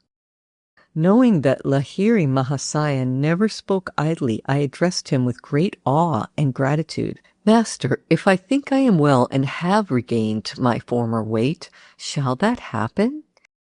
"It is so even at this moment." My guru spoke gravely. His gaze concentrated on my eyes. Lo, I felt an increase not alone of strength but of weight. Lahiri Mahasaya retreated into silence. After a few hours at his feet, I returned to my mother's home where I stayed during my visits to Benares. "My son, what is the matter? Are you swelling with dropsy?" Mother could hardly believe her eyes. My body was now of the same robust dimensions it had possessed before my illness. I weighed myself and found that in one day I had gained 50 pounds. They remained with me permanently. Friends and acquaintances who had seen my thin figure were aghast with wonderment. A number of them changed their mode of life and became disciples of Lahiri Mahasaya as a result of this miracle. My guru, awake in God, knew this world to be nothing but an objectivized dream of the Creator.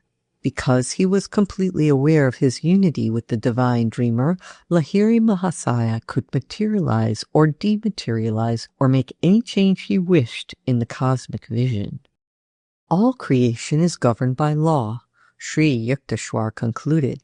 The ones which manifest in the outer universe, discoverable by scientists, are called natural laws. But there are subtler laws ruling the realms of consciousness, which can be known only through the inner science of yoga. The hidden spiritual planes also have their natural and lawful principles of operation. It is not the physical scientist, but the fully realized master who comprehends the true nature of matter. Thus, Christ was able to restore the servant's ear after it had been severed by one of his disciples. Sri Yukteswar was a peerless interpreter of the scriptures. Many of my happiest memories are centered in his discourses, but his jeweled thoughts were not cast into ashes of heedlessness or stupidity. One restless movement of my body or my slight lapse into absent-mindedness sufficed to put an abrupt period to Master's exposition. "You are not here," Master interrupted himself one afternoon with this disclosure. As usual, he was keeping track of my attention with a devastating immediacy. "Guruji," my tone was a protest, "I have not stirred. My eyelids have not moved. I can repeat each word you have uttered." "Nevertheless, you were not fully with me. Your objection forces me to remark that in your mental background you were creating 3 institutions. One was a sylvan retreat on a plain, another on a hilltop, a third by the ocean." Those vaguely formulated thoughts had indeed been present almost subconsciously. I glanced at him apologetically.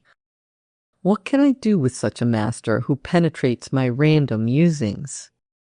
"You have given me that right. The subtle truths I am expounding cannot be grasped without your complete concentration. Unless necessary, I do not invade the seclusion of others' minds.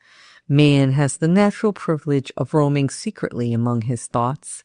The unbidden Lord does not enter there, neither do I venture intrusion." "You are ever welcome, Master." "Your architectural dreams will materialize later. Now is the time for study." Thus, incidentally, my guru revealed in his simple way the coming of 3 great events in my life. Since early youth, I had had enigmatic glimpses of 3 buildings, each in a different setting. In the exact sequence Sri Yukteswar had indicated, these visions took ultimate form. First came my founding of a boys' yoga school on the Ranchi Plain, then my American headquarters on a Los Angeles hilltop. Finally, a hermitage in Southern California by the vast Pacific. Master never arrogantly asserted, "I prophesy that such and such an event shall occur." He would rather hint, "Don't you think it may happen?" But his simple speech hid Vedic power. There was no recanting. Never did his slightly veiled words prove false. Sri Yukteswar was reserved and matter-of-fact in demeanor. There was naught of the vague or daft visionary about him. His feet were firm on the earth, his head in the haven of heaven. Practical people aroused his admiration. Saintliness is not dumbness. Divine perceptions are not incapacitating, he would say. The active expression of virtue gives rise to the keenest intelligence. In Master's life, I fully discovered the cleavage between spiritual realism and the obscure mysticism that spuriously passes as a counterpart.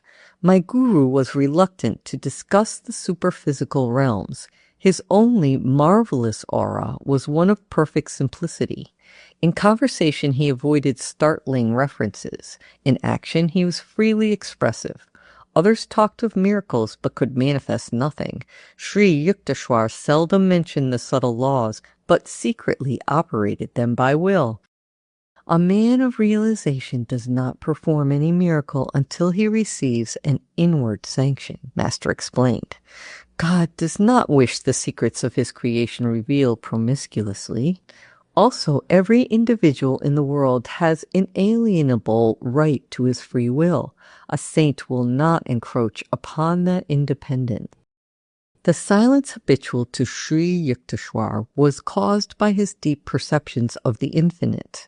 No time remained for the interminable revelations that occupy the days of teachers without self-realization. In shallow men, the fish of little thoughts cause much commotion. In oceanic minds, the whales of inspiration make hardly a ruffle. This observation from the Hindu scriptures is not without discerning humor. Because of my guru's unspectacular guise, only a few of his contemporaries recognized him as a Superman. The popular adage, "He is a fool that cannot conceal his wisdom," could never be applied to Sri Yukteswar. Though born a mortal like all others, Master had achieved identity with the ruler of time and space. In his life I perceived a godlike unity. He had not found any insuperable obstacle to mergence of human with divine.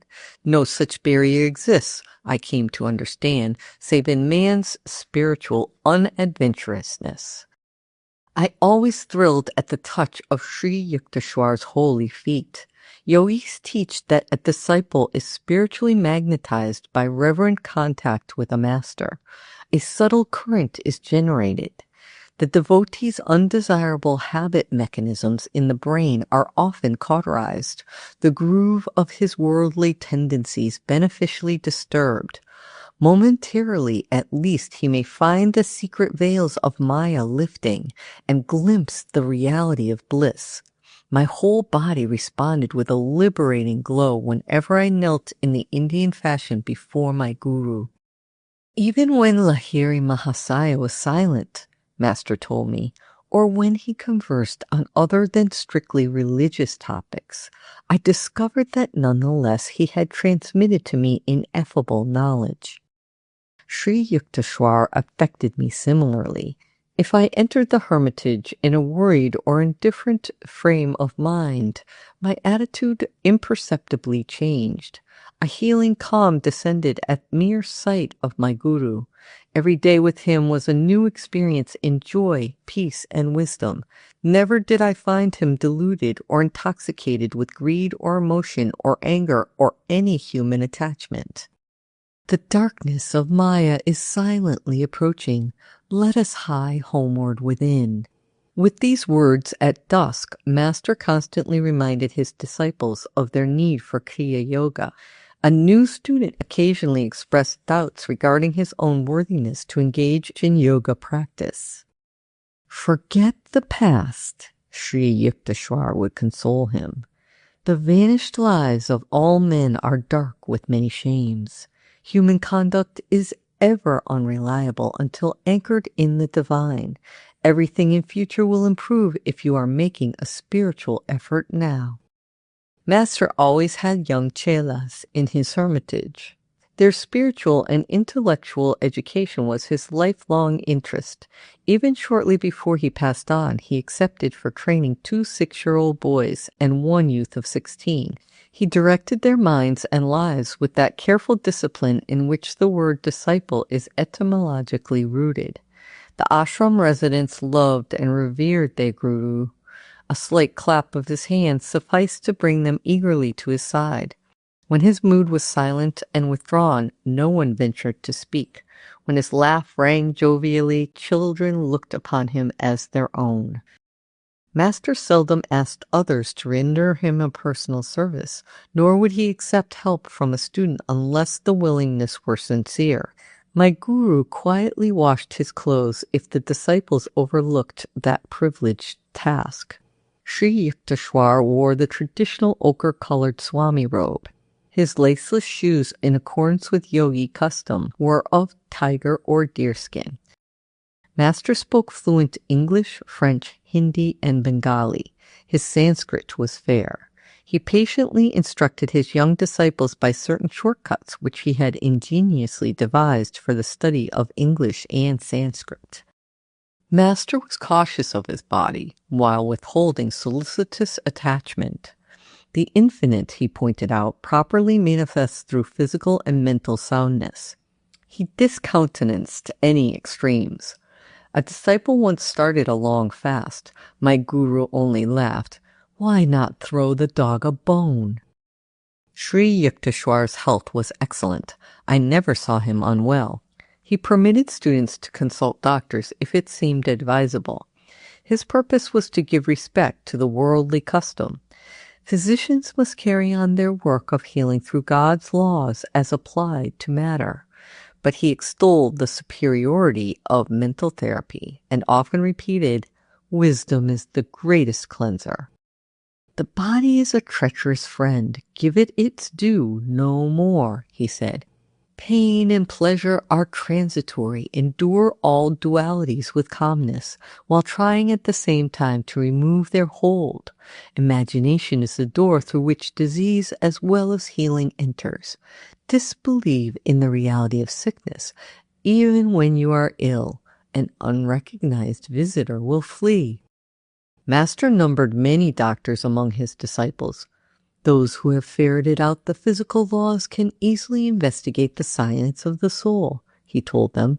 "A subtle spiritual mechanism is hidden just behind the bodily structure."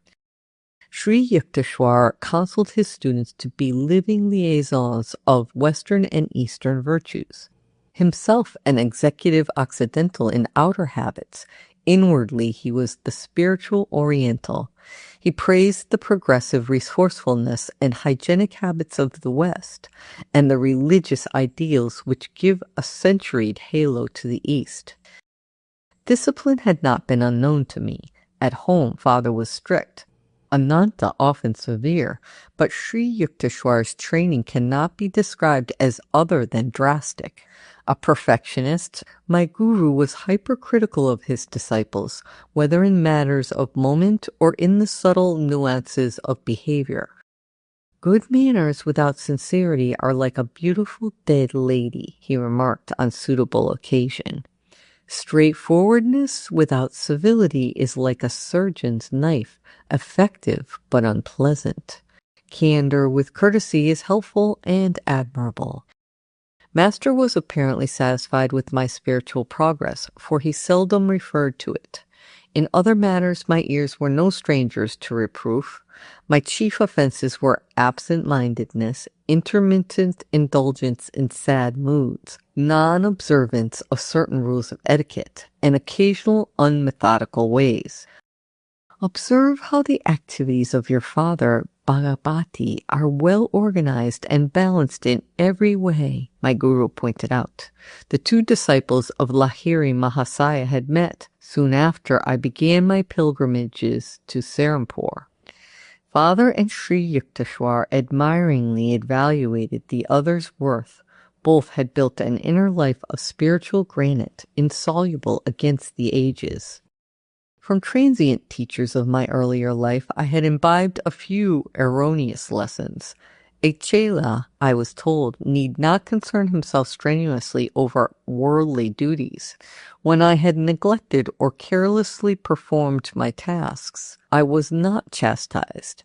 Human nature finds such instruction very easy of assimilation. Under Master's unsparing rod, however, I soon recovered from the agreeable delusions of irresponsibility. "Those who are too good for this world are adorning some other," Sri Yukteswar remarked. "So long as you breathe the free air of earth, you are under obligation to render grateful service. He alone who has fully mastered the breathless state is freed from cosmic imperatives. I will not fail to let you know when you have attained the final perfection." My guru could never be bribed, even by love. He showed no leniency to anyone who, like myself, willingly offered to be his disciple. Whether Master and I were surrounded by his students or by strangers, or were alone together, he always spoke plainly and upbraided sharply. No trifling lapse into shallowness or inconsistency escaped his rebuke. This flattening treatment was hard to endure, but my resolve was to allow Sri Yukteswar to iron out each of my psychological kinks. As he labored at this titanic transformation, I shook many times under the weight of his disciplinary hammer. "If you don't like my words, you are at liberty to leave at any time," Master assured me. "I want nothing from you but your own improvement. Stay only if you feel benefited." For every humbling blow he dealt my vanity, for every tooth in my metaphorical jaw he knocked loose with stunning aim, I am grateful beyond any facility of expression. The hard core of human egotism is hardly to be dislodged except rudely. With its departure, the divine finds at last an unobstructed channel. In vain it seeks to percolate through flinty hearts of selfishness.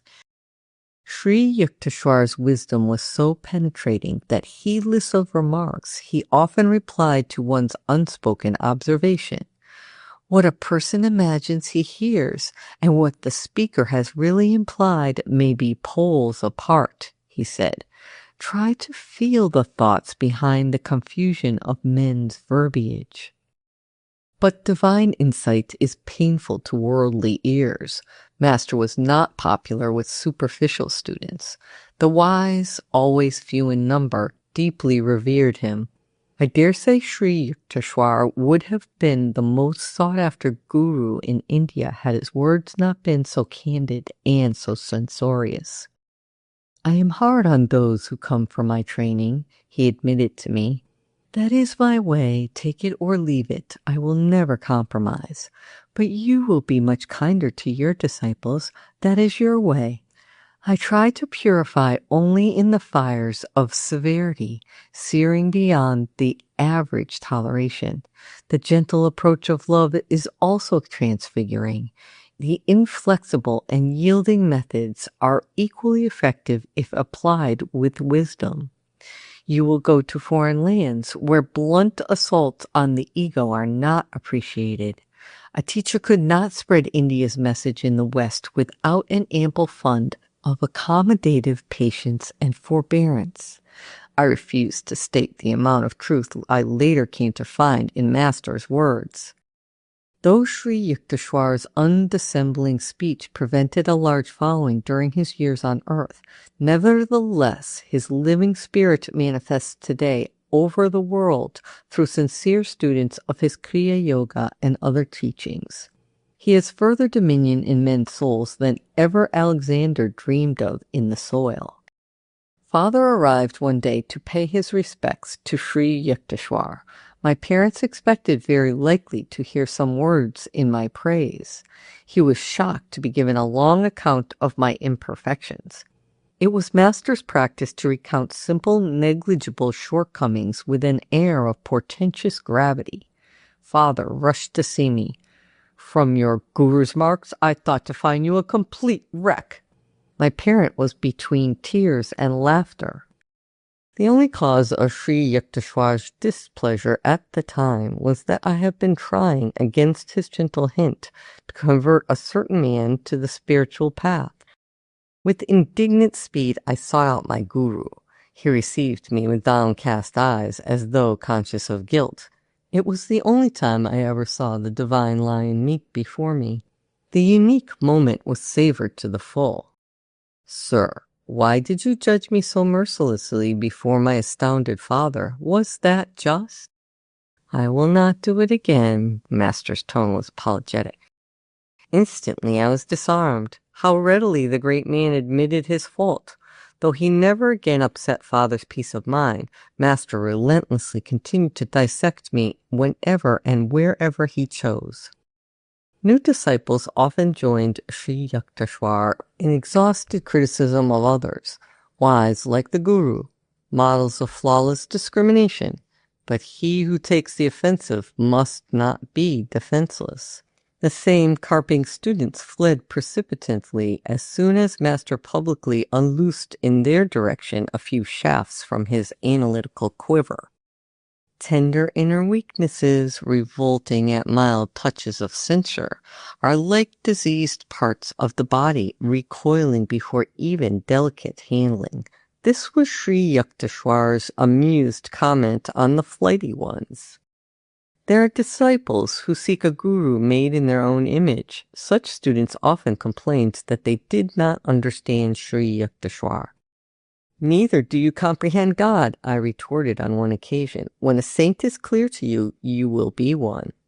Among the trillion mysteries, breathing every second in the inexplicable air, who may venture to ask that the fathomless nature of a master be instantly grasped? Students came and generally went. Those who craved a path of oily sympathy and comfortable recognitions did not find it at the hermitage. Master offered shelter and shepherding for the eons, but many disciples miserly demanded ego balm as well. They departed, preferring life's countless humiliations before any humility. Master's blazing rays, the open, penetrating sunshine of his wisdom, were too powerful for their spiritual sickness. They sought some lesser teacher who, shading them with flattery, permitted the fitful sleep of ignorance. During my early months with Master, I had experienced a sensitive fear of his reprimands. These were reserved, I soon saw, for disciples who had asked for his verbal vivisection. If any writhing student made a protest, Sri Yukteswar would become unoffendedly silent. His words were never wrathful, but impersonal with wisdom. Master's insights was not for the unprepared ears of casual visitors. He seldom remarked on their defects, even if conspicuous. But toward students who sought his counsel, Sri Yukteswar felt a serious responsibility. Brave indeed is the guru who undertakes to transform the crude ore of ego-permeated humanity. A saint's courage roots in his compassion for the stumbling eyeless of this world. When I abandoned underlying resentment, I found a marked decrease in my chastisement. In a very subtle way, Master melted into comparative clemency. In time, I demolished every wall of rationalization and subconscious reservation behind which the human personality generally shields itself. The reward was an effortless harmony with my guru. I discovered him then to be trusting, considerate, and silently loving.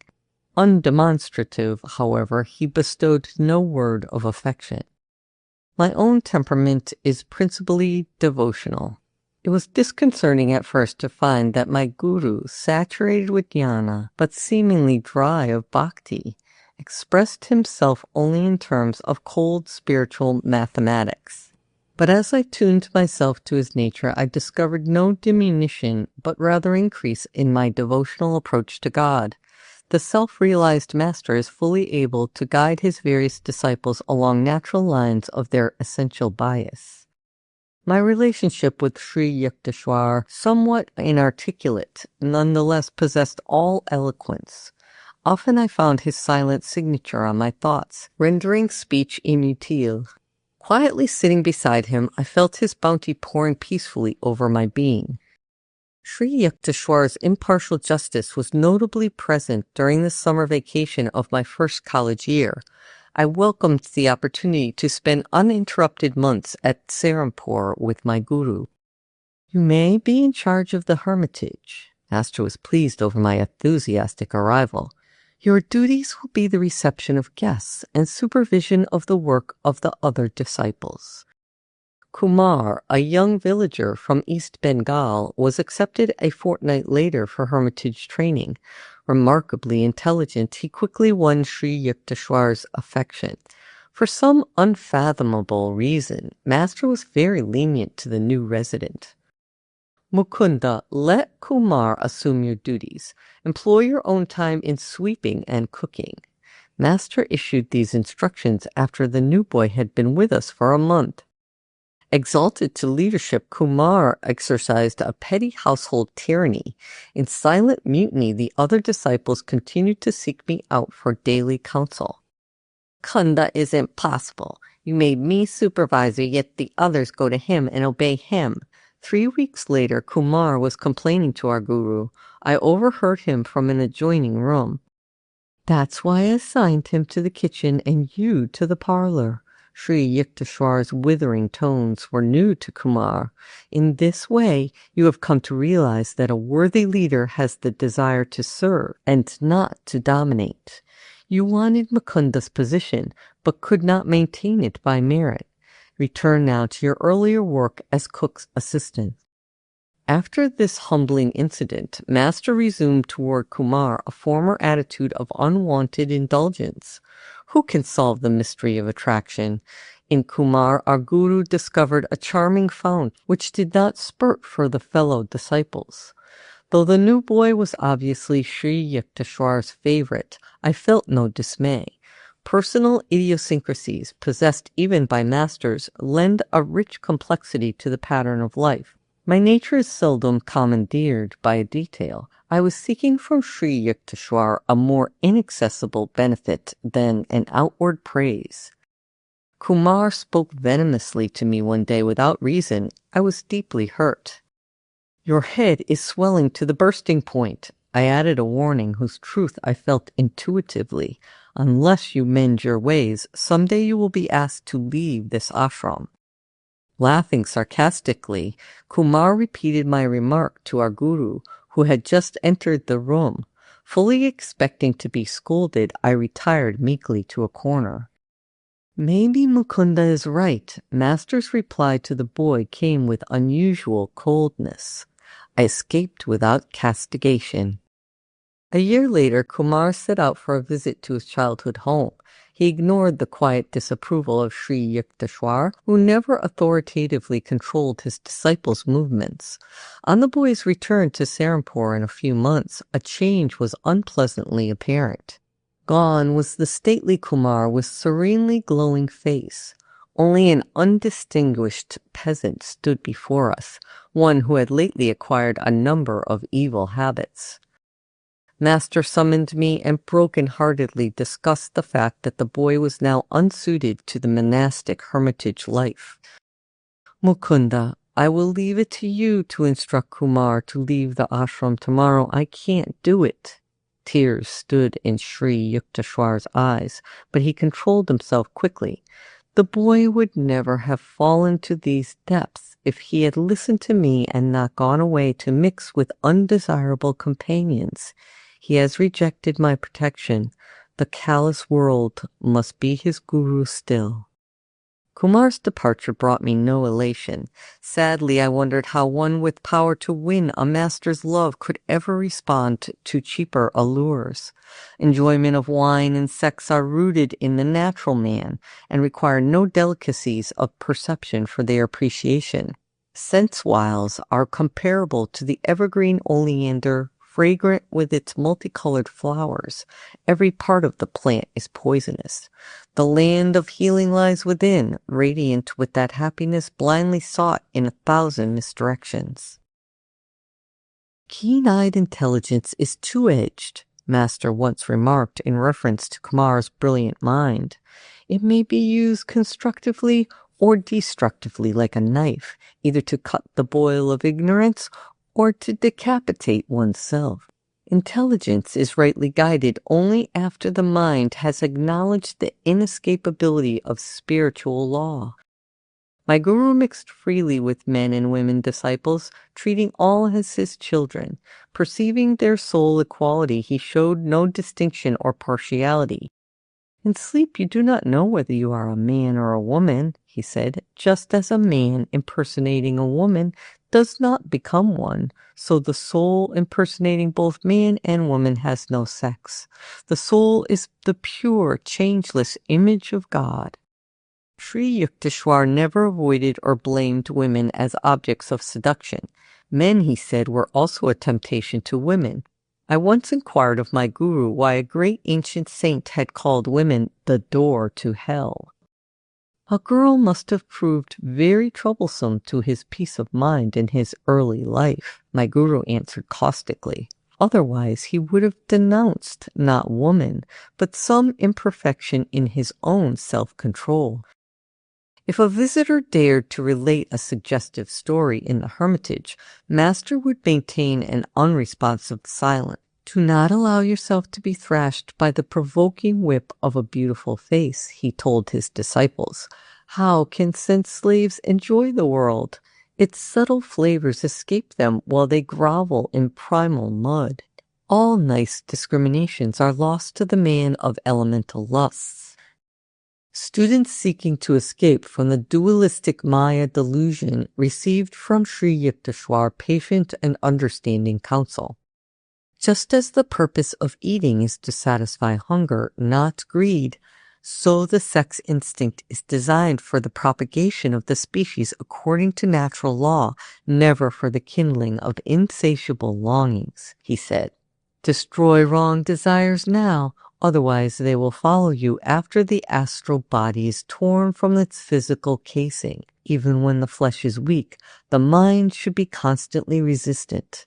If temptation assails you with cruel force, overcome it by impersonal analysis and indomitable will. Every natural passion can be mustered. Conserve your powers. Be like the capacious ocean, absorbing within all the tributary rivers of the senses. Small yearnings are openings in the reservoir of your inner peace, permitting healing waters to be wasted in the desert soil of materialism. The forceful activating impulse of wrong desire is the greatest enemy to the happiness of man. Roam in the world as a lion of self-control. See that the frogs of weakness don't kick you around. The devotee is finally freed from all instinctive compulsions. He transforms his need for human affection to aspiration for God alone, a love solitary because omnipresent. Sri Yukteswar's mother lived in the Rana Mahal district of Benares, where I had first visited my guru. Gracious and kindly, she was yet a woman of very decided opinions. I stood on her balcony one day and watched mother and son talking together.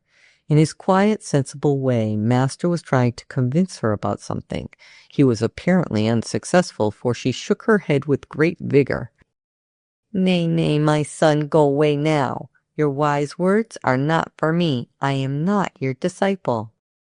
Sri Yukteswar backed away without further argument, like a scolded child. I was touched at his great respect for his mother, even in her unreasonable moods. She saw him only as her little boy, not as a sage. There was a charm about the trifling incident. It supplied a sidelight on my guru's unusual nature, inwardly humble and outwardly unbendable. The monastic regulations do not allow a swami to retain connection with worldly ties after their formal severance.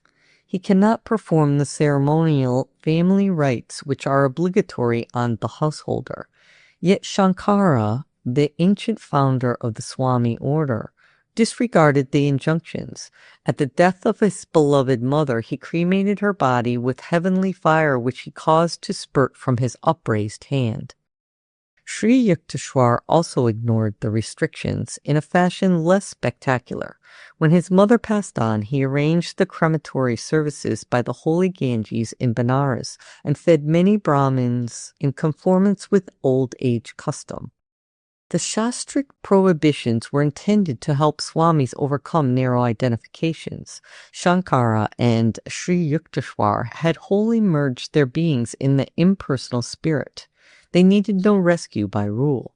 Sometimes, too, a master purposely ignores a canon in order to uphold its principle as superior to and independent of form. Thus Jesus plucked ears of corn on a day of rest.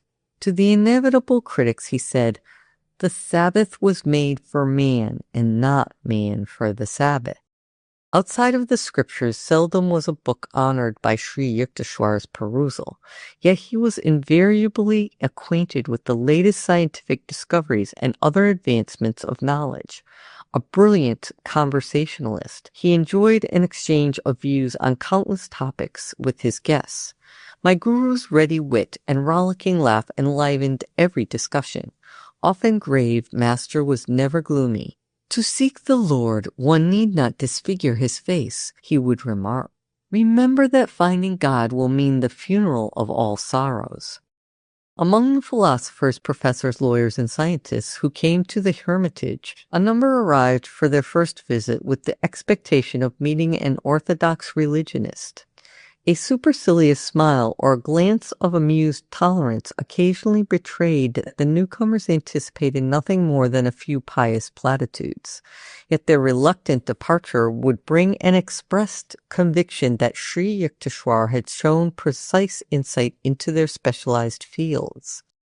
My guru ordinarily was gentle and affable to guests. His welcome was given with charming cordiality, yet inveterate egotists sometimes suffered an invigorating shock.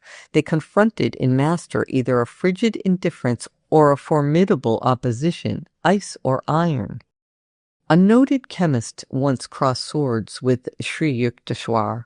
The visitor would not admit the existence of God, inasmuch as science has devised no means of detecting him. So you have inexplicably failed to isolate the supreme power in your test tubes. Master's gaze was stern. I recommend an unheard-of experiment. Examine your thoughts unremittently for 24 hours, then wonder no longer at God's absence. A celebrated pundit received a similar jolt. With ostentatious zeal, the scholar shook the ashram rafters with scriptural lore. Resounding passages poured from the Mahabharata, the Upanishads, and the Bhashyas of Shankara. I'm waiting to hear you. Sri Yukteswar's tone was inquiring, as though utter silence had reigned. The pundit was puzzled. Quotations there have been in superabundance. Master's words convulsed me with mirth as I squatted in my corner at a respectful distance from the visitor. But what original commentary can you supply from the uniqueness of your particular life? What holy text have you absorbed and made your own? In what ways have these timeless truths renovated your nature? Are you content to be a hollow Victrola, mechanically repeating the words of other men? I give up. The scholar's chagrin was comical. I have no inner realization. For the first time, perhaps, he understood that discerning placement of the comma does not atone for a spiritual coma. These bloodless pendants smell unduly of the lamp, my guru remarked after the departure of the chastened one. They prefer philosophy to be a gentle intellectual setting up exercise. Their elevated thoughts are carefully unrelated either to the crudity of outward action or to any scourging inner discipline. Master stressed on other occasions the futility of mere book learning. Do not confuse understanding with a larger vocabulary, he remarked. Sacred writings are beneficial in stimulating desire for inward realization. If one stanza at a time is slowly assimilated, continual intellectual study results in vanity and the false satisfaction of an undigested knowledge. Sri Yukteswar related one of his own experiences in scriptural edification. The scene was a forest hermitage in eastern Bengal, where he observed the procedure of a renowned teacher, Dabrubala. His method, at once simple and difficult, was common in ancient India. Dabrubala had gathered his disciples around him in the sylvan solitudes. The holy Bhagavad Gita was open before them. Steadfastly they looked at one passage for a half an hour, then closed their eyes. Another half hour slipped away. The master gave a brief comment. Motionless, they meditated again for an hour. Finally, the guru spoke. Have you understood? Yes, sir, one in the group ventured this assertion. No, not fully. Seek the spiritual vitality that has given these words the power to rejuvenate India century after century. Another hour disappeared in silence. The master dismissed the students and turned to Sri Yukteswar. Do you know the Bhagavad Gita? No, sir, not really, though my eyes and mind have run through its pages many times. Thousands have replied to me differently. The great sage smiled at master in blessing.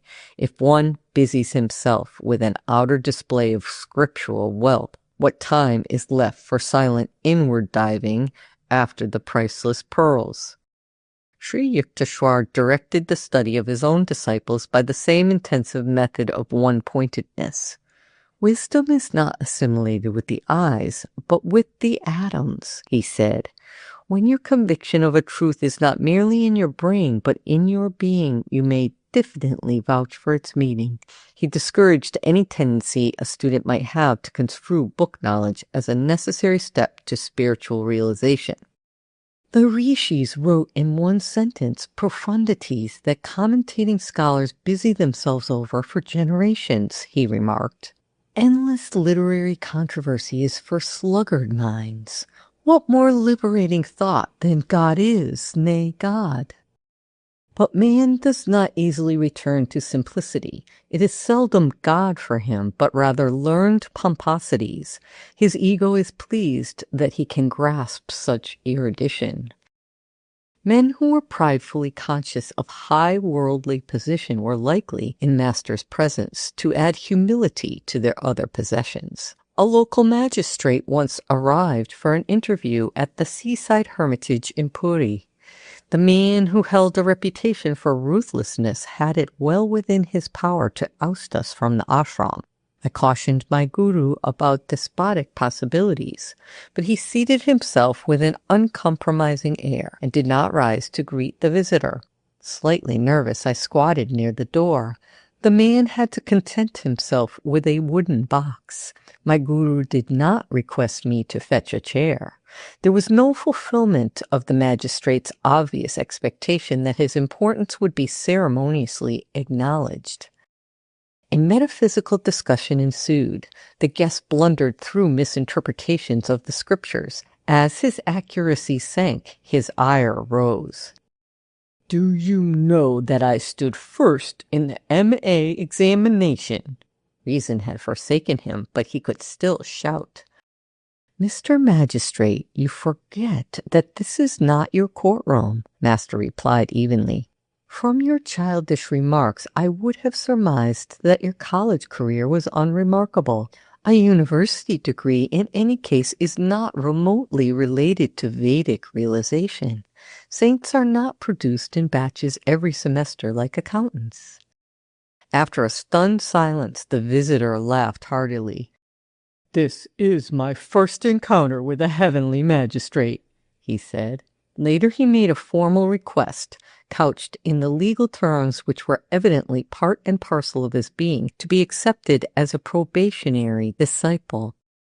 My guru personally attended to the details connected with the management of his property. Unscrupulous persons on various occasions attempted to secure possession of Master's ancestral land. With determination and even by instigating lawsuits, Sri Yukteswar outwitted every opponent. He underwent these painful experiences from a desire to never be a begging guru or a burden on his disciples. His financial independence was one reason why my alarmingly outspoken master was innocent of the cunnings of diplomacy. Unlike those teachers who have to flatter their supporters, my guru was impervious to the influences, open or subtle, of others' wealth. Never did I hear him ask or even hint for money for any purpose. His hermitage training was given free and freely to all disciples. An insolent court deputy arrived one day at the Serampore ashram to serve Sri Yukteswar with a legal summons. A disciple named Kanai and myself were also present. The officer's attitude toward Master was offensive. "It will do you good to leave the shadows of your hermitage and breathe the honest air of a courtroom." The deputy grinned contemptuously. I could not contain myself. "Another word of your impudence and you will be on the floor." I advanced threateningly. "You wretch!" Kanai's shout was simultaneous with my own. "Dare you bring your blasphemies into this sacred ashram?" But Master stood protectingly in front of his abuser. "Don't get excited over nothing. This man is only doing his rightful duty."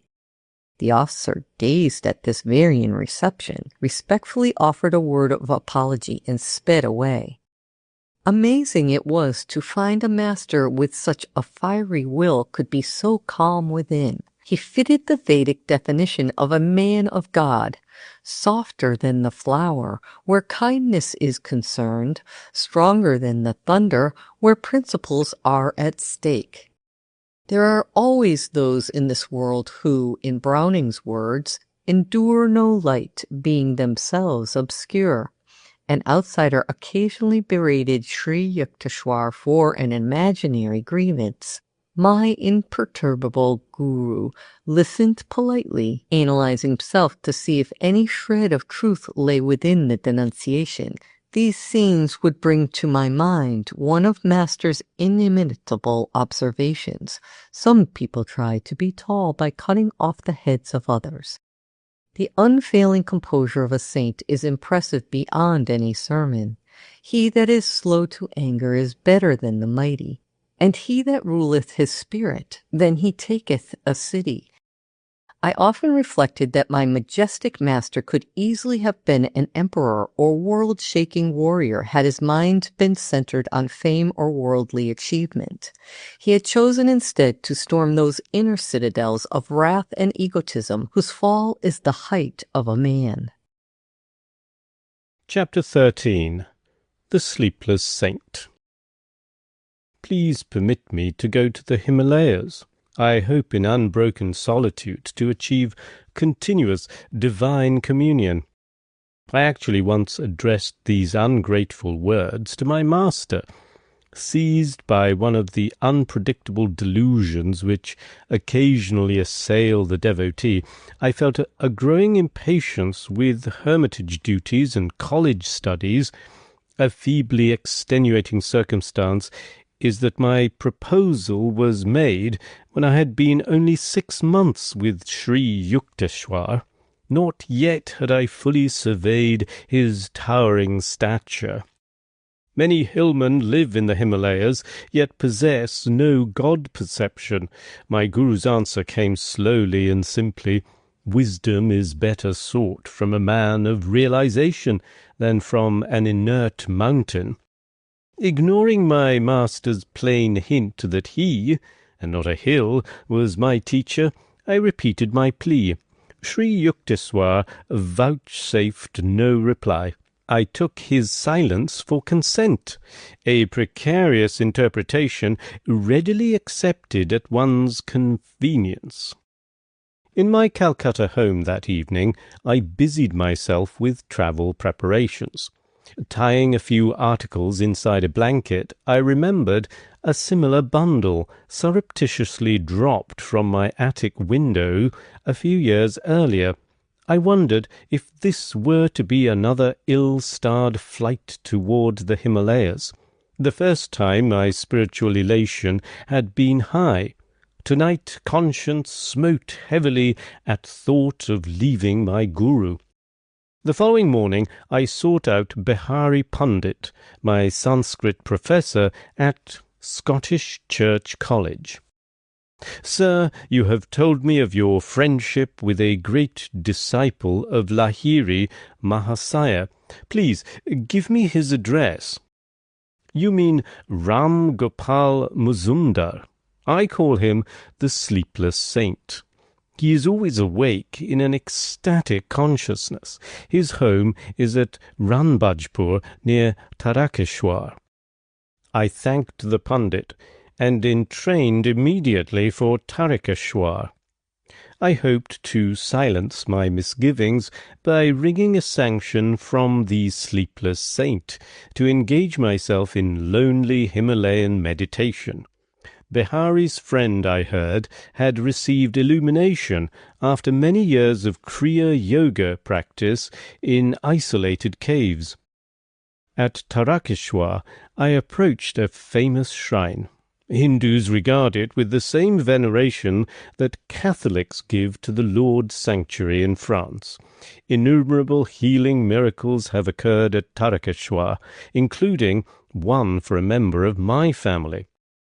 I sat in the temple there for a week, my eldest aunt once told me. Observing a complete fast, I prayed for the recovery of your Uncle Sarada from a chronic malady. On the 7th day, I found a herb materialized in my hand. I made a brew from the leaves and gave it to your uncle. His disease vanished at once and has never reappeared. I entered the sacred Tarakeshwar shrine. The altar contains nothing but a round stone. Its circumference, beginningless and endless, makes it aptly significant of the infinite. Cosmic abstractions are not alien even to the humblest Indian peasant. He has been accused by Westerners, in fact, of living on abstractions. My own mood at the moment was so austere that I felt disinclined to bow before the stone symbol. God should be sought, I reflected, only within the soul. I left the temple without genuflection and walked briskly towards the outlying village of Ranbajpur. My appeal to a passer-by for guidance caused him to sink into long cogitation. "When you come to a crossroad, turn right and keep going," he finally pronounced ocularly. Obeying the directions, I wended my way alongside the banks of a canal. Darkness fell. The outskirts of the jungle village were alive with winking fireflies and the howls of nearby jackals. The moonlight was too faint to supply any reassurance. I stumbled on for 2 hours. Welcome clang of a cowbell. My repeated shouts eventually brought a peasant to my side. "I am looking for Ram Gopal Babu." "No such person lives in our village." The man's tone was surly. "You are probably a lying detective." Hoping to allay suspicion in his politically troubled mind, I touchingly explained my predicament. He took me to his home and offered a hospitable welcome. "Ranbajpur is far from here," he remarked. "At the crossroad you should have turned left, not right." My earlier informant, I thought sadly, was a distinct menace to travellers. After a relishable meal of coarse rice, lentil dal, and curry of potatoes with raw bananas, I retired to a small hut adjoining the courtyard. In the distance, villagers were singing to the loud accompaniment of mridangas and cymbals. Sleep was inconsiderable that night. I prayed deeply to be directed to the secret yogi Ram Gopal. As the first streaks of dawn penetrated the fissures of my dark room, I set out for Ranbajpur. Crossing rough paddy fields, I trudged over sickled stumps of the prickly plant and mounds of dried clay. An occasionally met peasant would inform me, invariably, that my destination was only a crochet, 2 miles. In 6 hours the sun travelled victoriously from horizon to meridian, but I began to feel that I would ever be distant from Ranbajpur by 1 crochet. At mid-afternoon my world was still an endless paddy field. Heat pouring from the avoidless sky was bringing me to near collapse. As a man approached at leisurely pace, I hardly dared utter my usual question, lest it summoned the monotonous, "Just a crochet." The stranger halted beside me. Short and slight, he was physically unimpressive, save for an extraordinary pair of piercing dark eyes. "I was planning to leave Ranbajpur, but your purpose was good, so I awaited you." He shook his finger in my astounded face. "Aren't you clever to think that, unannounced, you could pounce on me? That Professor Behari had no right to give you my address." Considering that introduction of myself would be mere verbosity in the presence of this master, I stood speechless. Somewhat hurt at my reception, his next remark was abruptly put. "Tell me, where do you think God is?" "Why, he is within me and everywhere." I doubtless looked as bewildered as I felt. "All-pervading, eh?" The saint chuckled. Then why, young sir, did you fail to bow before the infinite in the stone symbol at Tarakeshwar temple yesterday? Your pride caused you the punishment of being misdirected by the passer-by who was not bothered by fine distinctions of left and right. Today, too, you have had a fairly uncomfortable time of it. I agreed wholeheartedly, wonder-struck that an omniscient eye hid within the unremarkable body before me. Healing strength emanated from the yogi. I was instantly refreshed in the scorching field. The devotee inclines to think his path to God is the only way, he said. Yoga, through which divinity is found within, is doubtless the highest road. So Lahiri Mahasaya has told us. But discovering the Lord within, we soon perceive him without. Holy shrines at Tarakeshwar and elsewhere are highly venerated as nuclear centers of spiritual power. The saint's censorious attitude vanished. His eyes became compassionately soft. He patted my shoulder. "Young yogi, I see you are running away from your master. He has everything you need. You must return to him. Mountains cannot be your guru." Ram Gopal was repeating the same thought which Sri Yukteswar had expressed at our last meeting. Masters are under no cosmic compulsion to limit their residence. My companion glanced at me quizzically. The Himalayas in India and Tibet have no monopoly on saints. What one does not trouble to find within will not be discovered by transporting the body hither and yon. As soon as the devotee is willing to go even to the ends of the earth for spiritual enlightenment, his guru appears nearby. I silently agreed, recalling my prayer in the Benares hermitage, followed by the meeting with Sri Yukteswar in a crowded lane.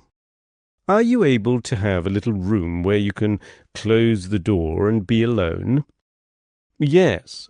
I reflected that this saint descended from the general to the particular with disconcerting speed. "That is your cave." The yogi bestowed on me a gaze of illumination which I have never forgotten. "That is your sacred mountain. That is where you will find the kingdom of God." His simple words instantaneously banished my lifelong obsession for the Himalayas. In a burning paddy field, I awoke from the monticulous dreams of eternal snows. "Young sir, your divine thirst is laudable. I feel great love for you." Ram Gopal took my hand and led me to a quaint hamlet. The adobe houses were covered with coconut leaves and adorned with rustic entrances. The saint seated me on the umbrageous bamboo platform of his small cottage. After giving me sweetened lime juice and a piece of rock candy, he entered his patio and assumed the lotus posture.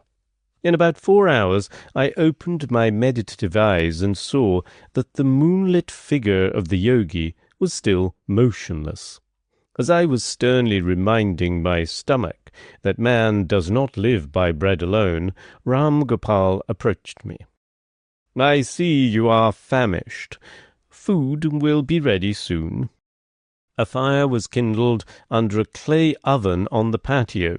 Rice and dal were quickly served on large banana leaves. My host courteously refused my aid in all cooking chores. "The guest is God," a Hindu proverb, has commanded devout observance from time immemorial. In my later world travels, I was charmed to see that a similar respect for visitors is manifested in rural sections of many countries. The city dweller finds the keen edge of hospitality blunted by superabundance of strange faces. The marts of men seemed remotely dim as I squatted by the yogi in the isolation of the tiny jungle village. The cottage room was mysterious, with a mellow light. Ram Gopal arranged some torn blankets on the floor for my bed and seated himself on a straw mat. Overwhelmed by his spiritual magnetism, I ventured a request. "Sir, why don't you grant me a samadhi?" "Dear one, I would be glad to convey the divine contact, but it is not my place to do so." The saint looked at me with half-closed eyes.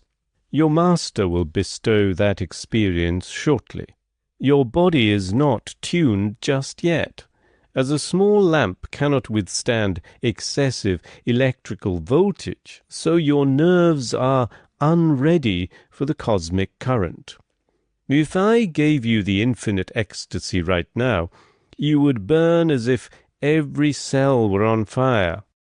"You are asking illumination from me," the yogi continued musingly, "while I am wondering, inconsiderable as I am, and with the little meditation I have done, if I have succeeded in pleasing God, and what worth I may find in his eyes at the final reckoning." "Sir, have you not been single-heartedly seeking God for a long time?" "I have not done much. Behari must have told you something of my life. For 20 years I occupied a secret grotto, meditating 18 hours a day. Then I moved to a more inaccessible cave and remained there for 25 years, entering the Yoga Union for 20 hours daily. I did not need sleep, for I was ever with God. My body was more rested in the complete calmness of the superconscious than it could be by the partial peace of the ordinary subconscious state. The muscles relax during sleep, but the heart, lungs, and circulatory system are constantly at work. They get no rest. In superconsciousness, the internal organs remain in a state of suspended animation, electrified by the cosmic energy. By such means I have found it unnecessary to sleep for years. The time will come when you too will dispense with sleep." "My goodness, you have meditated for so long, and yet are unsure of the Lord's favor." I gazed at him in astonishment. "Then what about us poor mortals?" "Well, don't you see, my dear boy, that God is eternity itself? To assume that one can fully know him by 45 years of meditation is rather a preposterous expectation. Babaji assures us, however, that even a little meditation saves one from the dire fear of death and after-death states. Do not fix your spiritual ideal on a small mountain, but hitch it on the star of unqualified divine attainment. If you work hard, you will get there." Enthralled by the prospect, I asked him for further enlightening words. He related a wondrous story of his first meeting with Lahiri Mahasaya's guru, Babaji. Around midnight, Ram Gopal fell into silence, and I lay down on my blankets. Closing my eyes, I saw flashes of lightning. The vast space within me was a chamber of molten light. I opened my eyes and observed the same dazzling radiance. The room became a part of that infinite vault which I beheld with interior vision. "Why don't you go to sleep?" "Sir, how can I sleep in the presence of lightning, blazing whether my eyes are shut or open?" "You are blessed to have this experience. The spiritual radiations are not easily seen." The saint added a few words of affectation. At dawn, Ram Gopal gave me rock candies and said I must depart. I felt such reluctance to bid him farewell that tears coursed down my cheeks. "I will not let you go empty-handed," the yogi spoke tenderly. "I will do something for you." He smiled and looked at me steadfastly. I stood rooted to the ground, peace rushing like a mighty flood through the gates of my eyes. I was instantaneously healed of a pain in my back, which had troubled me intermittently for years. Renewed, bathed in a sea of luminous joy, I wept no more. After touching the saint's feet, I sauntered into the jungle, making my way through its tropical tangle until I reached Tarakeshwar. There I made a second pilgrimage to the famous shrine, and prostrated myself fully before the altar. The round stone enlarged before my inner vision until it became the cosmical spheres, ring within ring, zone after zone, all dowered with divinity. I entrained happily an hour later for Calcutta. My travels ended not in the lofty mountains, but in the Himalayan presence of my master. Chapter 14. An Experience in Cosmic Consciousness. "I am here, Guruji." My shamefacedness spoke more eloquently for me. "Let us go to the kitchen and find something to eat." Sri Yukteswar's manner was as natural as if hours and not days had separated us. "Master, I must have disappointed you by my abrupt departure from my duties here. I thought you might be angry with me." "No, of course not. Wrath springs only from thwarted desires.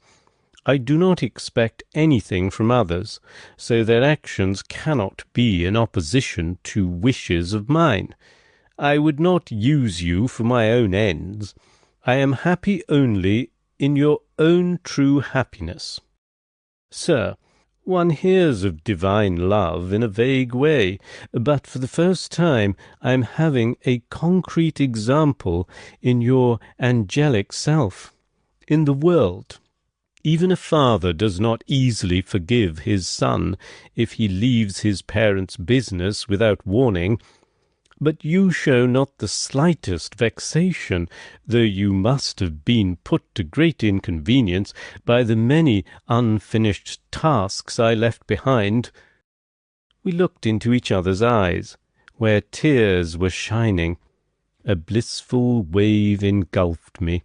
I was conscious that the Lord, in the form of my Guru, was expanding the small ardours of my heart into the incompressible reaches of cosmic love. A few mornings later, I made my way to Master's empty sitting-room. I planned to meditate, but my laudable purpose was unshared by disobedient thoughts. They scattered like birds before the hunter. "Mukunda," Sri Yukteswar's voice sounded from a distant inner balcony. I felt as rebellious as my thoughts. "Master always urges me to meditate," I muttered to myself. "He should not disturb me when he knows why I came into his room." He summoned me again. I remained obstinately silent. The third time his tone held rebuke. "Sir, I am meditating," I shouted protestingly. "I know you are meditating," my guru called out, "with your mind disturbed like leaves in a storm. Come here to me." Snubbed and exposed, I made my way sadly to his side. "Poor boy, the mountains couldn't give you what you wanted." Master spoke caressively, comfortingly. His calm gaze was unfathomable. "Your heart's desire shall be fulfilled." Sri Yukteswar seldom indulged in riddles. I was bewildered. He struck gently on my chest above the heart. My body became immovably rooted. Breath was drawn out of my lungs as if by some huge magnet. Soul and mind instantly lost their physical bondage and streamed out like a fluid, piercing light from my every pore. The flesh was as though dead, yet in my intense awareness I knew that never before had I been fully alive. My sense of identity was no longer narrowly confined to a body, but embraced the circumambient atoms. People on distant streets seemed to be moving gently over my own remote periphery. The roots of plants and trees appeared through a dim transparency of the soil. I discerned the inward flow of their sap. The whole vicinity lay bare before me. My ordinary frontal vision was now changed to a vast spherical sight, simultaneously all perceptive. Through the back of my head I saw men strolling far down Reigart Road, and noticed also a white cow who was leisurely approaching. When she reached the space in front of the open ashram gate, I observed her with my two physical eyes. As she passed by behind the brick wall, I saw her clearly still. All objects within my panoramic gaze trembled and vibrated like quick motion pictures. My body, masters, the pillared courtyard, the furniture and floor, the trees and sunshine, occasionally became violently agitated, until all melted into a luminescent sea, even as sugar crystals thrown into a glass of water dissolve after being shaken. The unifying light alternated with materializations of form, the metamorphoses revealing the law of cause and effect in creation. An oceanic joy broke upon calm, endless shores of my soul. The Spirit of God, I realized, is exhaustless bliss. His body is countless tissues of light. A swelling glory within me began to envelop towns, continents, the earth, solar and stellar systems, tenuous nebulae, and floating universes. The entire cosmos, gently luminous, like a city seen afar at night, glimmered within the infinitude of my being. The sharply etched global outlines faded somewhat at the farthest edges. There I could see a mellow radiance, ever undiminished. It was indescribably subtle. The planetary pictures were formed of a grosser light. The divine dispersion of rays poured from an eternal source, blazing into galaxies, transfigured with ineffable auras. Again and again I saw the creative beams condense into constellations, then resolve into sheets of transparent flame. By rhythmic reversion, sextillion worlds passed into diaphanous lustre, fire became firmament. I cognized the centre of the empyrean as a point of intuitive perception in my heart. Irradiating splendor issued from my nucleus to every part of the universal structure. Blissful Amrita, the nectar of immortality, pulsed through me with a quicksilver-like fluidity. The creative voice of God I heard resounding as Om, the vibration of the cosmic motor. Suddenly the breath returned to my lungs. With a disappointment almost unbearable, I realized that my infinite immensity was lost. Once more I was limited to the humiliating cage of a body, not easily accommodative to the spirit. Like a prodigal child, I had run away from my macrocosmic home and imprisoned myself in a narrow microcosm. My guru was standing motionless before me. I started to drop at his holy feet in gratitude for the experience in cosmic consciousness which I had long passionately sought. He held me upright and spoke calmly, unpretentiously. You must not get overdrunk with ecstasy. Much work yet remains for you in the world. Come, let us sweep the balcony floor. Then we shall walk by the Ganges. I fetched a broom.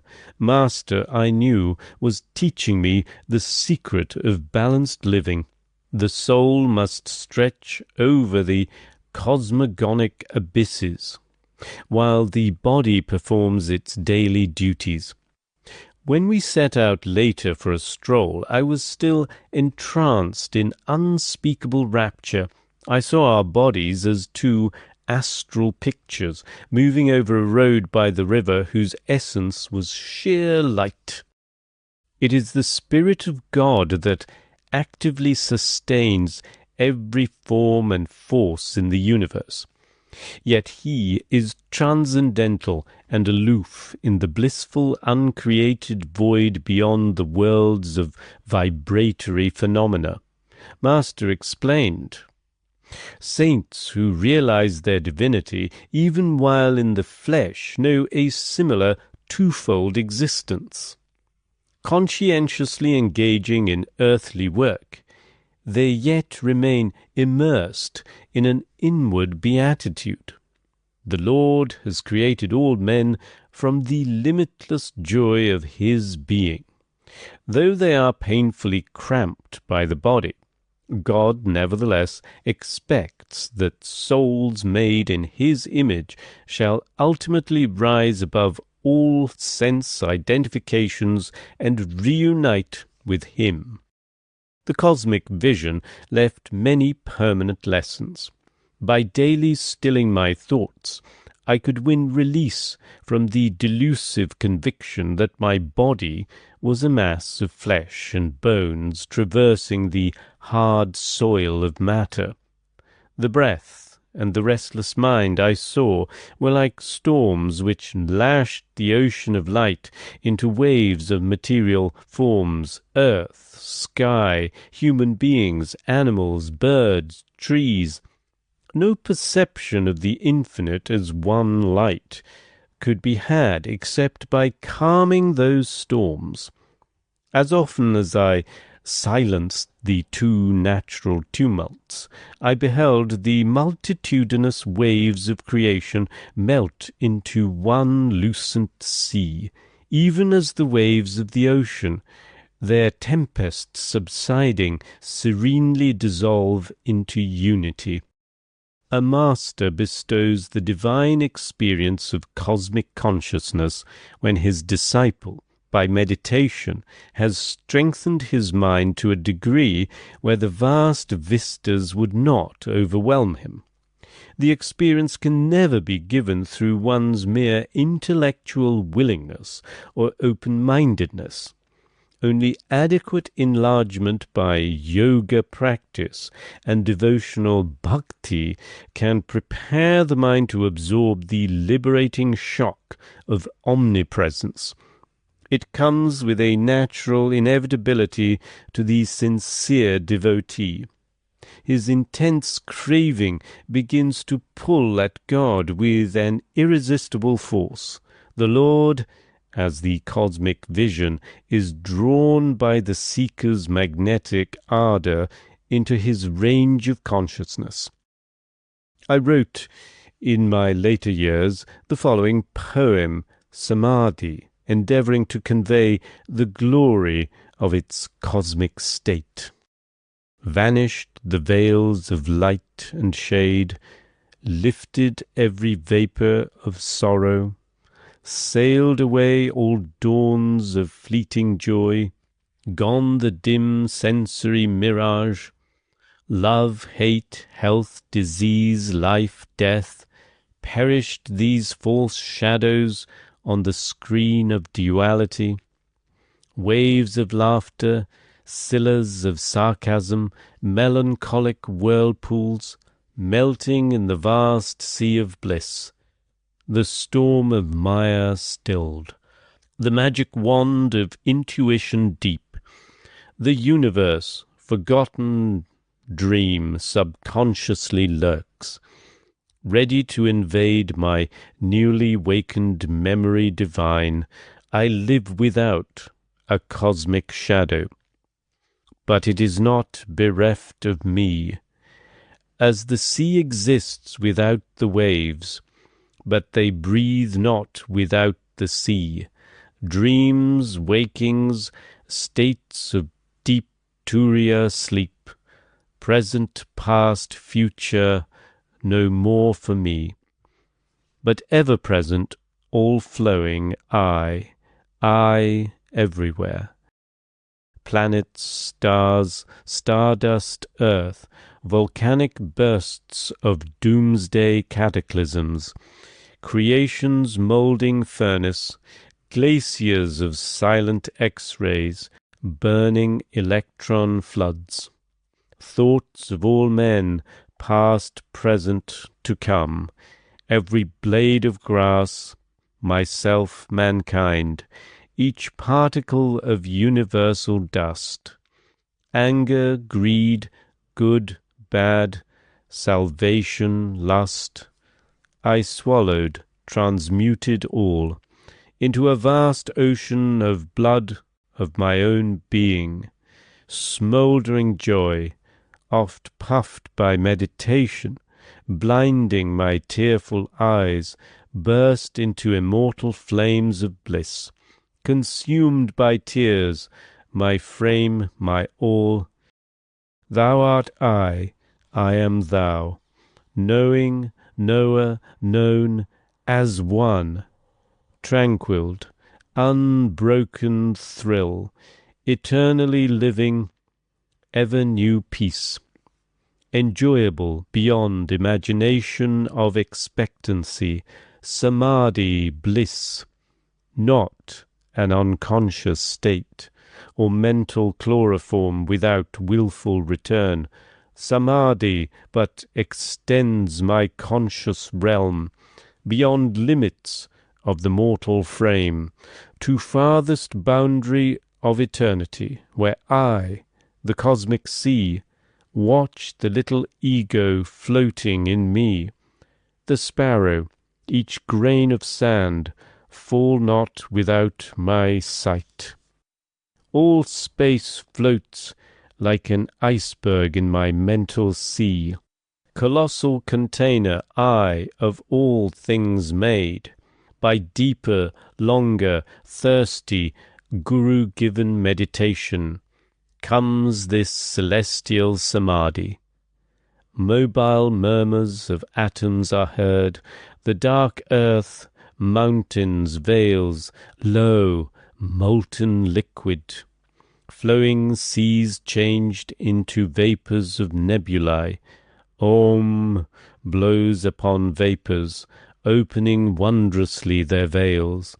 Oceans stand revealed, shining electrons, till at last sound of the cosmic drum vanished the grosser lights into eternal rays of all-pervading bliss. From joy I came, for joy I live, in sacred joy I melt.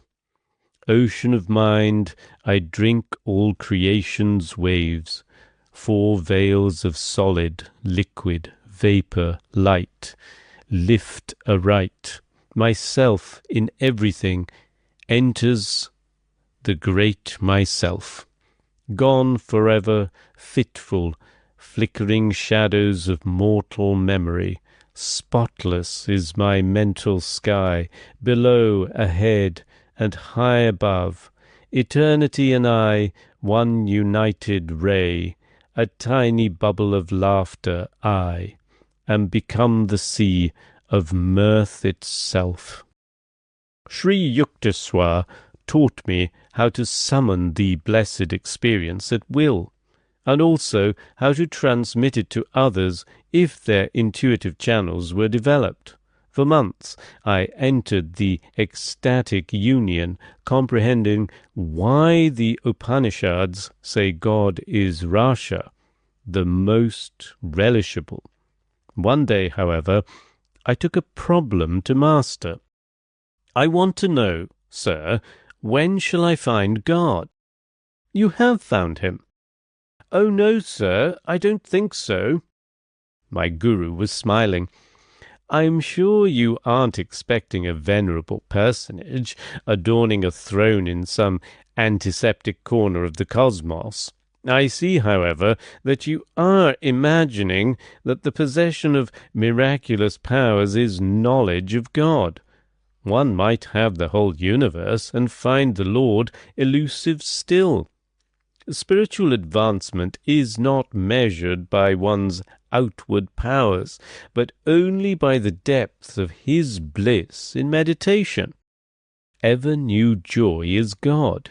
He is inexhaustible. As you continue your meditations during the years, he will beguile you with an infinite ingenuity. Devotees like yourself, who have found the way to God, never dream of exchanging him for any other happiness. He is seductive beyond thought of competition. How quickly we weary of earthly pleasures! Desire for material things is endless. Man is never satisfied completely, and pursues one goal after another. The something else he seeks is the Lord, who alone can grant lasting joy. Outward longings drive us from the Eden within. They offer false pleasures, which only impersonate soul happiness. The lost paradise is quickly regained through divine meditation, as God is unanticipatory, ever newness. We never tire of him. Can we be surfeited with bliss, delightfully varied throughout eternity? I understand now, sir, why saints call the Lord unfathomable. Even everlasting life could not suffice to appraise him. That is true, but he is also near and dear. After the mind has been cleared by Kriya Yoga of sensory obstacles, meditation furnishes a twofold proof of God. Ever new joy is evidence of his existence, convincing to our very atoms. Also, in meditation, one finds his instant guidance, his adequate response to every difficulty. I see, Guruji, you have solved my problem. I smiled gratefully.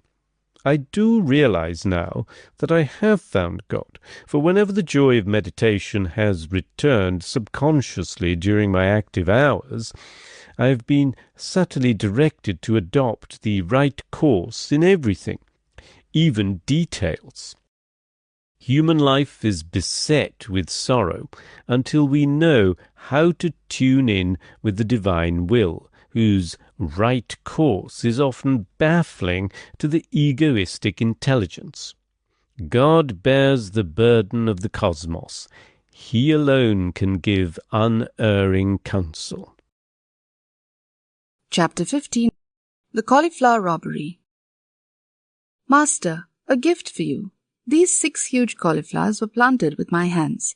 I have watched over their growth with the tender care of a mother nursing her child. I presented the basket of vegetables with a ceremonial flourish. Thank you. Sri Yukteswar's smile was warm with appreciation. Please keep them in your room.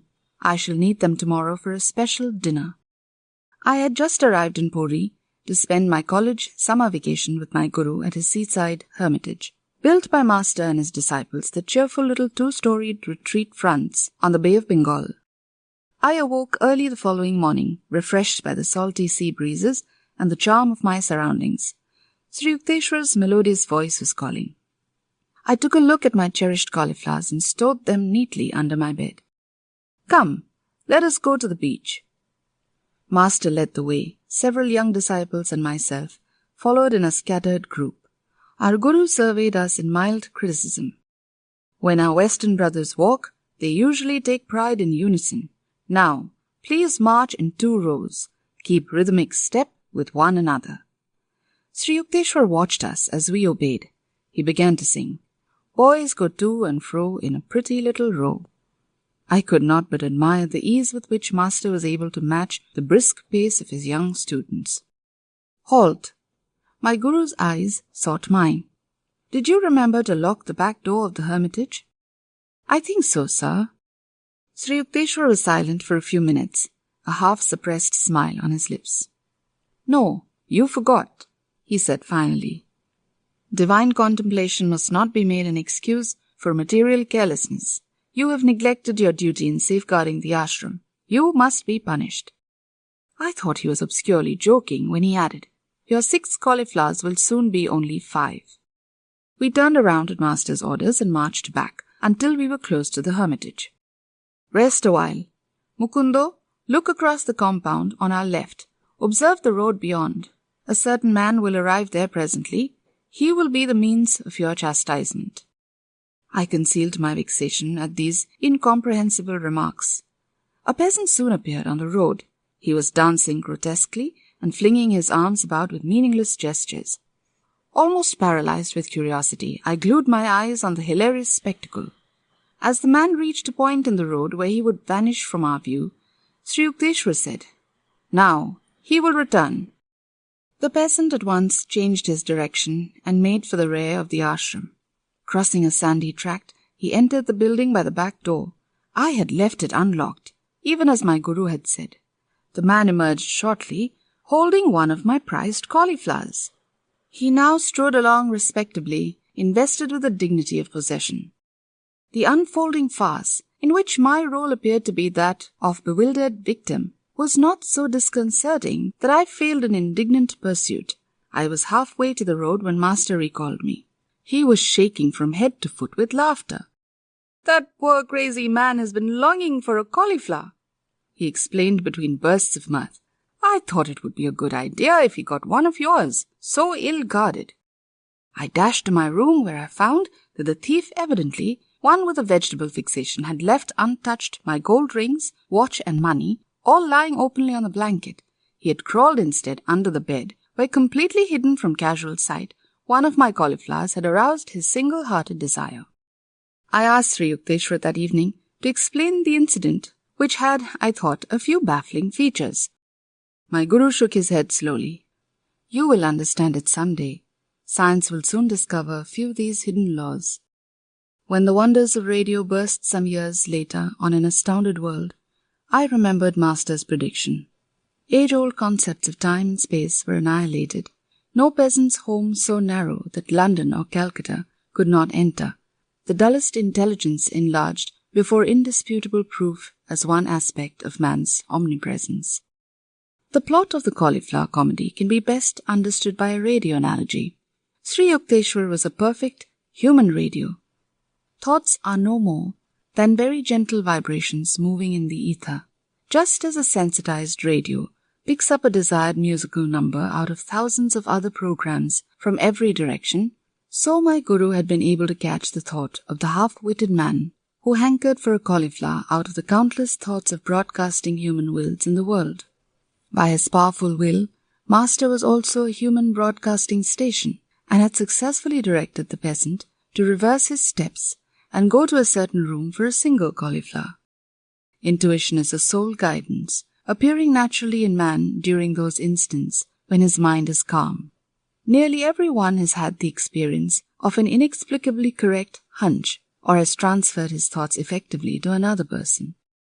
The human mind, free from the static of restlessness, can perform through its antenna of intuition all the functions of complicated radio mechanisms, sending and receiving thoughts and tuning out undesirable ones. As the power of a radio depends on the amount of electrical current it can utilize, so the human radio is energized according to the power of will possessed by each individual. All thoughts vibrate eternally in the cosmos, By deep concentration, a master is able to detect the thoughts of any mind, living or dead. Thoughts are universally and not individually rooted. A truth cannot be created, but only perceived. The erroneous thoughts of man result from imperfections in his discernment. The goal of yoga science is to calm the mind, that without distortion it may mirror the divine vision in the universe. Radio and television have brought the instantaneous sound and sight of remote persons to the firesides of millions, the first faint scientific intimations that man is an all-pervading spirit, not a body confined to a point in space, but the vast soul which the ego in most barbaric modes conspires in vain to cramp. Very strange, very wonderful, seemingly very improbable phenomena may yet appear, which when once established will not astonish us more than we are now astonished at all that science has taught us during the last century. Charles Robert Richet, Nobel Prizeman in Physiology, has declared, "It is assumed that the phenomena which we now accept without surprise do not excite our astonishment because they are understood, but this is not the case. If they do not surprise us, it is not because they are understood, it is because they are familiar. For if that which is not understood ought to surprise us, we should be surprised at everything: the fall of a stone thrown into the air, the acorn which becomes an oak, mercury which expands when it is heated, iron attracted by a magnet, phosphorus which burns when it is rubbed. The science of today is a light matter.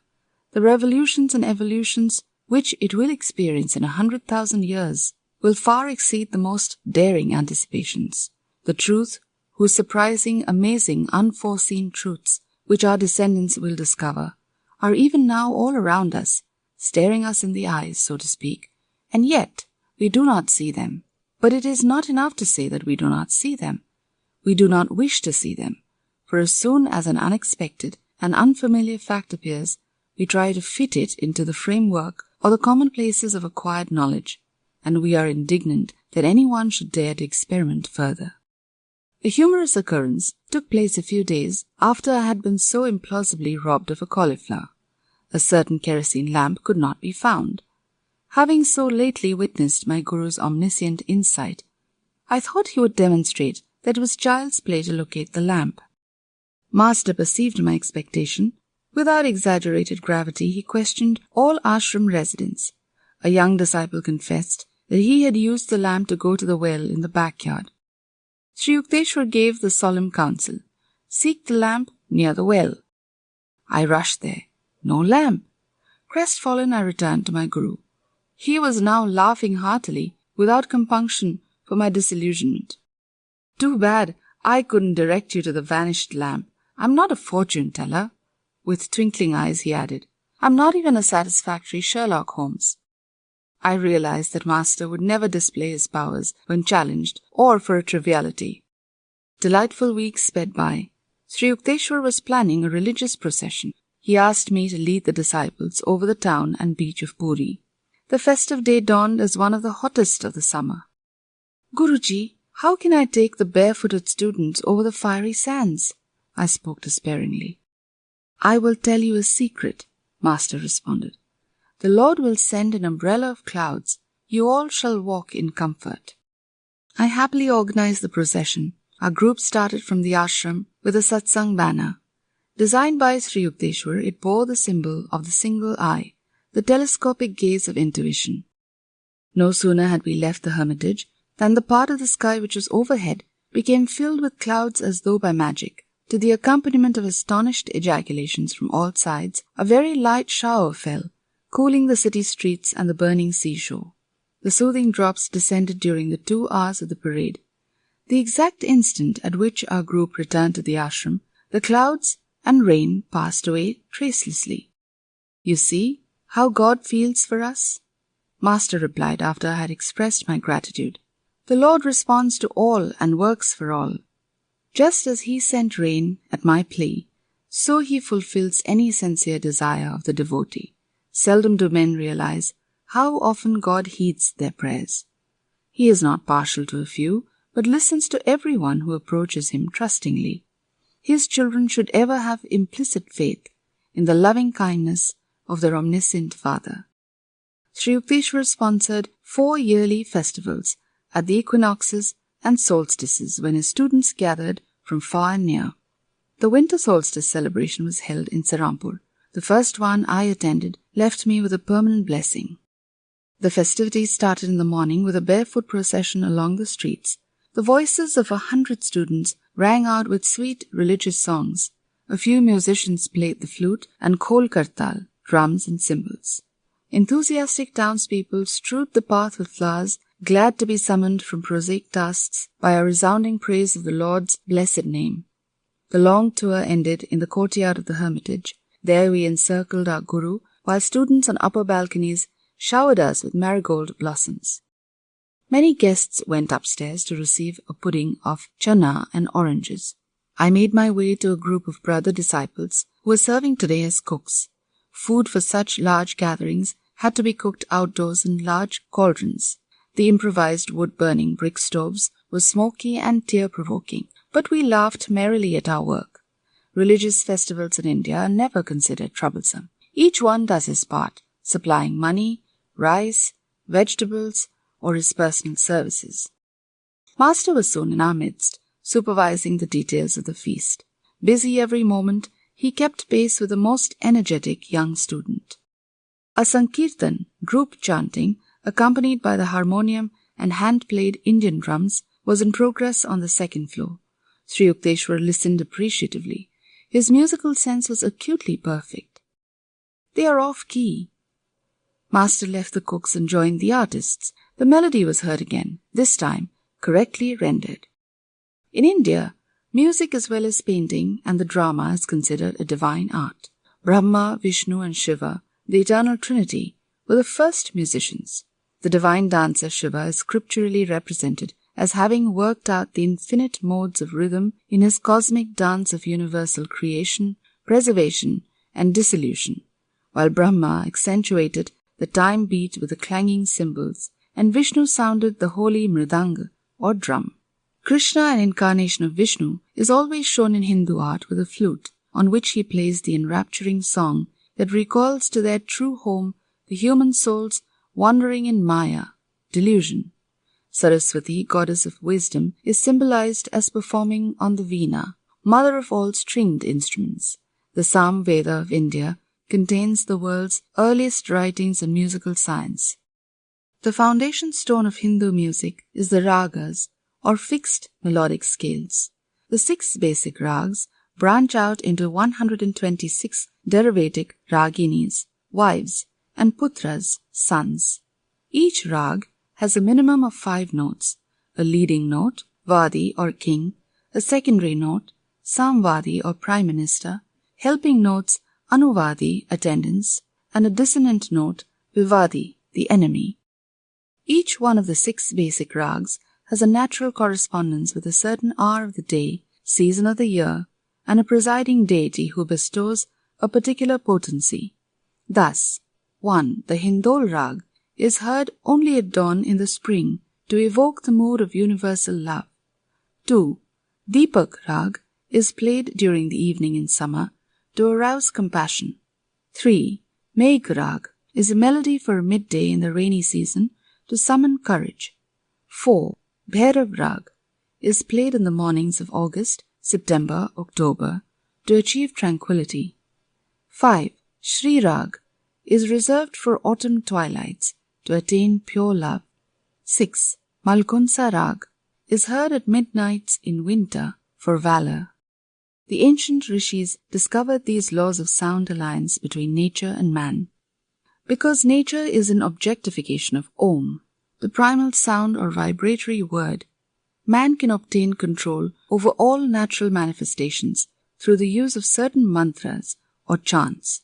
Historical documents tell of the remarkable powers possessed by Mian Tansen, 16th century court musician for Akbar the Great. Commanded by the emperor to sing a night rag while the sun was overhead, Tansen intoned a mantra which instantly caused the whole palace precincts to become enveloped in darkness. Indian music divides the octave into 22 shrutis or demi-semitones. These microtonal intervals permit fine shades of musical expression unattainable by Western chromatic scale of 12 semitones. Each one of the 7 basic notes of the octave is associated in Hindu mythology with a color and the natural cry of a bird or beast. Do with green and the peacock, Re with red and the skylark, Mi with golden and the goat, Fa with yellowish white and the heron, Sol with black and the nightingale, La with yellow and the horse, Si with a combination of all colors and the elephant. 3 scales, major, harmonic minor, melodic minor, are the only ones which Occidental music employs, but Indian music outlines 72 thatas or scales. The musician has a creative scope for endless improvisation around the fixed traditional melody or rag. He concentrates on the sentiment or definitive mode of the structural theme and then embroiders it to the limits of his own originality. The Hindu musician does not read set notes. He clothes anew at each playing the bare skeleton of the rag, often confining himself to a single melodic sequence, stressing by repetition all its subtle microtonal and rhythmic variations. Bach, among Western composers, had an understanding of the charm and power of repetitious sound slightly differentiated in 100 complex ways. Ancient Sanskrit literature describes 120 tals or time measures. The traditional founder of Hindu music, Bharat, is said to have isolated 32 kinds of tal in the Song of a Lark. The origin of tal or rhythm is rooted in human movements, the double time of walking and the triple time of respiration in sleep, when inhalation is twice the length of exhalation. India has always recognized the human voice as the most perfect instrument of sound. Hindu music, therefore, largely confines itself to the voice range of 3 octaves. For the same reason, melody, relation of successive notes, is stressed, rather than harmony, relation of simultaneous notes. The deeper aim of the early Rishi musicians was to blend the singer with the cosmic song which can be heard through awakening of man's occult, spinal centers. Indian music is a subjective, spiritual, and individualistic art aiming not at symphonic brilliance but at personal harmony with the oversoul. The Sanskrit word for musician is Bhagavatar, he who sings the praises of God. The Sankirtans or musical gatherings are an effective form of yoga or spiritual discipline, necessitating deep concentration, intense absorption in the seed thought and sound. Because man himself is an expression of the creative word, sound has the most potent and immediate effect on him, offering a way to remembrance of his divine origin. The Sankirtan issuing from Sri Yukteswar's second-story sitting room on the day of the festival was inspiring to the cooks amidst the steaming pots. My brother disciples and I joyously sang the refrains, beating time with our hands. By sunset, we had served our hundreds of visitors with khichdi, rice and lentils, vegetable curry, and rice pudding. We laid cotton blankets over the courtyard. Soon the assemblage was squatting under the starry vault, quietly attentive to the wisdom pouring from Sri Yukteswar's lips. His public speeches emphasized the value of Kriya Yoga and a life of self-respect, calmness, determination, simple diet, and regular exercise. A group of young disciples then chanted a few sacred hymns. The meeting concluded with Sankirtan. From 10 o'clock until midnight, the ashram residents washed pots and pans and cleared the courtyard. My guru called me to his side. I am pleased over your cheerful labors today and during the past week of preparations. I want you with me. You may sleep in my bed tonight. This was a privilege I had never thought would fall to my lot. We sat a while in a state of intense, divine tranquility. Hardly 10 minutes after we had gotten into bed, Master rose and began to dress. What is the matter, sir? I felt a tinge of unreality in the unexpected joy of sleeping beside my guru. I think a few students who missed their proper train connections will be here soon. Let us have some food ready. Guruji, no one would come at 1 o'clock in the morning. Stay in bed. You have been working very hard, but I am going to cook. At Sri Yukteswar's resolute tone, I jumped up and followed him to the small, daily-used kitchen adjacent to the second-floor inner balcony. Rice and dal was soon boiling. My guru smiled affectionately. Tonight you have conquered fatigue and fear of hard work. You shall never be bothered by them in the future." As he uttered these words of lifelong blessing, footsteps sounded in the courtyard. I ran downstairs and admitted a group of students. "Dear brother, how reluctant we are to disturb Master at this hour," one man addressed me apologetically. "We made a mistake about train schedules, but felt we could not return home without a glimpse of our Guru. He has been expecting you and is even now preparing your food." Sri Yukteswar's welcoming voice rang out. I led the astonished visitors to the kitchen. Master turned to me with twinkling eyes. "Now that you have finished comparing notes, no doubt you are satisfied that our guests really did miss their train." I followed him to his bedroom a half-hour later, realizing fully that I was about to sleep beside a godlike Guru. Chapter 16, Outwitting the Stars. "Mukunda, why don't you get an astrological armlet?" "Should I, Master? I don't believe in astrology." It is never a question of belief. The only scientific attitude one can take on any subject is whether it is true. The law of gravitation worked as efficiently before Newton as after him. The cosmos would be fairly chaotic if its laws could not operate without the sanction of human belief. Charlatans have brought the stellar science to its present state of disrepute. Astrology is too vast, both mathematically and philosophically, to be rightly grasped except by men of profound understanding. If ignoramuses misread the heavens and see there a scrawl instead of a script that is to be expected in this imperfect world, one should not dismiss the wisdom with the wise. All parts of creation are linked together and interchange their influences. The balance rhythm of the universe is rooted in reciprocity, my guru continued. Man in his human aspect has to combat two sets of forces. First, the tumults within his being caused by the admixture of earth-water, fire-air, and ethereal elements. Second, the outer, disintegrating powers of nature.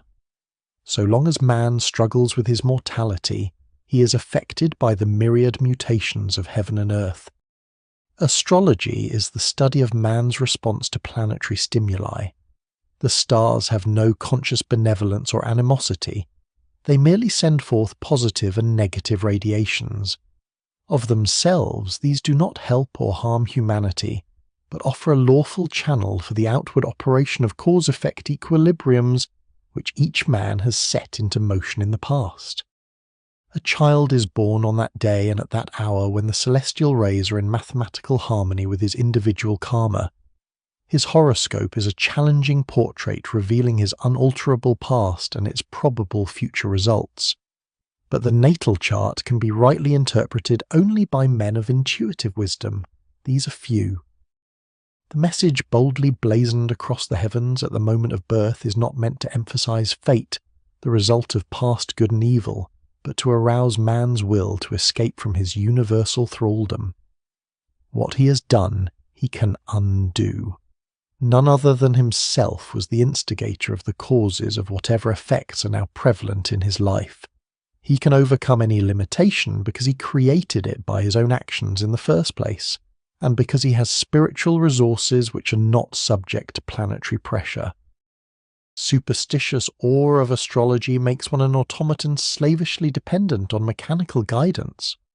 The wise man defeats his planets, which is to say his past, by transferring his allegiance from the creation to the creator. The more he realizes his unity with spirit, the less he can be dominated by matter. The soul is ever free. It is deathless because birthless. It cannot be regimented by stars. Man is a soul and has a body. When he properly places his sense of identity, he leaves behind all compulsive patterns. So long as he remains confused in his ordinary state of spiritual amnesia, he will know the subtle fetters of environmental law. God is harmony. The devotee who attunes himself will never perform any action amiss. His activities will be correctly and naturally timed to accord with astrological law. After deep prayer and meditation, he is in touch with his divine consciousness. There is no greater power than that inward protection. Then, dear master, why do you want me to wear an astrological bangle?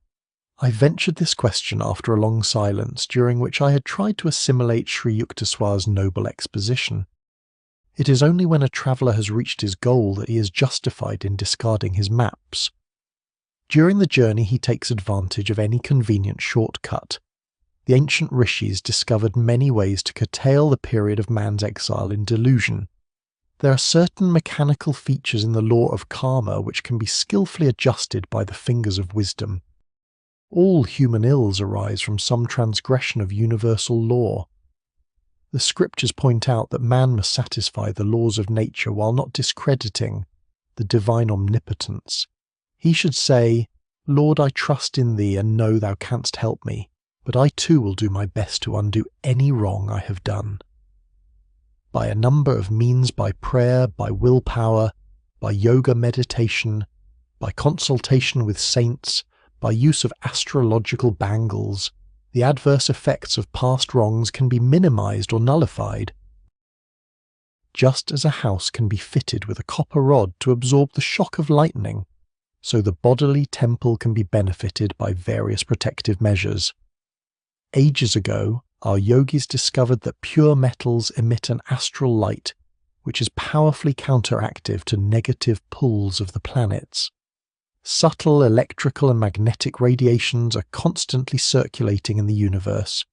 When a man's body is being aided, he does not know it. When it is being disintegrated, he is still in ignorance. Can he do anything about it? This problem received attention from our rishis.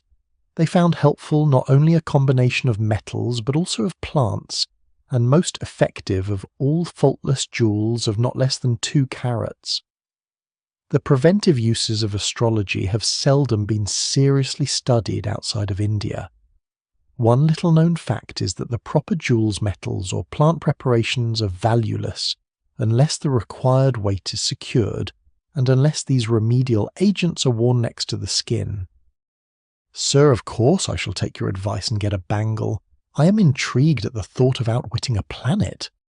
For general purposes, I counsel the use of an armlet made of gold, silver, and copper.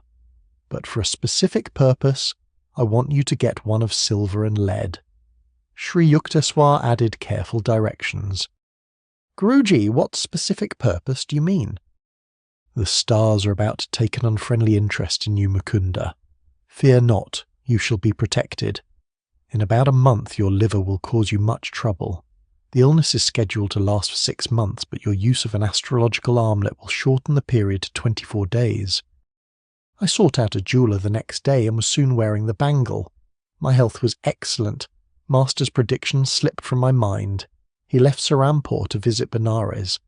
30 days after our conversation, I felt a sudden pain in the region of my liver. The following weeks were a nightmare of excruciating pain. Reluctant to disturb my guru, I thought I would bravely endure my trial alone.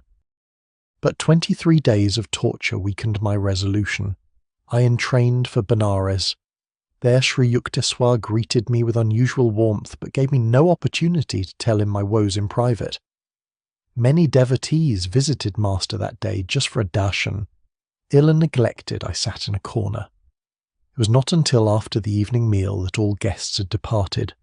My guru summoned me to the octagonal balcony of the house. You must have come about your liver disorder. Sri Yukteswar's gaze was averted. He walked to and fro, occasionally intercepting the moonlight. Let me see. You've been ailing for 24 days, haven't you? Yes, sir. Please do the stomach exercise I've taught you. If you knew the extent of my suffering, Master, you would not ask me to exercise. Nevertheless, I made a feeble attempt to obey him.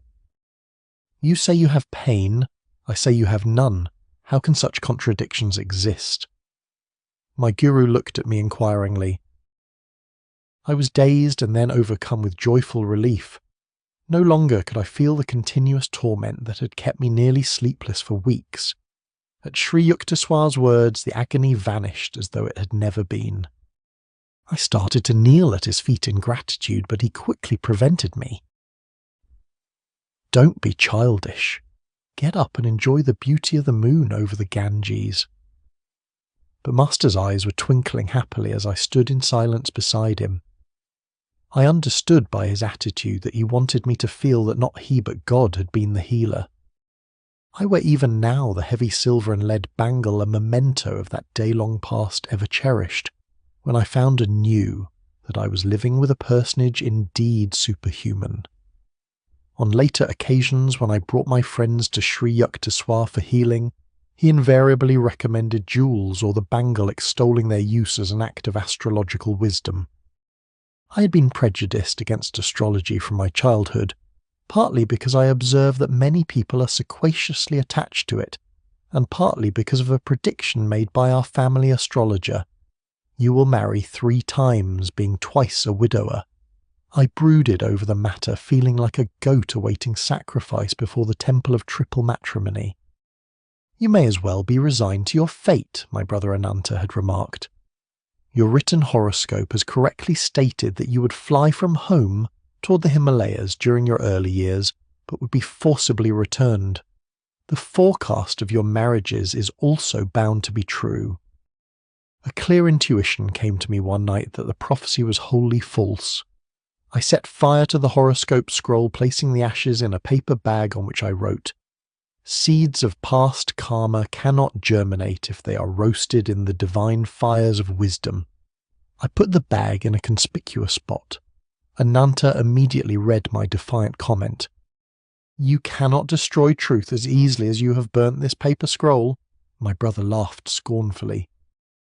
It is a fact that on 3 occasions before I reached manhood, my family tried to arrange my betrothal. Each time I refused to fall in with the plans, knowing that my love for God was more overwhelming than any astrological persuasion from the past. The deeper the self-realization of a man, the more he influences the whole universe by his subtle spiritual vibrations, and the less he himself is affected by the phenomenal flux. These words of masters often returned inspiringly to my mind. Occasionally I told astrologers to select my worst periods according to planetary indications, and I would still accomplish whatever task I set myself. It is true that my success at such times has been accompanied by extraordinary difficulties, but my conviction has always been justified. Faith in the divine protection and the right use of man's God-given will are forces formidable beyond any the inverted bowl can muster.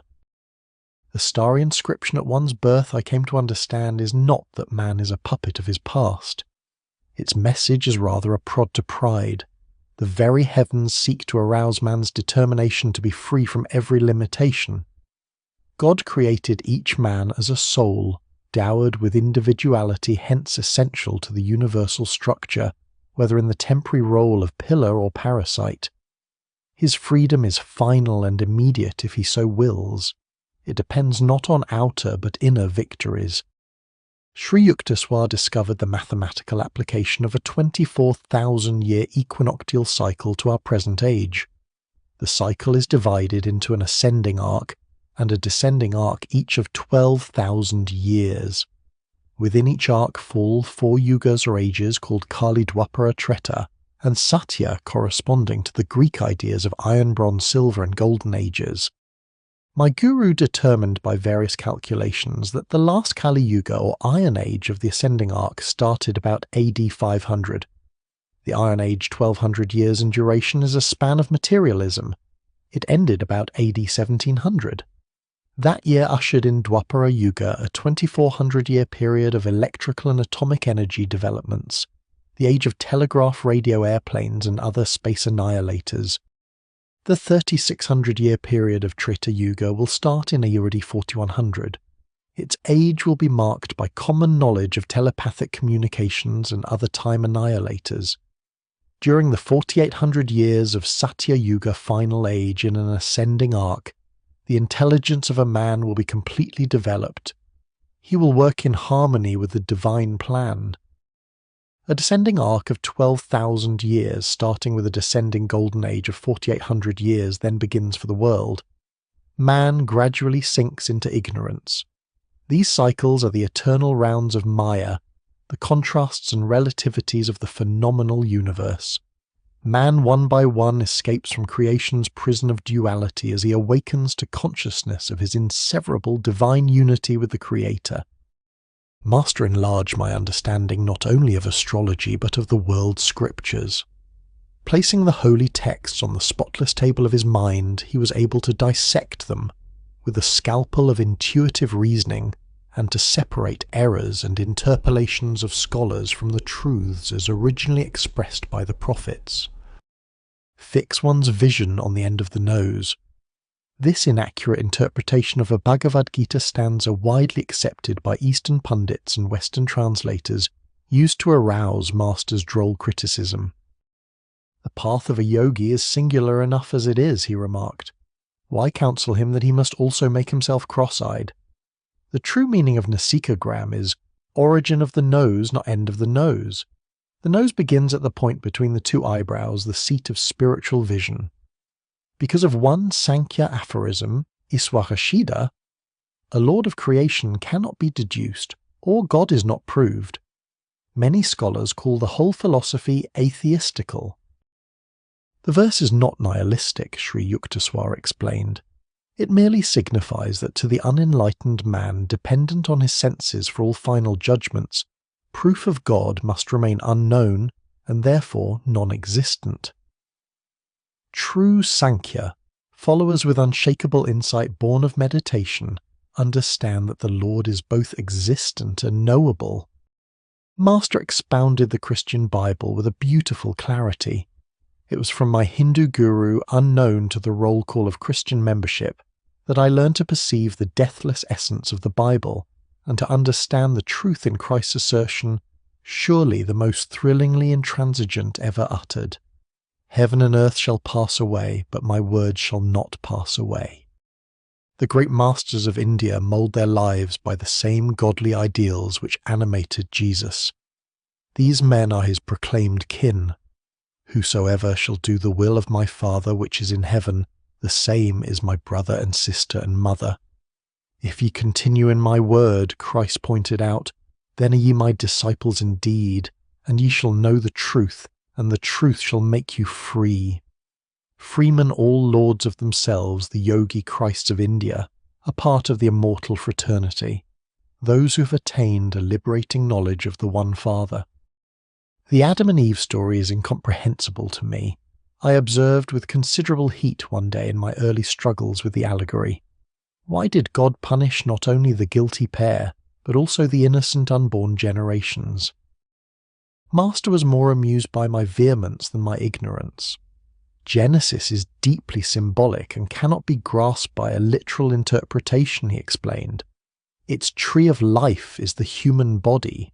The spinal cord is like an upturned tree with man's hair as its roots and afferent and efferent nerves as branches. The tree of the nervous system bears many enjoyable fruits or sensations of sight, sound, smell, taste, and touch. In these man may rightfully indulge, but he was forbidden the experience of sex, the apple at the centre of the bodily garden. The serpent represents the coiled-up spinal energy which stimulates the sex nerves. Adam is reason, and Eve is feeling. When the emotion or Eve consciousness in any human being is overpowered by the sex impulse, his reason or Adam also succumbs. God created the human species by materializing the bodies of man and woman through the force of his will. He endowed the new species with the power to create children in a similar immaculate or divine manner. Because his manifestation in the individualized soul had hitherto been limited to animals, instinct-bound and lacking the potentialities of full reason, God made the first human bodies symbolically called Adam and Eve. To these, for advantageous upward evolution, he transferred the souls or divine essence of two animals. In Adam or man reason predominated, in Eve or woman feeling was ascendant. Thus was expressed the duality or polarity which underlies the phenomenal worlds. Reason and feeling remain in a heaven of cooperative joy so long as the human mind is not tricked by the serpentine energy of animal propensities. The human body was therefore not solely a result of evolution from beasts, but was produced by an act of special creation by God. The animal forms were too crude to express full divinity. The human being was uniquely given a tremendous mental capacity, the 1,000-petaled lotus of the brain, as well as acutely awakened occult centers in the spine. God, or the divine consciousness present within the first created pair, counseled them to enjoy all human sensibilities, but not to put their concentration on touch sensations. These were banned in order to avoid the development of the sex organs, which would enmesh humanity in the inferior animal method of propagation. The warning not to revive subconsciously present bestial memories was not heeded. Resuming the way of brute procreation, Adam and Eve fell from the state of heavenly joy natural to the original perfect man. Knowledge of good and evil refers to the cosmic dualistic compulsion. Falling under the sway of Maya through misuse of his feeling and reason, or even Adam consciousness man, relinquishes his right to enter the heavenly garden of divine self-sufficiency. The personal responsibility of every human being is to restore his parents' or dual nature to a unified harmony or Eden. As Sri Yukteswar ended his discourse, I glanced with new respect at the pages of Genesis. "Dear Master," I said, "for the first time I feel a proper filial obligation toward Adam and Eve." Chapter 17. Shashi and the Three Sapphires. Because you and my son think so highly of Swami Sri Yukteswar, I will take a look at him. The tone of voice used by Dr. Narayan Chandra Roy implied that he was humouring the whim of half-wits. I concealed my indignation in the best traditions of the proselytere. My companion, a veterinary surgeon, was a confirmed agnostic. His young son Santosh had implored me to take an interest in his father. So far my invaluable aid had been a bit on the invisible side. Dr. Roy accompanied me the following day to the Serampur hermitage. After Master had granted him a brief interview, marked for the most part by stoic silence on both sides, the visitor briskly departed. Why bring a dead man to the ashram? Sri Yukteswar looked at me inquiringly as soon as the door had closed on the Calcutta skeptic. "Sir, the doctor is very much alive, but in a short time he will be dead." I was shocked. "Sir, this will be a terrible blow to his son. Santosh yet hopes for time to change his father's materialistic views. I beseech you, Master, to help the man." "Very well, for your sake." My guru's face was impassive. The proud horse doctor is far gone in diabetes, although he does not know it. In 15 days he will take to his bed. The physicians will give him up for lost. His natural time to leave this earth is 6 weeks from today. Due to your intercession, however, on that date, he will recover. But there is one condition. You must get him to wear an astrological bangle. He will doubtless object as violently as one of his horses before an operation." Master chuckled. After a silence, during which I wondered how Santosh and I could best employ the arts of cajolery on the recalcitrant doctor, Sri Yukteswar made further disclosures. "As soon as the man gets well, advise him not to eat meat. He will not heed this counsel, however, and in 6 months, just as he is feeling at his best, he will drop dead. Even that 6-month extension of life is granted him only because of your plea." The following day I suggested to Santosh that he order an omelette at the jeweller's. It was ready in a week, but Dr. Roy refused to put it on. "I am in the best of health. You will never impress me with these astrological superstitions." The doctor glanced at me belligerently. I recalled with amusement that Master had justifiably compared the man to a balky horse. Another 7 days passed. The doctor, suddenly ill, meekly consented to wear the bangle. 2 weeks later, the physician in attendance told him that his patient's case was hopeless. He supplied harrowing details of the ravages inflicted by diabetes. I shook my head. My guru has said that after a sickness lasting 1 month, Dr. Roy will be well. The physician stared at me incredulously, but he sought me out a fortnight later with an apologetic air. "Dr. Roy has made a complete recovery," he exclaimed. "It is the most amazing case in my experience. Never before have I seen a dying man show such an inexplicable comeback. Your guru must indeed be a healing prophet. After one interview with Dr. Roy, during which I repeated Sri Yukteswar's advice about a meatless diet, I did not see the man again for 6 months. He stopped for a chat one evening as I sat on the piazza of my family home on Godpar Road. Tell your teacher that by eating meat frequently, I have wholly regained my strength. His unscientific ideas on diet have not influenced me. It was true that Dr. Roy looked a picture of health. But the next day, Santosh came running to me from his home on the next block. This morning, father dropped dead. This case was one of my strangest experiences with Master. He healed the rebellious veterinary surgeon in spite of his disbelief, and extended the man's natural term on earth by 6 months, just because of my earnest supplication. Sri Yukteswar was boundless in his kindness when confronted by the urgent prayer of a devotee. It was my proudest privilege to bring college friends to meet my guru. Many of them would lay aside, at least in the ashram, their fashionable academic cloak of religious skepticism. One of my friends, Shashi, spent a number of happy weekends in Serampur. Master became immensely fond of the boy and lamented that his private life was wild and disorderly. Shashi, unless you reform, 1 year hence you will be dangerously ill. Sri Yukteswar gazed at my friend with affectionate exasperation. Mukundo is the witness. Don't say later that I didn't warn you. Shashi laughed. Master, I will leave it to you to interest the sweet charity of cosmos.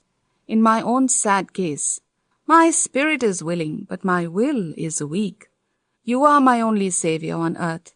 I believe in nothing else. At least you should wear a 2-carat blue sapphire. It will help you. I can't afford one. Anyhow, dear Guruji, if trouble comes, I fully believe you will protect me. In a year, you will bring 3 sapphires. Sri Yukteswar replied cryptically, They will be of no use then. Variations on this conversation took place regularly. I can't reform, Shashi would say in comical despair, and my trust in you, Master, is more precious to me than any stone. A year later, I was visiting my guru at the Calcutta home of his disciple Norin Babu. About 10 o'clock in the morning, as Sri Yukteswar and I were sitting quietly in the second-floor parlour, I heard the front door open. Master straightened stiffly. It is that Shashi, he remarked gravely. The year is now up. Both his lungs are gone. He has ignored my counsel. Tell him I don't want to see him. Half stunned by Sri Yukteswar's sternness, I raced down the stairway. Shashi was ascending. Oh, Mukundo, I do hope Master is here. I had a hunch he might be. Yes, but he doesn't wish to be disturbed. Shashi burst into tears and brushed past me. He threw himself at Sri Yukteswar's feet, placing there 3 beautiful sapphires.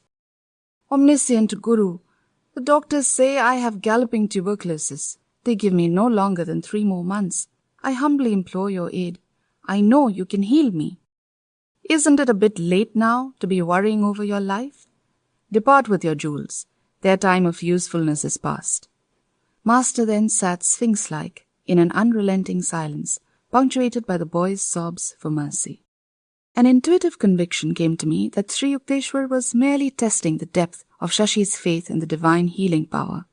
I was not surprised, a tense hour later, when Master turned a sympathetic gaze on my prostrate friend. Get up, Shashi. What a commotion you make in other people's houses. Return your sapphires to the jewellers. They are an unnecessary expense now. But get an astrological bangle and wear it. Fear not. In a few weeks you shall be well. Shashi's smile illumined his tear-marred face like sudden sun over a sodden landscape. Beloved Guru, shall I take the medicines prescribed by the doctors? Sri Yukteswar's glance was longanimous. Just as you wish. Drink them or discard them. It does not matter. It is more possible for the sun and moon to interchange their positions than for you to die of tuberculosis. He added abruptly, Go now, before I change my mind. With an agitated bow, my friend hastily departed. I visited him several times during the next few weeks, and was aghast to find his condition increasingly worse. Shashi cannot last through the night. These words from his physician, and the spectacle of my friend, now reduced almost to a skeleton, sent me post-haste to Serampur. My guru listened coldly to my tearful report. Why do you come here to bother me? You have already heard me assure Shashi of his recovery. I bowed before him in great awe and retreated to the door. Sri Yukteswar said no parting words, but sank into silence, his unwinking eyes half open, their vision fled to another world. I returned at once to Shashi's home in Calcutta. With astonishment, I found my friend sitting up, drinking milk. Oh, Mukundo, what a miracle! 4 hours ago, I felt Master's presence in the room. My terrible symptoms immediately disappeared. I feel that through his grace, I am entirely well. In a few weeks, Shashi was stouter and in better health than ever before. But his singular reaction to his healing had an ungrateful tinge. He seldom visited Sri Yukteswar again. My friend told me one day that he so deeply regretted his previous mode of life that he was ashamed to face Master. I could only conclude that Shashi's illness had had the contrasting effect of stiffening his will and impairing his manners. The first 2 years of my course at Scottish Church College was drawing to a close. My classroom attendance had been very spasmodic. What little studying I did was only to keep peace with my family. My 2 private tutors came regularly to my house. I was regularly absent. I can discern at least this one regularity in my scholastic career. In India, 2 successful years of college bring an intermediate arts diploma. The student may then look forward to another 2 years and his A.B. degree. The intermediate arts final examinations loomed ominously ahead. I fled to Puri, where my guru was spending a few weeks. Vaguely hoping that he would sanction my non-appearance at the finals, I related my embarrassing unpreparedness. But Master smiled consolingly. You have wholeheartedly pursued your spiritual duties and could not help neglecting your college work. Apply yourself diligently to your books for the next week. You shall get through your ordeal without failure. I returned to Calcutta, firmly suppressing all reasonable doubts that occasionally arose with unnerving ridicule. Surveying the mountain of books on my table, I felt like a traveller lost in a wilderness. A long period of meditation brought me a labour-saving inspiration. Opening each book at random, I studied only those pages which lay thus exposed. Pursuing this course during 18 hours a day for a week, I considered myself entitled to advise all succeeding generations on the art of cramming. The following days in the examination halls were a justification of my seemingly haphazard procedure. I passed all the tests, though by a hairbreadth. The congratulations of my friends and family were ludicrously mixed with ejaculations betraying their astonishment. On his return from Puri, Sri Yukteswar gave me a pleasant surprise. Your Calcutta studies are now over. I will see that you pursue your last 2 years of university work right here in Serampur. I was puzzled. Sir, there is no Bachelor of Arts course in this town. Serampur College, the sole institution of higher learning, offered only a 2-year course in intermediate arts. Master smiled mischievously. I am too old to go about collecting donations to establish an AB college for you. I guess I shall have to arrange the matter through someone else. 2 months later, Professor Howells, president of Serampur College, publicly announced that he had succeeded in raising sufficient funds to offer a 4-year course. Serampur College became a branch affiliation of the University of Calcutta. I was one of the first students to enroll in Serampur as an AB candidate. Guruji, how kind you are to me. I have been longing to leave Calcutta and be near you every day in Serampur. Professor Howells does not dream how much he owes to your silent help. Sri Yukteswar gazed at me with mock severity. Now you won't have to spend so many hours on trains. What a lot of free time for your studies. Perhaps you will become less of a last-minute crammer and more of a scholar. But somehow his tone lacked conviction. Chapter 18 A Mohammedan Wonder Worker. Years ago, right in this very room you now occupy, a Mohammedan wonder worker performed 4 miracles before me. Sri Yukteswar made this surprising statement during his first visit to my new quarters. Immediately after entering Serampur College, I had taken a room in a nearby boarding house called Panthi. It was an old-fashioned brick mansion fronting the Ganges. Master, what a coincidence! Are these newly decorated walls really ancient with memories? I looked around my simply furnished room with awakened interest. "It is a long story." My guru smiled reminiscently. The name of the fakir was Afzal Khan. He had acquired his extraordinary powers through a chance encounter with a Hindu yogi.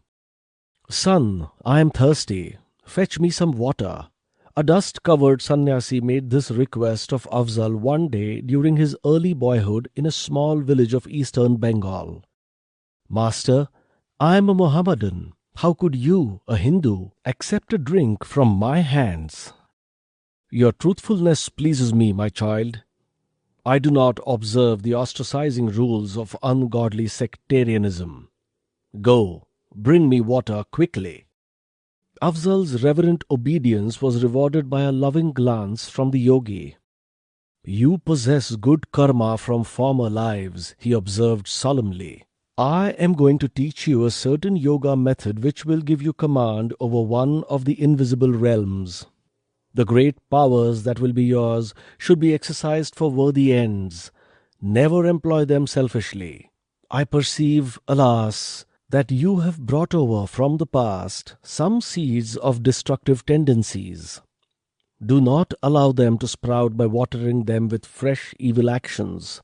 The complexity of your previous karma is such that you must use this life to reconcile your yogic accomplishments with the highest humanitarian goals." After instructing the amazed boy in a complicated technique, the master vanished. Afzal faithfully followed his yoga exercise for 20 years. His miraculous feats began to attract widespread attention. It seems that he was always accompanied by a disembodied spirit whom he called Hazrat. This invisible entity was able to fulfill the fakir's slightest wish. Ignoring his master's warning, Afzal began to misuse his powers. Whatever object he touched and then replaced would soon disappear without a trace. This disconcerting eventuality usually made the Mohammedan an objectionable guest. He visited large jewelry stores in Calcutta from time to time, representing himself as a possible purchaser. Any jewel he handled would vanish shortly after he had left the shop. Afzal was often surrounded by several hundred students, attracted by the hope of learning his secrets. The fakir occasionally invited them to travel with him. At the railway station, he would manage to touch a roll of tickets. These he would return to the clerk, remarking, "I have changed my mind and won't buy them now." But when he boarded the train with his retinue, Afzal would be in possession of the required tickets. These exploits created an indignant uproar. Bengali jewelers and ticket sellers were succumbing to nervous breakdowns. The police who sought to arrest Afzal found themselves helpless. The fakir could remove incriminating evidence merely by saying, "Hazrat, take this away." Shri Yukteswar rose from his seat and walked to the balcony of my room, which overlooked the Ganges. I followed him, eager to hear more of the baffling Mohammedan raffles. This Panthi house formerly belonged to a friend of mine. He became acquainted with Afzal and asked him here. My friend also invited about 20 neighbors, including myself. I was only a youth then, and felt a lively curiosity about the notorious fakir. Master laughed. I took the precaution of not wearing anything valuable. Afzal looked me over inquisitively and then remarked, "You have powerful hands. Go downstairs to the garden, get a smooth stone, and write your name on it with chalk, then throw the stone as far as possible into the Ganges." I obeyed. As soon as the stone had vanished under distant waves, the Mohammedan addressed me again. "Fill a pot with Ganges water near the front of this house." After I had returned with a vessel of water, the fakir cried, "Hazrat, put the stone in the pot." The stone appeared at once. I pulled it from the vessel and found my signature as legible as when I had written it. Babu, one of my friends in the room, was wearing a heavy antique gold watch and chain. The fakir examined them with ominous admiration. Soon they were missing. "Afzal, please return my prized heirloom." Babu was nearly in tears. The Mohammedan was stoically silent for a while, then said, "You have 500 rupees in an iron safe. Bring them to me and I will tell you where to locate your timepiece." The distraught Babu left immediately for his home. He came back shortly and handed Afzal the required sum. "Go to the little bridge near your house," the fakir instructed Babu. "Call on Hazrat to give you the watch and chain." Babu rushed away. On his return, he was wearing a smile of relief and no jewelry whatever. "When I commanded Hazrat as directed," he announced, "my watch came tumbling down from the air into my right hand. You may be sure I locked the heirloom in my safe before rejoining the group here."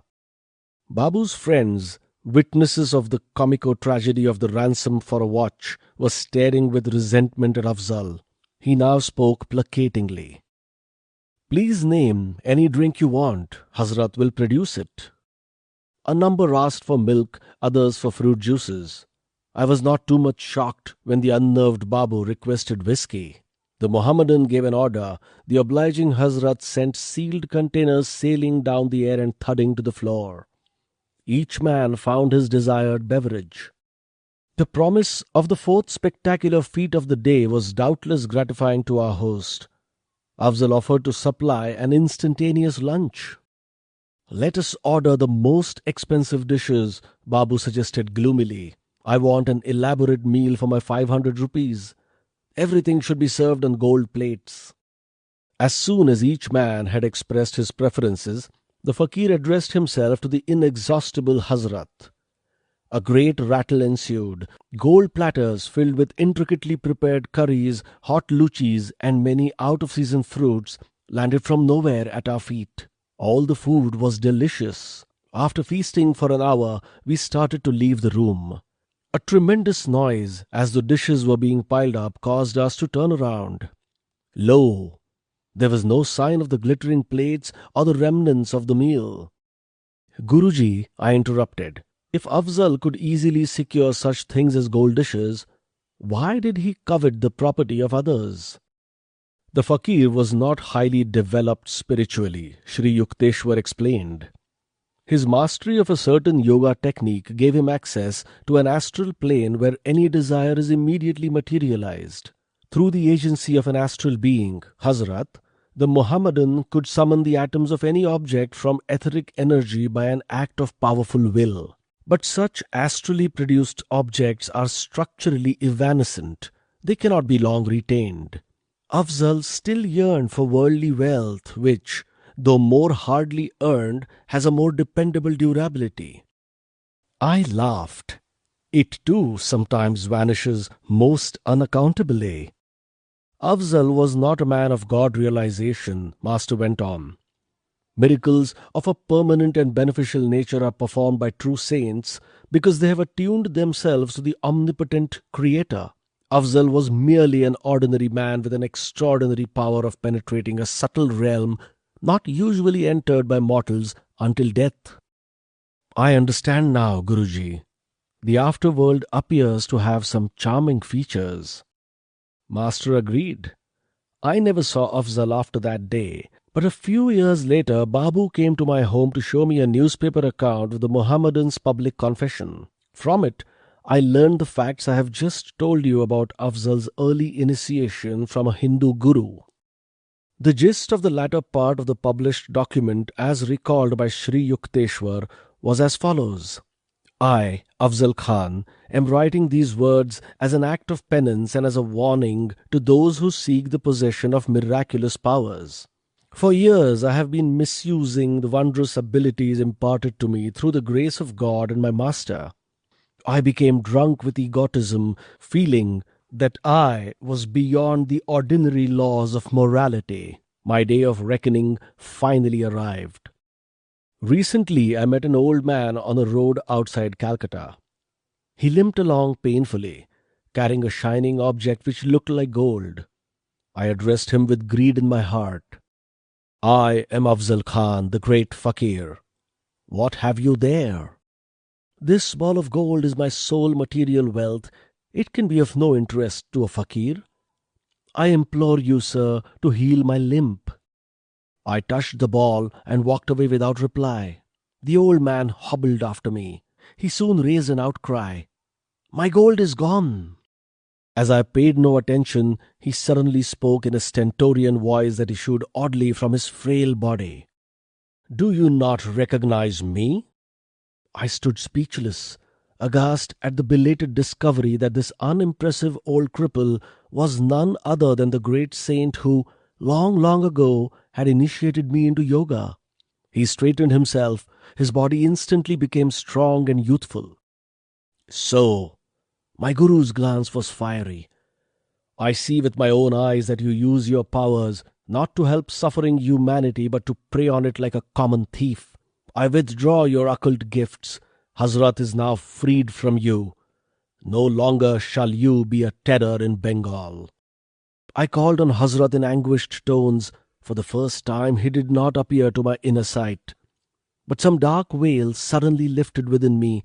I saw clearly the blasphemy of my life. "My Guru, I thank you for coming to banish my long delusion." I was sobbing at his feet. "I promise to forsake my worldly ambitions. I will retire to the mountains for lonely meditation on God, hoping to atone for my evil past." My master regarded me with silent compassion. "I feel your sincerity," he said finally, "because of your earlier years of strict obedience and because of your present repentance. I will grant you one boon. Your other powers are now gone, but whenever food and clothing are needed, you may still call successfully on Hazrat to supply them. Devote yourself wholeheartedly to divine understanding in the mountain solitudes." My Guru then vanished. I was left to my tears and reflections. Farewell, world. I go to seek the forgiveness of the cosmic beloved. Chapter 19. My Master in Calcutta appears in Serampore. I am often beset by atheistic doubts, yet a torturing surmise sometimes haunts me. May not untapped soul possibilities exist? Is man not missing his real destiny if he fails to explore them? These remarks of Dijen Babu, my roommate at the Banthi boarding house, were called forth by my invitation that he meet my Guru. "Sri Yukteswarji will initiate you into Kriya Yoga," I replied. "It calms the dualistic turmoil by divine inner certainty." That evening, Dijen accompanied me to the hermitage. In Master's presence, my friend received such spiritual peace that he was soon a constant visitor. The trivial preoccupations of daily life are not enough for man. Wisdom, too, is a native hunger. In Sri Yukteswar's words, Dijen found an incentive to those attempts, first painful, then effortlessly liberating, to locate a realer self within his bosom than the humiliating ego of a temporary birth, seldom ample enough for the spirit. As Dijen and I were both pursuing the A.B. course at Serampore College, we both got into the habit of walking together to the ashram as soon as classes were over. We would often see Sri Yukteswar standing on his second-floor balcony welcoming our approach with a smile.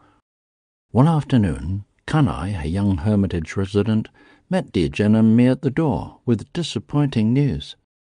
"Master is not here. He was summoned to Calcutta by an urgent note."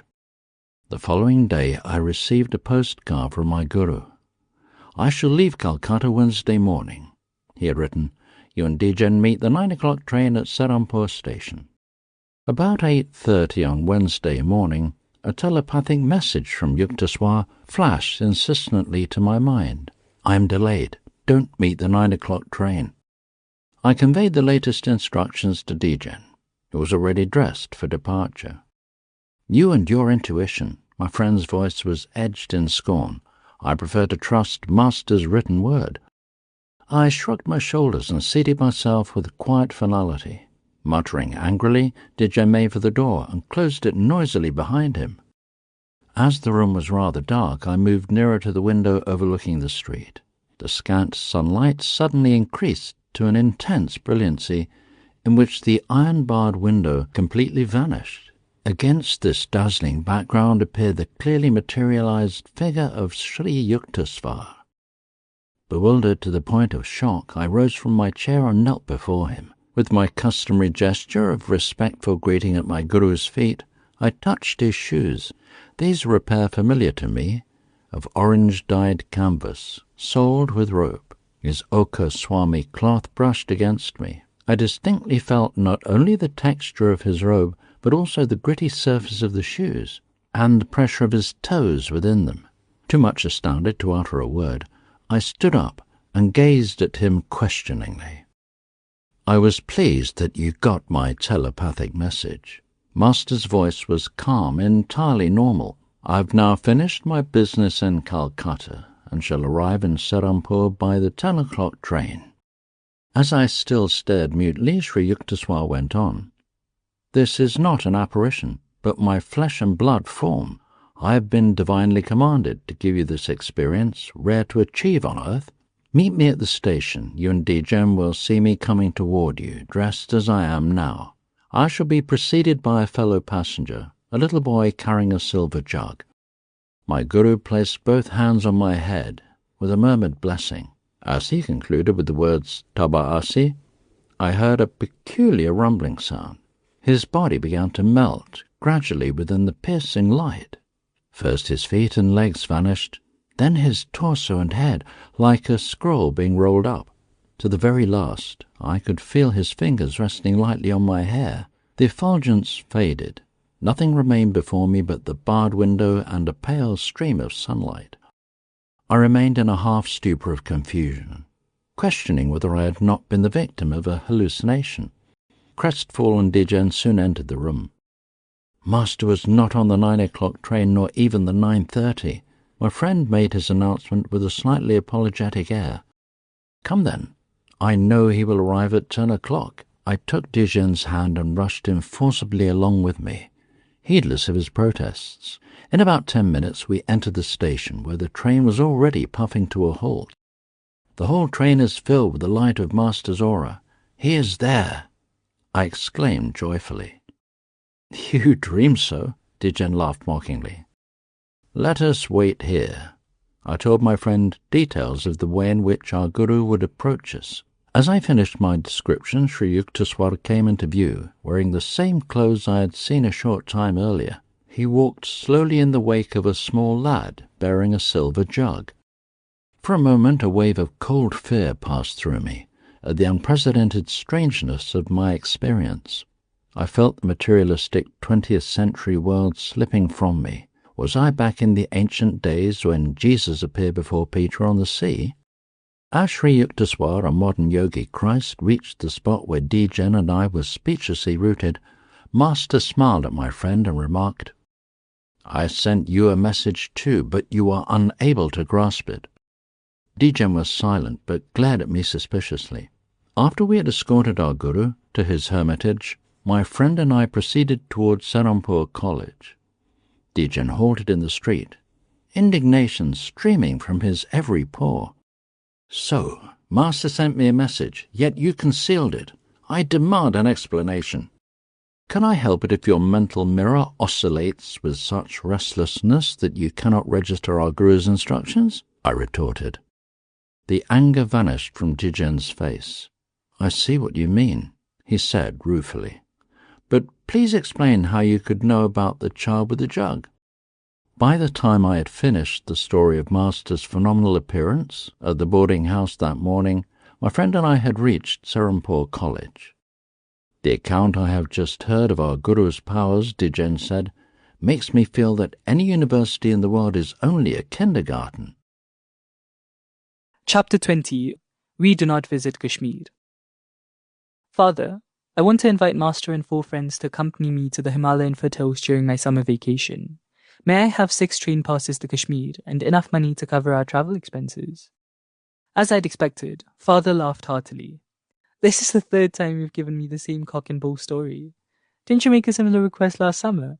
And the year before that? At the last moment, Sri Yukteswarji refuses to go. It is true, Father. I don't know why my Guru will not give me his definite word about Kashmir. But if I tell him that I've already secured the passes from you, somehow I think that this time he will consent to make the journey. Father was unconvinced at the moment, but the following day, after some good-humoured jibes, he handed me 6 passes and a roll of 10 rupee bills. I hardly think your theoretical trip needs such practical props, he remarked. But here they are. That afternoon, I exhibited my booty to Sri Yukteswar. Though he smiled at my enthusiasm, his words were non-committal. I would like to go. We shall see. He made no comment when I asked his little hermitage disciple, Kane, to accompany us.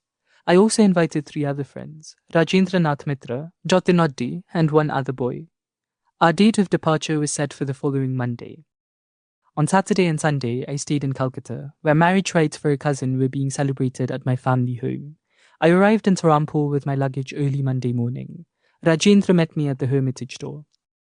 Master is out, walking. He's refused to go. I was equally grieved and obdurate. I will not give father a third chance to ridicule my chimerical plans for Kashmir. Come, the rest of us will go anyhow. Rajendra agreed. I left the ashram to find a servant. Kane, I knew, would not take the trip without master, and someone was needed to look after the luggage. I bethought myself of Bihari, previously a servant in my family home, who was now employed by a Serampore schoolmaster. As I walked along briskly, I met my guru in front of the Christian church near Serampore courthouse. Where are you going? Sri Yukteswar's face was unsmiling. Sir, I hear that you and Kane will not take the trip we've been planning. I'm seeking Bihari. You will recall that last year he was so anxious to see Kashmir that he even offered to serve without pay. I remember. Nevertheless, I don't think Bihari will be willing to go. I was exasperated. He is just eagerly waiting for this opportunity. My guru silently resumed his walk. I soon reached the schoolmaster's house. Bihari, in the courtyard, greeted me with a friendly warmth that abruptly vanished as soon as I mentioned Kashmir. With a murmured word of apology, the servant left me and entered his employer's house. I waited half an hour, nervously assuring myself that Bihari's delay was being caused by preparations for his trip. Finally, I knocked at the front door. Bihari left by the back stairs about 30 minutes ago, a man informed me. A slight smile hovered about his lips. I departed sadly, wondering whether my invitation had been too coercive or whether Master's unseen influence were at work. Passing the Christian church, again, I saw my guru walking slowly toward me. Without waiting to hear my report, he exclaimed, So, Bihari would not go. Now what are your plans? I felt like a recalcitrant child who is determined to defy his masterful father. Sir, I'm going to ask my uncle to lend me his servant, Laldhari. See your uncle if you want to, Sri Yukteswar replied with a chuckle, but I hardly think you'll enjoy the visit. Apprehensive but rebellious, I left my guru and entered Serampore courthouse. My paternal uncle, Sharad Ghosh, a government attorney, welcomed me affectionately. I am leaving today with some friends for Kashmir, I told him. For years, I have been looking forward to this Himalayan trip. I'm happy for you, Mukunda. Is there anything I can do to make your journey more comfortable? These kind words gave me a lift of encouragement. Dear uncle, I said, could you possibly spare me your servant, Laldhari? My simple request had the effect of an earthquake.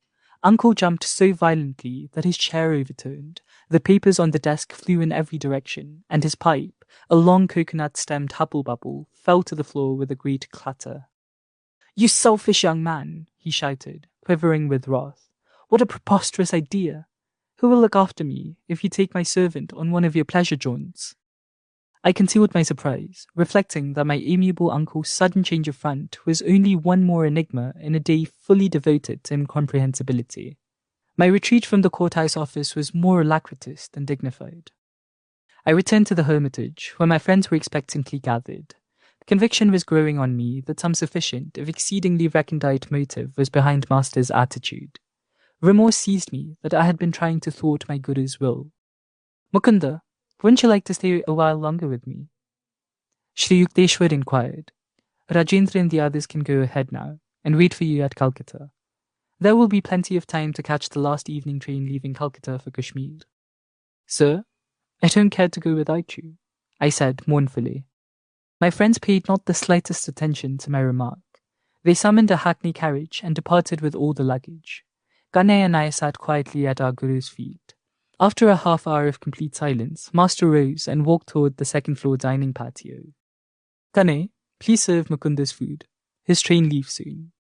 Getting up from my blanket seat, I staggered suddenly with nausea and a ghastly churning sensation in my stomach. The stabbing pain was so intense that I felt I had been abruptly hurled into some violent hell. Groping blindly toward my guru, I collapsed before him, attacked by all symptoms of the dread Asiatic cholera. Shri Yukteswar and Kane carried me to the sitting room. Racked with agony, I cried, "Master, I surrender my life to you," for I believed it was indeed fast ebbing from the shores of my body. Shri Yukteswar put my head on his lap, stroking my forehead with angelic tenderness. "You see now what would have happened if you were at the station with your friends," he said. "I had to look after you in this strange way because you chose to doubt my judgment about taking the trip at this particular time." I understood at last. Inasmuch as great masters seldom see fit to display their powers openly, a casual observer of the day's events would have imagined that their sequence was quite natural. My Guru's intervention had been too subtle to be suspected. He had worked his will through Bihari and my uncle Sharada and Rajendra and the others in such an inconspicuous manner that probably everyone but myself thought the situations had been logically normal. As Shri Yukteswar never failed to observe his social obligations, he instructed Kane to go for a specialist and to notify my uncle. "Master," I protested, "only you can heal me. I'm too far gone for any doctor." "Child, you are protected by the divine mercy. Don't worry about the doctor. He will not find you in this state. You are already healed." With my Guru's words, the excruciating suffering left me. I sat up, feebly. A doctor soon arrived and examined me carefully. "You appear to have passed through the worst," he said. "I will take some specimens with me for laboratory tests." The following morning, the physician arrived hurriedly. I was sitting up, in good spirits. Well, here you are, smiling and chatting as though you had had no close call with death." He patted my hand gently. "I hardly expected to find you alive after I had discovered from the specimens that your disease was Asiatic cholera. You are fortunate, young man, to have a guru with divine healing powers. I'm convinced of it." I agreed wholeheartedly. As the doctor was preparing to leave, Rajendra and Audhi appeared at the door. The resentment in their faces changed into sympathy as they glanced at the physician and then at my somewhat wan countenance.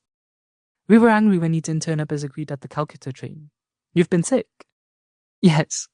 I could not help laughing as my friends placed the luggage in the same corner it had occupied yesterday. I quoted, "There was a ship that went to Spain. When it arrived, it came back again." Master entered the room. I permitted myself a convalescent's liberty and captured his hand lovingly. "Guruji," I said, "from my 12th year on, I have made many unsuccessful attempts to reach the Himalayas. I am finally convinced that without your blessings, the goddess Parvati will not receive me." Chapter 21. We visit Kashmir. "You are strong enough now to travel. I will accompany you to Kashmir," Shri Yukteswar informed me 2 days after my miraculous recovery from Asiatic cholera. That evening, our party of 6 entrained for the north. Our first leisurely stop was at Shimla, a queenly city resting on the throne of Himalayan hills. We strolled over the steep streets, admiring the magnificent views. "English strawberries for sale," cried an old woman, squatting in a picturesque open marketplace. Master was curious about the strange little red fruits. He bought a basketful and offered it to Kane and myself, who were nearby. I tasted one berry but spat it hastily on the ground. "Sir, what a sour fruit! I can never like strawberries." My guru laughed. "Oh, you will like them. In America. At dinner there, your hostess will serve them with sugar and cream. After she's mashed the berries with a fork, you will taste them and say, 'What delicious strawberries.' Then you will remember this day in Shimla." Shri Yukteswar's forecast vanished from my mind, but reappeared there many years later, shortly after my arrival in America. I was a dinner guest at the home of Mrs. Alice T. Hazy, Sister Yogmata, in West Somerville, Massachusetts. When a dessert of strawberries was put on the table, my hostess picked up her fork and mashed my berries, adding cream and sugar. "The fruit is rather tart. I think you'll like it fixed this way," she remarked. I took a mouthful. "What delicious strawberries!" I exclaimed. At once, my Guru's prediction in Shimla emerged from the fathomless cave of memory. It was staggering to realize that long ago, Shri Yukteswar's God-tuned mind had sensitively detected the program of karmic events wandering in the ether of futurity. Our party soon left Shimla and entrained for Rawalpindi. There, We hired a large landau drawn by 2 horses, in which we started a 7-day trip to Srinagar, capital city of Kashmir. The second day of our northbound journey brought into view the true Himalayan vastness. As the iron wheels of our carriage creaked along the hot, stony roads, we were enraptured with changing vistas of mountainous grandeur. "Sir," Odi said to Master, "I am greatly enjoying these glorious scenes in your holy company." I felt a throb of pleasure at Odi's appreciation, for I was acting as host on this trip. Shri Yukteswar caught my thought. He turned to me and whispered, "Don't flatter yourself. Odi is not nearly as entranced with the scenery as he is with the prospect of leaving us long enough to have a cigarette." I was shocked. "Sir," I said in an undertone, "please do not break our harmony by these unpleasant words. I can hardly believe that Odi is hankering for a smoke." I looked apprehensively at my usually irrepressible guru. "Very well. I won't say anything to Odi," Master chuckled, "but you will soon see, when the landau halts, that Odi is quick to seize his opportunity." The carriage arrived at a small caravanserai. As our horses were led to be watered, Odi inquired, "Sir, do you mind if I ride a while with the driver? I would like to get a little outside air." Shri Yukteswar gave permission, but remarked to me, "You want fresh smoke and not fresh air." The landau resumed its noisy progress over the dusty roads. Master's eyes were twinkling. He instructed me, "Crane up your neck through the carriage door and see what Odi is doing with the air." I obeyed and was astounded to observe Odi in the act of exhaling rings of cigarette smoke. My glance towards Shri Yukteswar was apologetic. "You're right, as always, sir. Odi is enjoying a puff along with a panorama." I surmised that my friend had received a gift from the cab driver. I knew Odi had not carried any cigarettes from Calcutta. We continued on the labyrinthine way, adorned by views of rivers, valleys, precipitous crags, and multitudinous mountain tiers. Every night, we stopped at rustic inns and prepared our own food. Shri Yukteswar took special care of my diet, insisting that I have lime juice at all meals. I was still weak, but daily improving, though the rattling carriage was strictly designed for discomfort. Joyous anticipations filled our hearts as we neared central Kashmir, paradise land of lotus lakes, floating gardens, gaily canopied houseboats, the many-bridged Chelem River, and flower-strewn pastures, all ringed round by the Himalayan majesty. Our approach to Srinagar was through an avenue of tall, welcoming trees. We engaged rooms at a double-storied inn overlooking the noble hills. No running water was available. We drew our supply from a nearby well. The summer weather was ideal, with warm days and slightly cold nights. We made a pilgrimage to the ancient Srinagar temple of Swami Shankara. As I gazed upon the mountain peak hermitage, standing bold against the sky, I fell into an ecstatic trance. A vision appeared of a hilltop mansion in a distant land. The lofty Shankara ashram before me was transformed into the structure where, years later, I established the Self-Realization Fellowship headquarters in America. When I first visited Los Angeles and saw the large building on the crest of Mount Washington, I recognized it at once from my long-past visions in Kashmir and elsewhere. A few days at Srinagar, then on to Gulmarg, mountain paths of flowers, elevated by 6,000 feet. There, I had my first ride on a large horse. Rajendra mounted a small trotter, whose heart was fired with ambition for speed. We ventured onto the very steep Killenmarg. The path led through a dense forest, abounding in tree mushrooms, where the mist-shrouded trails were often precarious. But Rajendra's little animal never permitted my oversized steed a moment's rest, even at the most perilous turns. On, untiringly came Rajendra's horse, oblivious to all but the joy of competition. Our strenuous race was rewarded by a breathtaking view. For the first time in this life, I gazed in all directions at sublime snow-capped Himalayas, lying tier upon tier like silhouettes of huge polar bears. My eyes feasted exultingly on endless reaches of icy mountains against sunny blue skies. I rode merrily with my young companions, all wearing overcoats, on the sparkling white slopes. On our downward trip, we saw afar a vast carpet of yellow flowers, wholly transfiguring the bleak hills. Our next excursions were to the famous royal pleasure gardens of the Emperor Jahangir, at Shalimar and Nishad Bagh. The ancient palace at Nishadbagh is built directly over a natural waterfall. Rushing down from the mountains, the torrent has been regulated through ingenious contrivances to flow over colourful terraces and to gush into fountains amidst the dazzling flower beds. The stream also enters several of the palace rooms, ultimately dropping fairy-like into the lake below. The immense gardens are riotous with colour. Roses of a dozen hues, snapdragons, lavender, pansies, poppies. An emerald enclosing outline is given by symmetrical rows of chinars, cypresses, cherry trees. Beyond them tower the white austerities of the Himalayas. Kashmir grapes are considered a rare delicacy in Calcutta. Rajendra, who had been promising himself a veritable feast on reaching Kashmir, was disappointed to find there no large vineyards. Now and then, I chaffed him jocosely over his baseless anticipation. I've become so much gorged with grapes, I can't walk, I would say. The invisible grapes are brewing within me. Later, I heard that sweet grapes grow abundantly in Kabul, west of Kashmir. We consoled ourselves with ice cream made of rabri, a heavily condensed milk and flavoured with whole pistachio nuts. We took several trips in the shikaras, or houseboats, shaded by red embroidered canopies, coursing along the intricate channels of Dal Lake, a network of canals like a watery spiderweb. Here, the numerous floating gardens, crudely improvised with logs and earth, strike one with amazement. So incongruous is the first sight of vegetables and melons growing in the midst of vast waters.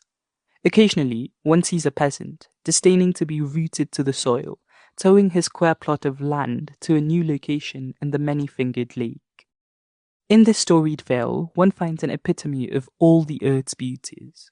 The Lady of Kashmir is mountain-crowned, lake-garlanded, and flower-shod. In later years, after I had toured many distant lands, I understood why Kashmir is often called the world's most scenic spot. It possesses some of the charms of the Swiss Alps and of Loch Lomond in Scotland, and of the exquisite English lakes. An American traveller in Kashmir finds much to remind him of the rugged grandeur of Alaska and of Pikes Peak near Denver. As entries in a scenic beauty contest, I offer for first prize either the gorgeous view of Xochimilco in Mexico, where mountains, skies, and poplars reflect themselves in myriad lanes of water amidst the playful fish, or the jewel-like lakes of Kashmir, guarded like beautiful maidens by the stern surveillance of the Himalayas. These two places stand out in my memory as the loveliest spots on earth. Yet, I was awed also when I first beheld the wonders of Yellowstone National Park and of the Grand Canyon of the Colorado and of Alaska.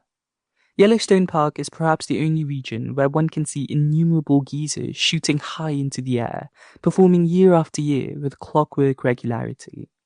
Its opal and sapphire pools and hot sulphur springs, its bears and wild creatures, remind one that here, nature left a specimen of her earliest creation. Motoring along the roads of Wyoming to the Devil's Paint Pot of hot bubbling mud, with gurgling springs, vaporous fountains, and spouting geysers in all directions, I was disposed to say that Yellowstone deserves a special prize for uniqueness. The ancient majestic redwoods of Yosemite, stretching their huge columns far into the unfathomable sky, are green natural cathedrals designed with skill divine. Though there are wonderful falls in the Orient, none match the torrential beauty of Niagara near the Canadian border. The Mammoth Caves of Kentucky and the Carlsbad Caverns in New Mexico, with colorful icicle-like formations, are stunning fairylands. Their long needles of stalactite spires, hanging from cave ceilings and mirrored in underground waters, present a glimpse of other worlds as fancied by man. Most of the Hindus of Kashmir, world famed for their beauty, are as white as Europeans and have similar features and bone structure. Many have blue eyes and blonde hair. Dressed in Western clothes, they look like Americans. The cold Himalayas protect the Kashmiris from the sultry sun and preserve their light complexions. As one travels to the southern and tropical latitudes of India, he finds progressively that the people become darker and darker. After spending happy weeks in Kashmir, I was forced to return to Bengal for the fall term of Serampore College. Shri Yukteswar remained in Srinagar with Kanai and Uddi. Before I departed, Master hinted that his body would be subject to suffering in Kashmir. "Sir, you look a picture of health," I protested. "There is a chance that I may even leave this earth." Guruji! I fell at his feet with an imploring gesture. Please promise that you won't leave your body now. I am utterly unprepared to carry on without you. Shri Yukteswar was silent, but smiled at me so compassionately that I felt reassured. Reluctantly, I left him. Master dangerously ill. This telegram from Odi reached me shortly after my return to Serampore. Sir, I wired my guru frantically, I ask for your promise not to leave me. Please keep your body, otherwise I also shall die. Be it as you wish. This was Shri Yukteswar's reply from Kashmir. A letter from Odi arrived in a few days, informing me that Master had recovered. On his return to Serampore during the next fortnight, I was grieved to find my Guru's body reduced to half its usual weight. Fortunately for his disciples, Shri Yukteswar burnt many of their sins in the fire of a severe fever in Kashmir. The metaphysical method of physical transfer of disease is known to highly advanced yogis. A strong man can assist a weaker one by helping to carry his heavy load. A spiritual superman is able to minimize his disciples' physical or mental burdens by sharing the karma of their past actions. Just as a rich man loses some money when he pays off a large debt for his prodigal son, who is thus saved from dire consequences of his own folly, so a master willingly sacrifices a portion of his bodily wealth to lighten the misery of disciples. By a secret method, the yogi unites his mind and astral vehicle with those of a suffering individual. The disease is conveyed, wholly or in part, to the saint's body. Having harvested God on the physical field, a master no longer cares what happens to that material form. Though he may allow it to register a certain disease in order to relieve others, his mind is never affected. He considers himself fortunate in being able to render such aid. The devotee who has achieved final salvation in the Lord finds that his body has completely fulfilled its purpose. He can then use it in any way he deems fit. His work in the world is to alleviate the sorrows of mankind, whether through spiritual means, or by intellectual counsel, or through willpower, or by the physical transfer of disease.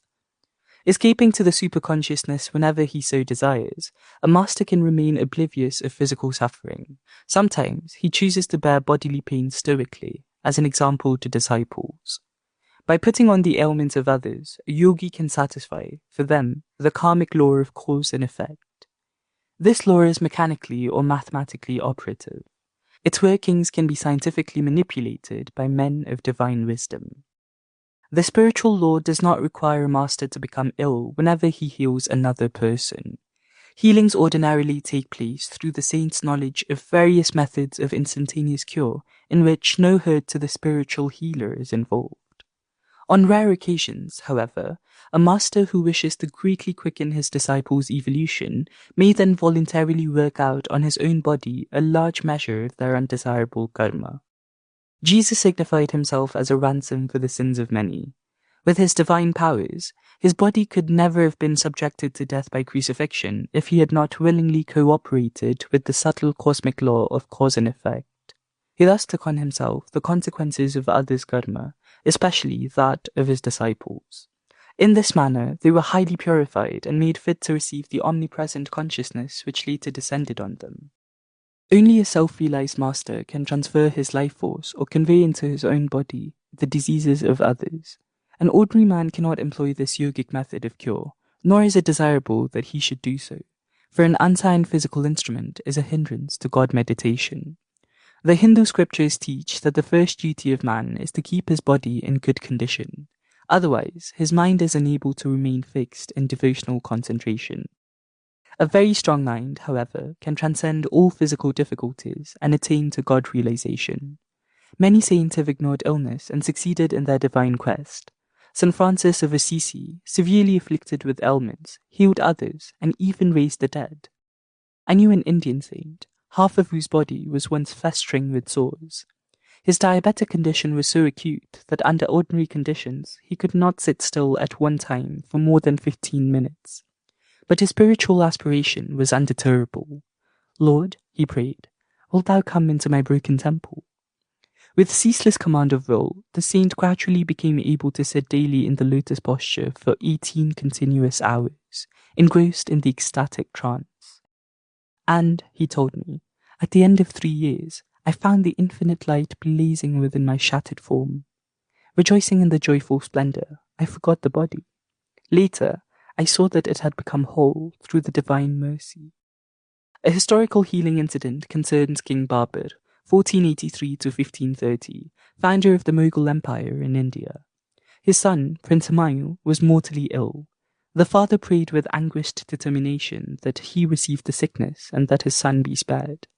After all physicians had given up hope, Humayun recovered. Babur immediately fell sick and died of the same disease which had stricken his son. Humayun succeeded Babur as Emperor of Hindustan.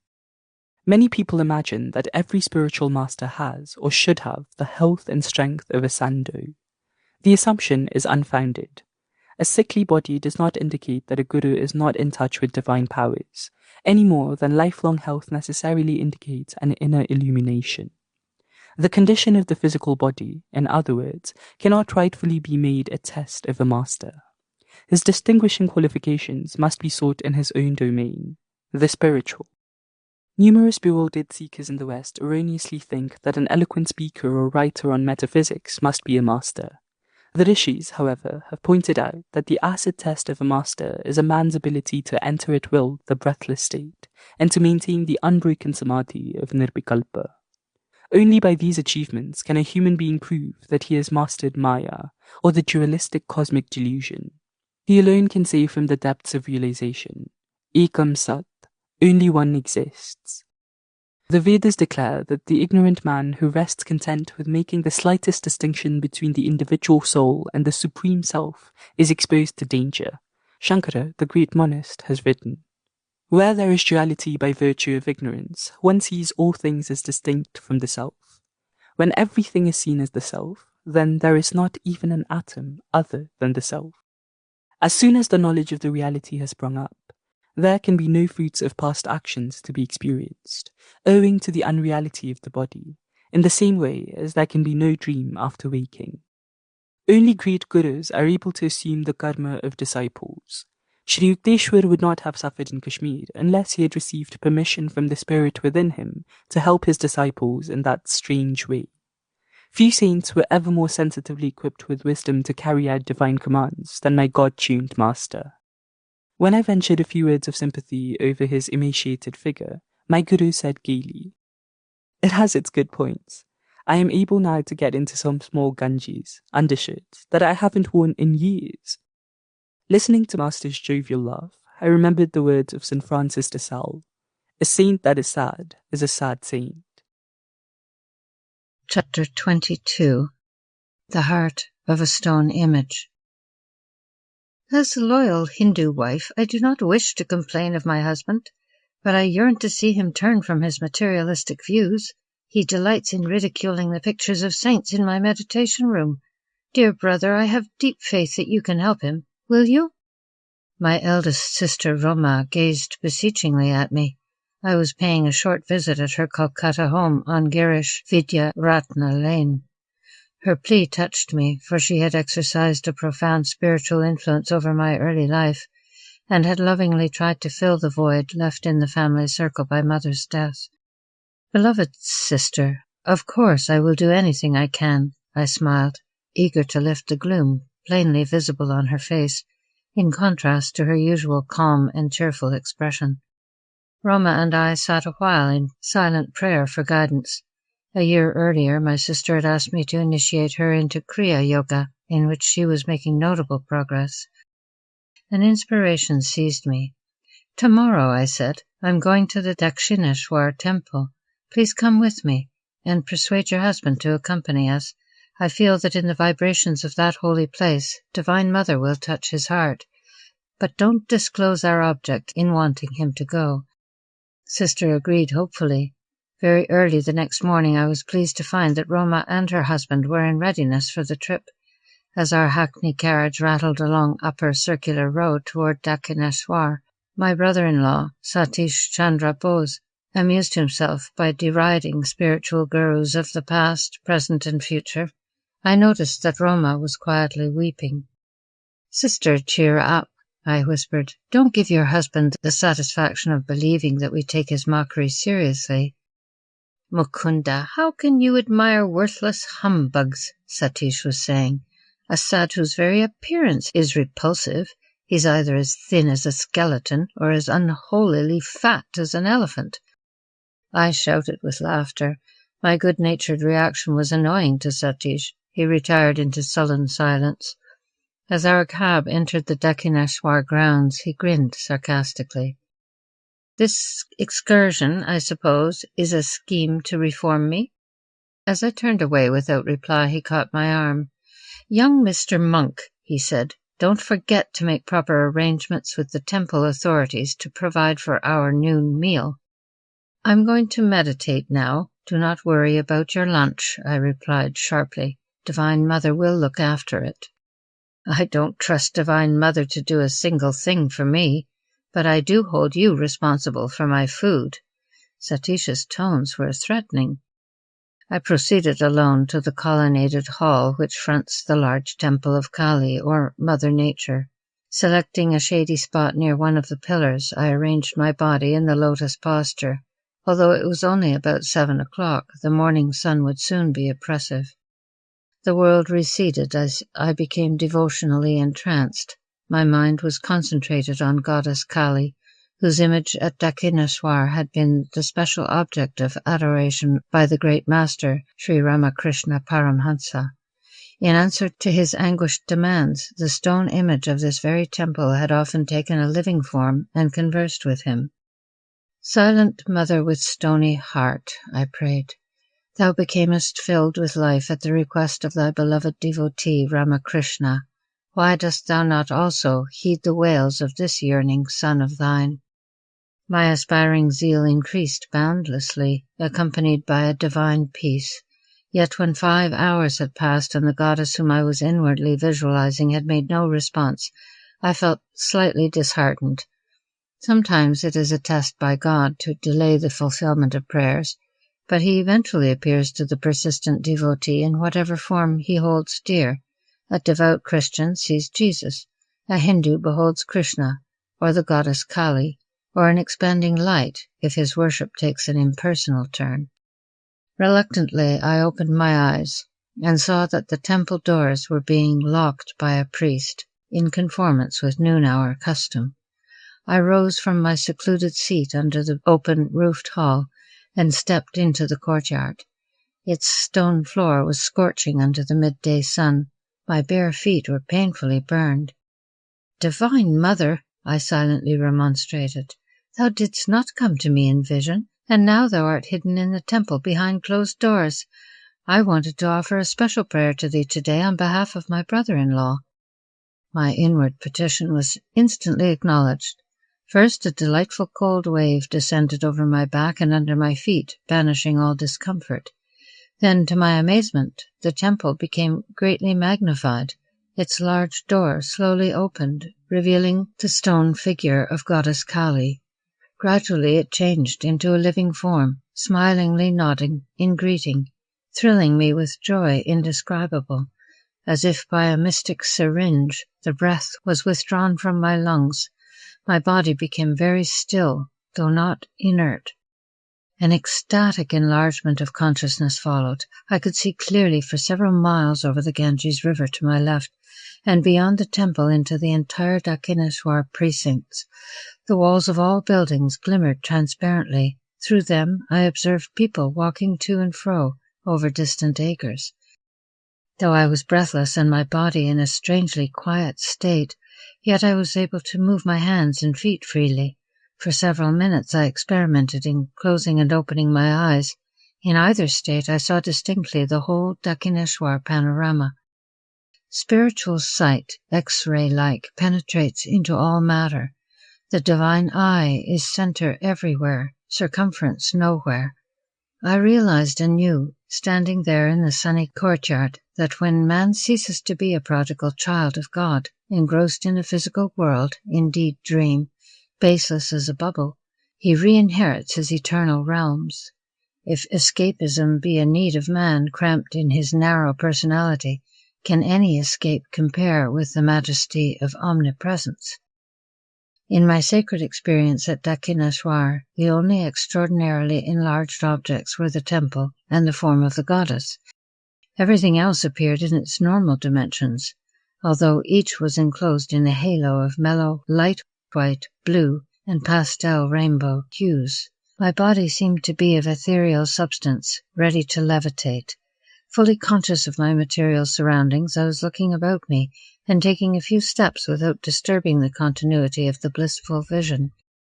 Behind the temple walls I suddenly glimpsed my brother-in-law as he sat under the thorny branches of a sacred bell tree. I could effortlessly discern the course of his thoughts. Somewhat uplifted under the holy influence of Dakshineshwar, his mind yet held unkind reflections about me. I turned directly to the gracious form of the goddess. "Divine Mother," I prayed, "wilt thou not spiritually change my sister's husband?" The beautiful figure, hitherto silent, spoke at last. "Thy wish is granted." I looked happily at Satish, as though instinctively aware that some spiritual power was at work. He rose resentfully from his seat on the ground. I saw him running behind the temple. He approached me, shaking his fist. The all-embracing vision disappeared. No longer could I see the glorious goddess. The towering temple was reduced to its ordinary size, minus its transparency. Again my body sweltered under the fierce rays of the sun. I jumped to the shelter of the pillared hall, where Satish pursued me angrily. I looked at my watch. It was 1 o'clock. The divine vision had lasted an hour. "You little fool," my brother-in-law blurted out. "You've been sitting there cross-legged and cross-eyed for 6 hours. I've gone back and forth watching you. Where is my food? Now the temple's closed. You failed to notify the authorities. We're left without lunch." The exultation I had felt at the goddess's presence was still vibrant within my heart. I was emboldened to exclaim, "Divine Mother will feed us." Satish was beside himself with rage. "Once and for all," he shouted, "I would like to see your Divine Mother giving us food here without prior arrangements." His words were hardly uttered when a temple priest crossed the courtyard and joined us. "Son," he addressed me, "I have been observing your face serenely, glowing, during hours of meditation. I saw the arrival of your party this morning and felt a desire to put aside ample food for your lunch. It is against the temple rules to feed those who do not make a request beforehand, but I have made an exception for you." I thanked him and gazed straight into Satish's eyes. He flushed with emotion, lowering his gaze in silent repentance. When we were served a lavish meal, including out-of-season mangoes, I noticed that my brother-in-law's appetite was meager. He was bewildered, diving deep into the ocean of thought.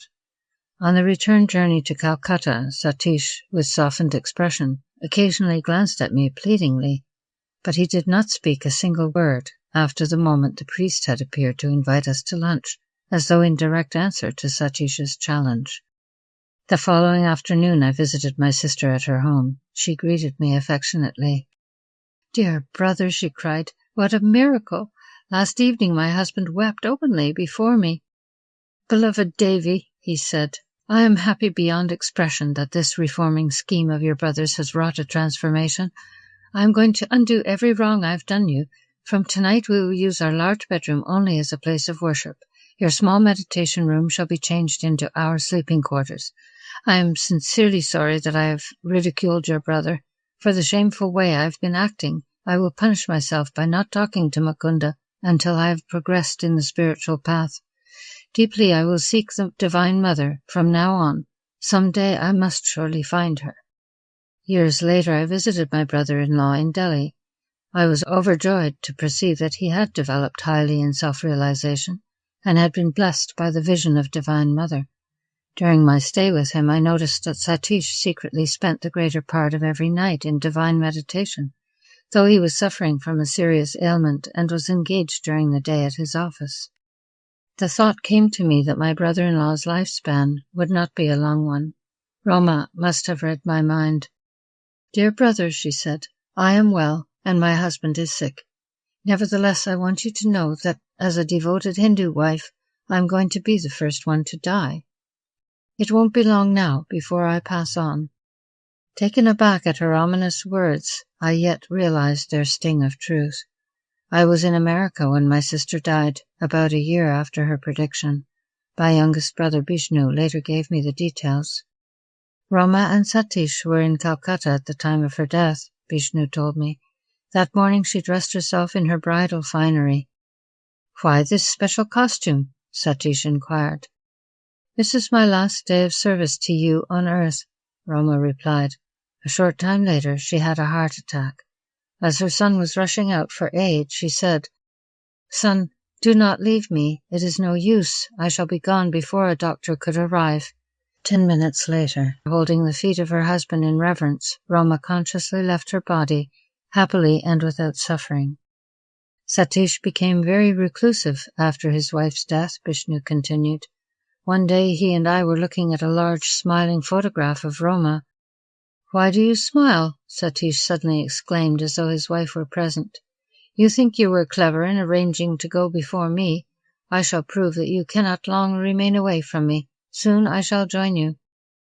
Although at this time Satish had fully recovered from his sickness and was enjoying excellent health, he died without apparent cause shortly after this strange remark before the photograph. Thus prophetically passed my dearly beloved elder sister, Roma, and her husband Satish, he who changed at Dakshineshwar from an ordinary worldly man to a silent saint. Chapter 23. I receive my university degree.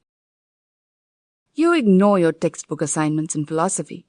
No doubt you are depending on an unlaborious intuition to get you through the examinations. But unless you apply yourself in a more scholarly manner, I shall see to it that you don't pass this course. Professor D.C. Ghoshal of Serampore College was addressing me sternly. If I failed to pass his final written classroom test, I would be ineligible to take the conclusive examinations. These are formulated by the Faculty of Calcutta University, which numbers Serampore College among its affiliated branches. A student in Indian universities who is unsuccessful in one subject in the AB finals must be examined anew in all his subjects the following year. My instructors at Serampore College usually treated me with kindness, not untinged by amused tolerance. Mukundo is a bit overdrunk with religion. Thus summing me up, they tactfully spared me the embarrassment of answering classroom questions. They trusted the final written tests to eliminate me from the list of AB candidates. The judgment passed by my fellow students was expressed in their nickname for me, Mad Monk. I took an ingenious step to nullify Professor Ghoshal's threat to me of failure in philosophy. When the results of the final tests were about to be publicly announced, I asked a classmate to accompany me to the professor's study. "Come along, I want a witness," I told my companion. "I shall be very much disappointed if I have not succeeded in outwitting the instructor." Professor Ghoshal shook his head after I had inquired what rating he had given my paper. "You are not among those who have passed," he said in triumph. He hunted through a large pile on his desk. "Your paper isn't here at all. You have failed, in any case, through non-appearance in the examination." I chuckled. "Sir, I was there. May I look through the stack myself?" The professor nonplussed gave his permission. I quickly found my paper, where I had carefully omitted any identification mark except my roll call number. Unwarned by the red flag of my name, the instructor had given a high rating to my answers, even though they were unembellished by textbook quotations. Seeing through my trick, he now thundered. "Sheer brazen luck," he added hopefully. "You're sure to fail in the AB finals." For the tests in my other subjects, I received some coaching, particularly from my dear friend and cousin, Prabhash Chandra Ghosh, son of my uncle Sharada.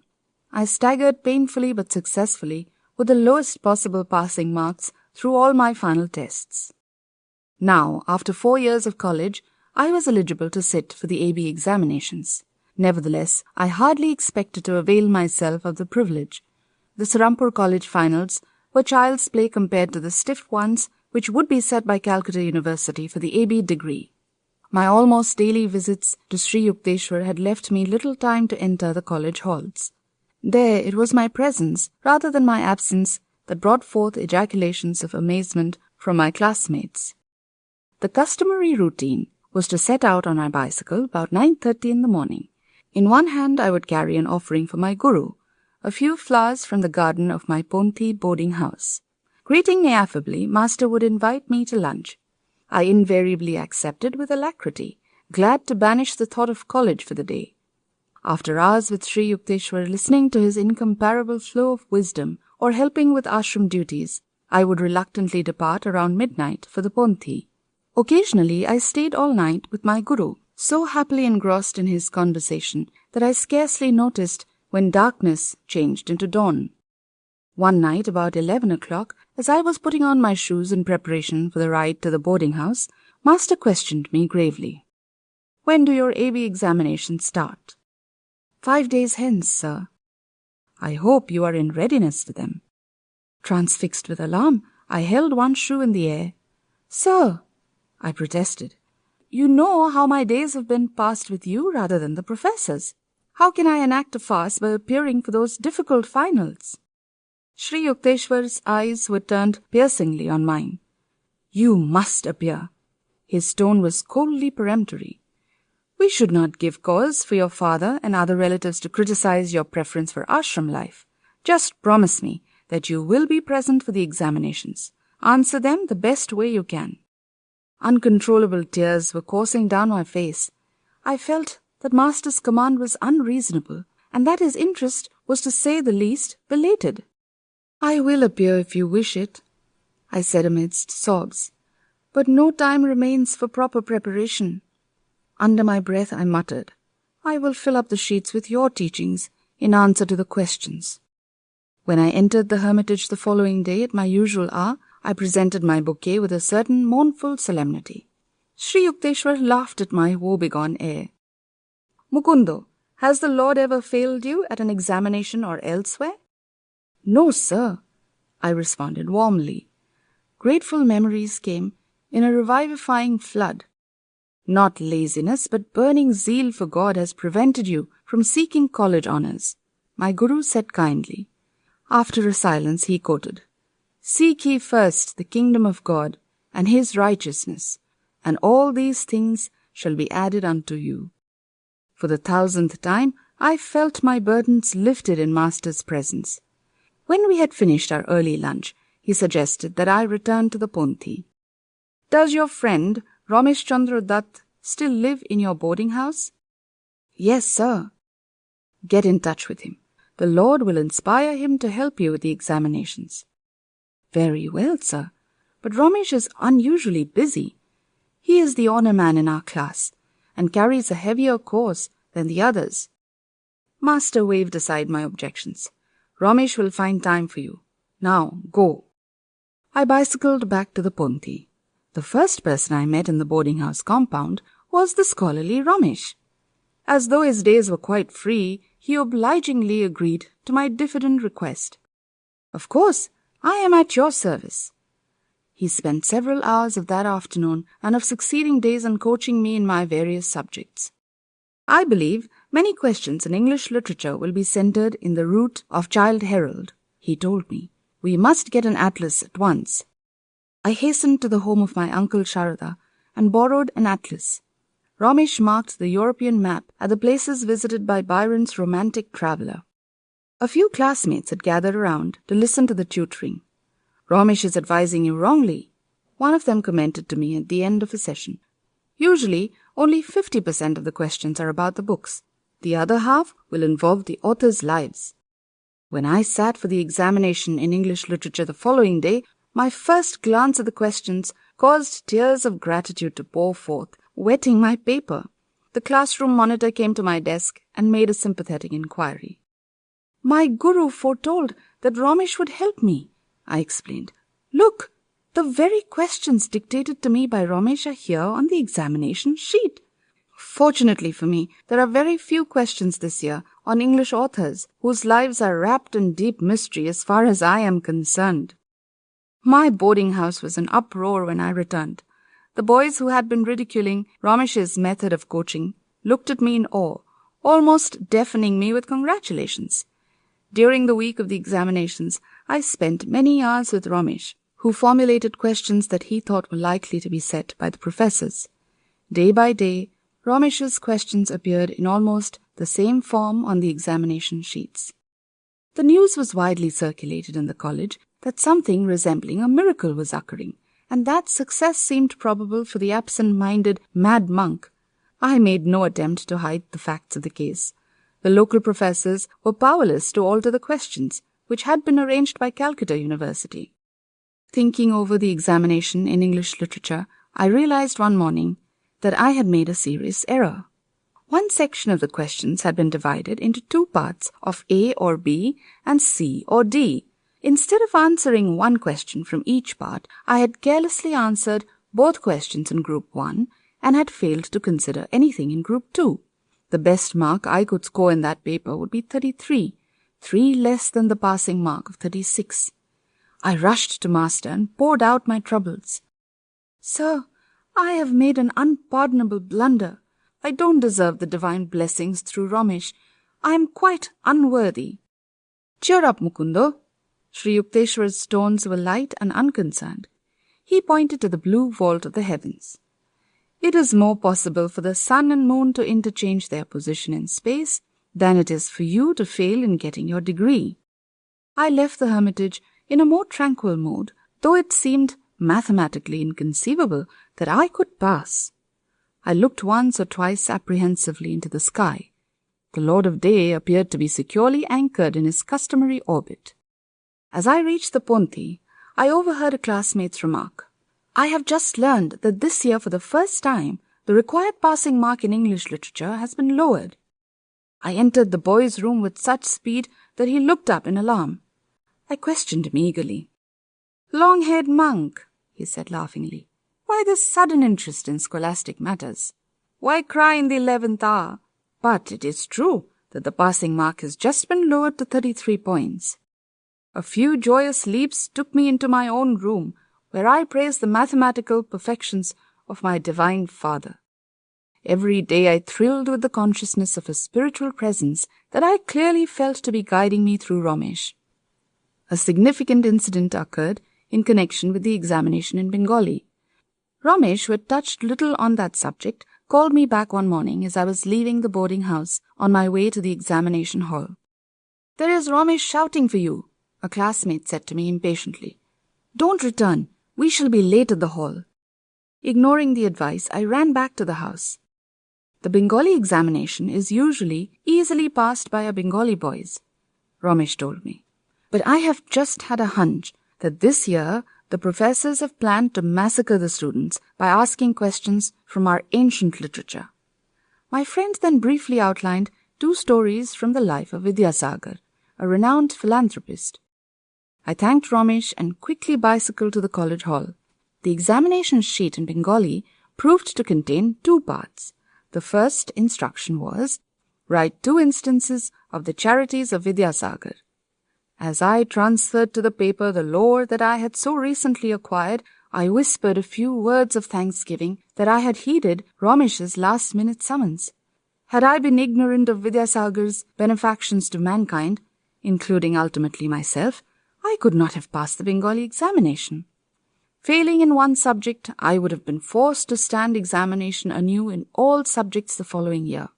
Such a prospect was understandably abhorrent. The second instruction on the sheet read, "Write an essay in Bengali on the life of the man who has most inspired you." Gentle reader, I need not inform you what man I chose for my theme. As I covered page after page with praise of my guru, I smiled to realize that my muttered prediction was coming true. "I will fill up the sheets with your teachings." I had not felt inclined to question Ramesh about my course in philosophy. Trusting my long training under Sri Yukteswar, I safely disregarded the textbook explanations. The highest mark given to any of my papers was the one in philosophy. My score in all other subjects was just barely within the passing mark. It is a pleasure to record that my unselfish friend Ramesh received his own degree cum laude. Father was wreathed in smiles at my graduation. "I hardly thought you would pass, Mukundo," he confessed. "You spent so much time with your guru." Master had indeed correctly detected the unspoken criticism of my father. For years I had been uncertain that I would ever see the day when an A.B. would follow my name. I seldom used the title without reflecting that it was a divine gift conferred on me for reasons somewhat obscure. Occasionally I hear college men remark that very little of their crammed knowledge remained with them after graduation. That admission consoles me a bit for my undoubted academic deficiencies. On the day I received my degree from Calcutta University, I knelt at my Guru's feet and thanked him for all the blessings flowing from his life into mine. "Get up, Mukundo," he said indulgently. "The Lord simply found it more convenient to make you a graduate than to rearrange the sun and moon." Chapter 24. I become a monk of the Swami order. Master, my father has been anxious for me to accept an executive position within the Bengal-Nagpur Railway, but I've definitely refused it, I added hopefully. Sir, will you not make me a monk of the Swami order? I looked pleadingly at my Guru. During preceding years, in order to test the depth of my determination, he had refused this same request. Today, however, he smiled graciously. Very well, tomorrow I will initiate you into Swamiship, he went on quietly. I am happy that you persisted in your desire to be a monk. Lahiri Mahasaya often said, if you don't invite God to be your summer guest, he won't come in the winter of your life. Dear Master, I could never falter in my goal to belong to the Swami order like your revered self. I smiled at him with measureless affection. He that is unmarried careth for the things that belong to the Lord, how he may please the Lord.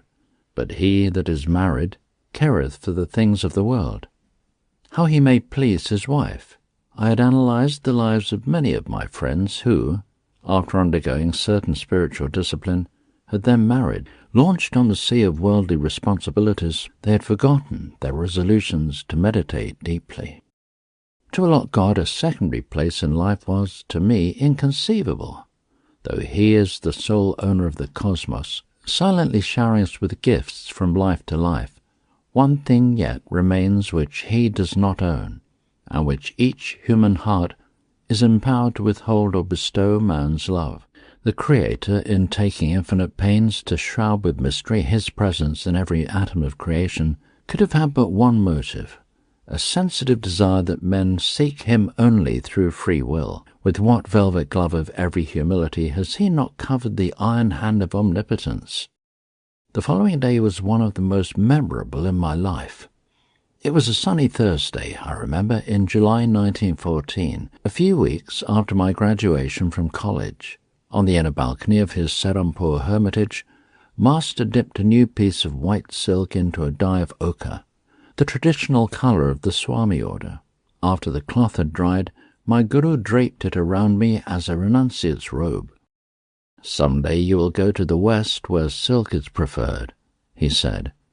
As a symbol I have chosen for you this silk material instead of the customary cotton. In India, where monks embrace the ideal of poverty, a silk-clad Swami is an unusual sight. Many yogis, however, wear garments of silk, which preserves certain subtle bodily currents better than cotton. I am averse to ceremonies, Sri Yukteswara remarked. I will make you a Swami in the Bidwat, non-ceremonious manner.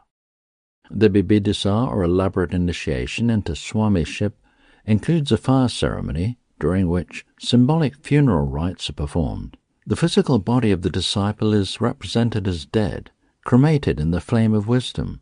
The newly made Swami is then given a chant, such as, "This Atma is Brahma," or "Thou art that," or "I am he." Sri Yukteswar, however, with his love of simplicity, dispensed with all formal rites, and merely asked me to select a new name. "I will give you the privilege of choosing it yourself," he said smilingly.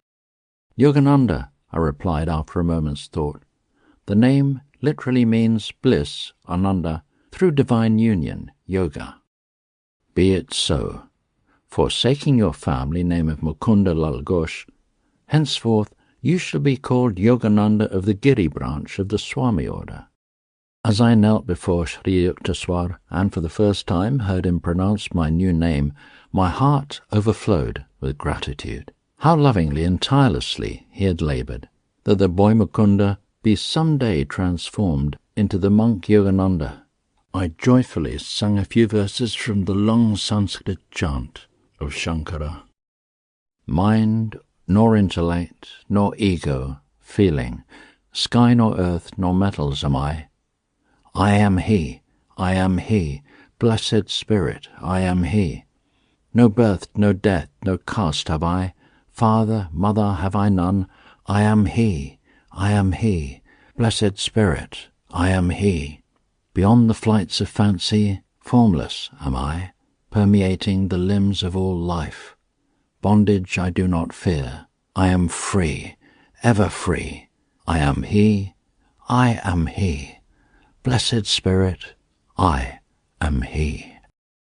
Every Swami belongs to the ancient monastic order which was organized in its present form by Shankara. Because it is a formal order, with an unbroken line of saintly representatives serving as active leaders, no man can give himself the title of Swami. He rightfully receives it only from another Swami. All monks thus trace their spiritual lineage to one common Guru, Lord Shankara, by vows of poverty, chastity and obedience to the spiritual teacher. Many Catholic Christian monastic orders resemble the order of Swamis. In addition to his new name, usually ending in Ananda, the Swami takes a title which indicates his formal connection with one of the 10 subdivisions of the Swami order. These dasanamis, or 10 agnomens, include the Giri, mountain, to which Sri Yukteswar and hence myself belong. Among the other branches are the Sagar, sea, Bharati, land, Aranya, forest, Puri, tract, Tirtha, place of pilgrimage, and Saraswati, wisdom of nature. The new name received by a Swami thus has a twofold significance and represents the attainment of supreme bliss, Ananda, through some divine quality or state, love, wisdom, devotion, service, yoga, and through a harmony with nature, as expressed in her infinite vastness of oceans, mountains, skies. The ideal of selfless service to all mankind and of renunciation of personal ties and ambitions leads the majority of Swamis to engage actively in humanitarian and educational work in India, or occasionally in foreign lands. Ignoring all prejudices of caste, creed, class, colour, sex or race, a Swami follows the precepts of human brotherhood. His goal is absolute unity with spirit, imbuing his waking and sleeping consciousness with the thought, I am He. He roams contentedly in the world, but not of it. Thus only may he justify his title of Swami, one who seeks to achieve union with the Swa, or self. It is needless to add that not all formally titled Swamis are equally successful in reaching their high goal. Sri Yukteswar was both a Swami and a Yogi. A Swami, formerly a monk by virtue of his connection with the ancient order, is not always a Yogi. Anyone who practices a scientific technique of God contact is a Yogi. He may be either married or unmarried, either a worldly man or one of formal religious ties. A Swami may conceivably follow only the path of dry reasoning or cold renunciation, but a Yogi engages himself in a definite step-by-step procedure by which the body and mind are disciplined and the soul liberated, taking nothing for granted on emotional grounds or by faith. A yogi practices a thoroughly tested series of exercises which were first mapped out by the early rishis. Yoga has produced in every age of India men who became truly free, truly yogi Christs. Like any other science, yoga is applicable to people of every clime and time. The theory advanced by certain ignorant writers that yoga is unsuitable for Westerners is wholly false, and has lamentably prevented many sincere students from seeking its manifold blessings.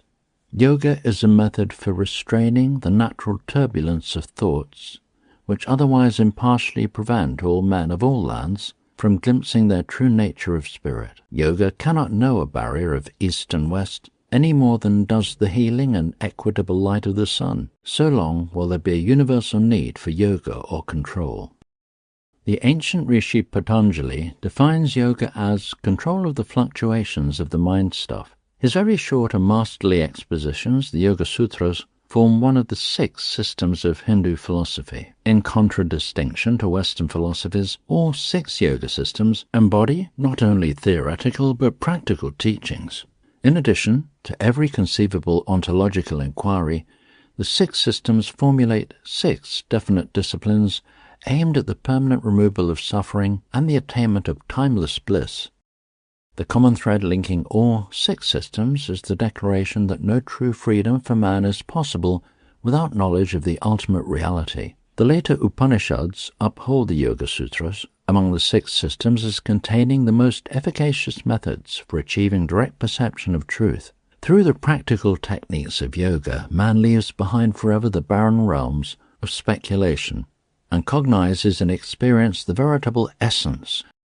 The yoga system, as outlined by Patanjali, is known as the Eightfold Path. The first steps, 1. Yama, and 2. Niyama, require observance of 10 negative and positive moralities, avoidance of injury to others, of untruthfulness, of stealing, of incontinence, of gift receiving, which brings obligations, and purity of body and mind, contentment, self-discipline, study, and devotion to God. The next steps are 3. Asana, right posture. The spinal column must be held straight, and the body firm in a comfortable position for meditation. 4. Pranayama, control of prana, subtle life currents. And 5. Pratyahara, withdrawal of the senses from external objects. The last steps are forms of yoga proper. 6. Dharana, concentration, holding the mind to one thought. 7. Dhyana, meditation.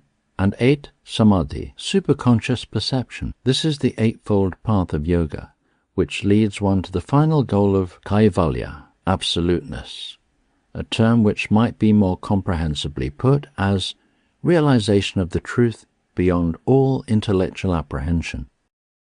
Which is greater, one may ask, a Swami or a Yogi? If and when final oneness with God is achieved, the distinctions of the various paths disappear. The Bhagavad Gita, however, points out that the methods of yoga are all-embracive. Its techniques are not meant only for certain types and temperaments, such as those few who incline toward the monastic life. Yoga requires no formal allegiance. Because the yogic science satisfies the universal need, it has a natural universal applicability. A true yogi may remain dutifully in the world where he is like butter on water and not like the easily diluted milk of unchurned and undisciplined humanity. To fulfill one's earthly responsibilities is indeed the higher path, provided the yogi, maintaining a mental uninvolvement with egotistical desires, plays his part as a willing instrument of God. There are a number of great souls living in American or European or other non-Hindu bodies today who, though they may never have heard the words yogi and swami, are yet true exemplars of those terms. Through their disinterested service to mankind, or through their mastery over passions and thoughts, or through their single-hearted love of God, or through their great powers of concentration, they are in a sense yogis. They have set themselves the goal of yoga, self-control. These men could rise to even greater heights if they were taught the definite science of yoga, which makes possible a more conscious direction of one's mind and life. Yoga has been superficially misunderstood by certain Western writers, but its critics have never been its practitioners. Among many thoughtful tributes to yoga may be mentioned one by Dr. C.J. Jung, the famous Swiss psychologist.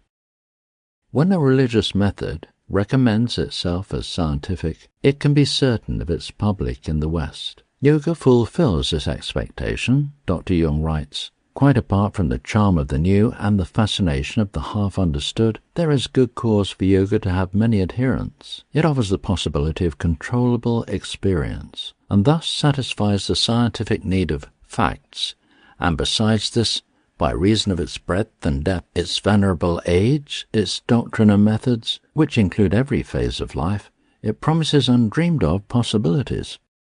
Every religious or philosophical practice means a psychological discipline, that is, a method of mental hygiene. The manifold, Purely bodily procedures of yoga also mean a physiological hygiene, which is superior to ordinary gymnastics and breathing exercises, inasmuch as it is not merely mechanistic and scientific, but also philosophical. In its training of the parts of the body, it unites them with the whole of the spirit, as is quite clear, for instance, in the pranayama exercises, where prana is both the breath and the universal dynamics of the cosmos. When the thing which the individual is doing is also a cosmic event, the effect experienced in the body, the innovation, unites with the emotion of the spirit, the universal idea, and out of this there develops a lively unity which no technique, however scientific, can produce. Yoga practice is unthinkable and would also be ineffectual without the concepts on which yoga is based. It combines the bodily and the spiritual with each other in an extraordinarily complete way. In the East, where these ideas and practices have developed, and where for several thousand years an unbroken tradition has created the necessary spiritual foundations, yoga is, as I can readily believe, the perfect and appropriate method of fusing body and mind together so that they form a unity which is scarcely to be questioned. This unity creates a psychological disposition which makes possible intuitions that transcend consciousness. The Western day is indeed nearing when the inner science of self-control will be found as necessary as the outer conquest of nature. This new atomic age will see men's minds sobered and broadened by the now scientifically indisputable truth that matter is in reality a concentrate of energy. Finer forces of the human mind can and must liberate energies greater than those within stones and metals, lest the material atomic giant, newly unleashed, turn on the world in mindless destruction. Chapter 25. Brother Ananta and Sister Nalini. Ananta cannot live. The sands of his karma for this life have run out. These inexorable words reached my inner consciousness as I sat one morning in deep meditation. Shortly after I had entered the Swami order, I paid a visit to my birthplace, Gorakhpur, as a guest of my elder brother Ananta. A sudden illness confined him to his bed. I nursed him lovingly. The solemn inward pronouncement filled me with grief. I felt that I could not bear to remain longer in Gorakhpur, only to see my brother removed before my helpless gaze.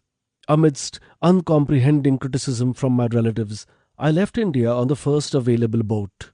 It cruised along Burma and the China Sea to Japan.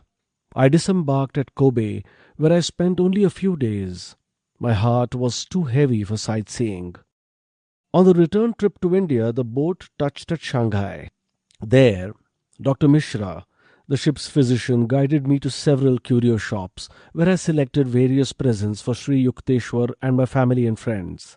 For Ananta, I purchased a large carved bamboo piece. No sooner had the Chinese salesman handed me the bamboo souvenir than I dropped it on the floor, crying out, "I have bought this for my dear dead brother." A clear realization had swept over me that his soul was just being freed in the infinite.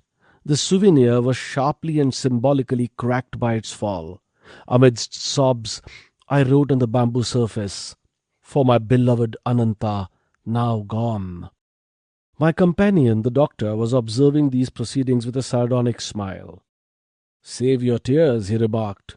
"Why shed them until you are sure he is dead?" When our boat reached Calcutta, Dr. Mishra again accompanied me. My youngest brother Bishnu was waiting to greet me at the dock. "I know Ananta has departed this life," I said to Bishnu before he had had time to speak. "Please tell me, and the doctor here, when Ananta died." Bishnu named the date, which was the very day that I had bought the souvenirs in Shanghai. "Look here," Dr. Mishra ejaculated. "Don't let any word of this get around. The professors will be adding a year's study of mental telepathy to the medical course, which is already long enough." Father embraced me warmly as I entered our Gurpar road home. "You have come," he said tenderly. 2 large tears dropped from his eyes. Ordinarily undemonstrative, he had never before shown me these signs of affection. Outwardly the grave father, inwardly he possessed the melting heart of a mother. In all his dealings with the family, his dual parental role was distinctly manifest. Soon after Ananta's passing, my younger sister Nalini was brought back from death's door by a divine healing. Before relating the story, I will refer to a few phases of her earlier life. The childhood relationship between Nalini and myself had not been of the happiest nature. I was very thin. She was thinner still. Through an unconscious motive or complex, which psychiatrists will have no difficulty in identifying, I often used to tease my sister about her cadaverous appearance. Her retorts were equally permeated with the callous frankness of extreme youth. Sometimes mother intervened, ending the childish quarrels, temporarily, by a gentle box on my ear as the elder ear. Time passed. Nalini was betrothed to a young Calcutta physician, Panchanan Bose. He received a generous dowry from father, presumably, as I remarked to sister, to compensate the bridegroom-to-be for his fate in allying himself with a human beanpole. Elaborate marriage rites were celebrated in due time. On the wedding night, I joined the large and jovial group of relatives in the living room of our Calcutta home. The bridegroom was leaning on an immense gold-brocaded pillow with Nalini at his side. A gorgeous purple silk sari could not, alas, wholly hide her angularity. I sheltered myself behind the pillow of my new brother-in-law and grinned at him in friendly fashion. He had never seen Nalini until the day of the nuptial ceremony, when he finally learned what he was getting in the matrimonial lottery. Feeling my sympathy, Dr. Bose pointed unobtrusively to Nalini and whispered in my ear, "Say, what's this?" "Why, doctor," I replied, "it is a skeleton for your observation." Convulsed with mirth, my brother-in-law and I were hard put to it to maintain the proper decorum before our assembled relatives. As the years went on, Dr. Bose endeared himself to our family, who called on him whenever illness arose. He and I became fast friends, often joking together, usually with Nalini as our target. "It is a medical curiosity," my brother-in-law remarked to me one day. "I have tried everything on your lean sister. Cod liver oil, butter, malt, honey, fish, meat, eggs, tonics. Still she fails to bulge even 1/100th of an inch." We both chuckled. A few days later I visited the Bose home. My errand there took only a few minutes. I was leaving unnoticed, I thought, by Nalini. As I reached the front door, I heard her voice, cordial but commanding. "Brother, come here. You are not going to give me the slip this time. I want to talk to you." I mounted the stairs to her room. To my surprise, she was in tears. "Dear brother," she said, "let us bury the old hatchet. I see that your feet are now firmly set on the spiritual path. I want to become like you in every way." She added hopefully, "You are now robust in appearance. Can you help me? My husband does not come near me, and I love him so dearly. But still more, I want to progress in God realization, even if I must remain thin and unattractive." My heart was deeply touched at her plea. Our new friendship steadily progressed. One day she asked to become my disciple. "Train me in any way you like." I put my trust in God instead of tonics. She gathered together an armful of medicines and poured them down the roof drain. As a test of her faith, I asked her to omit from her diet all fish, meat, and eggs. After several months, during which Nalini had strictly followed the various rules I had outlined, and had adhered to her vegetarian diet in spite of numerous difficulties, I paid her a visit. "Sis, you have been conscientiously observing the spiritual injunctions. Your reward is near." I smiled mischievously. "How plump do you want to be? As fat as our aunt who hasn't seen her feet in years?" "No, but I long to be as stout as you are." I replied solemnly, "By the grace of God, as I have spoken truth always, I speak truly now. Through the divine blessings your body shall verily change from today. In 1 month it shall have the same weight as mine." These words from my heart found fulfillment. In 30 days, Nalini's weight equaled mine. The new roundness gave her beauty. Her husband fell deeply in love. Their marriage, begun so inauspiciously, turned out to be ideally happy. On my return from Japan, I learned that during my absence, Nalini had been stricken with typhoid fever. I rushed to her home and was aghast to find her reduced to a mere skeleton. She was in a coma. Before her mind became confused by illness, my brother-in-law told me, she often said, "If Brother Mukunda were here, I would not be faring thus." He added despairingly, "The other doctors and myself see no hope. Blood dysentery has set in, after her long bout with typhoid." I began to move heaven and earth with my prayers. Engaging an Anglo-Indian nurse who gave me full cooperation, I applied to my sister various yoga techniques of healing. The blood dysentery disappeared. But Dr. Bose shook his head mournfully. "She simply has no more blood left to shed." "She will recover," I replied stoutly. "In 7 days her fever will be gone." A week later, I was thrilled to see Nalini open her eyes and gaze at me with loving recognition. From that day, her recovery was swift. Although she regained her usual weight, she bore one sad scar of a nearly fatal illness. Her legs were paralyzed. Indian and English specialists pronounced her a hopeless cripple. The incessant war for her life, which I had waged by prayer, had exhausted me. I went to Serampore to ask Sri Yukteswar's help. His eyes expressed deep sympathy as I told him of Nalini's plight. "Your sister's legs will be normal at the end of 1 month," he added. "Let her wear, next to her skin, a band with an unperforated 2-carat pearl held on by a clasp." I prostrated myself at his feet with joyful relief. "Sir, you are a master. Your word of her recovery is enough, but if you insist, I shall immediately get her a pearl." My guru nodded. "Yes, do that." He went on to correctly describe the physical and mental characteristics of Nalini, whom he had never seen.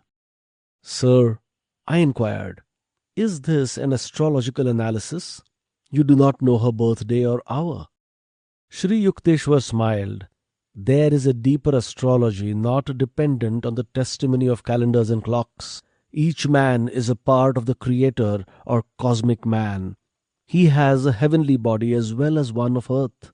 The human eye sees the physical form, but the inward eye penetrates more profoundly, even to the universal pattern of which each man is an integral and individual part." I returned to Calcutta and purchased a pearl for Nalini. A month later, her paralyzed legs were completely healed. Sister asked me to convey her heartfelt gratitude to my guru. He listened to her message in silence, but as I was taking my leave, he made a pregnant comment. "Your sister has been told by many doctors that she can never bear children. Assure her that in a few years she will give birth to 2 daughters."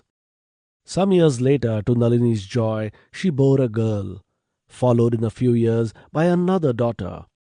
"Your master has blessed our home, our entire family," my sister said.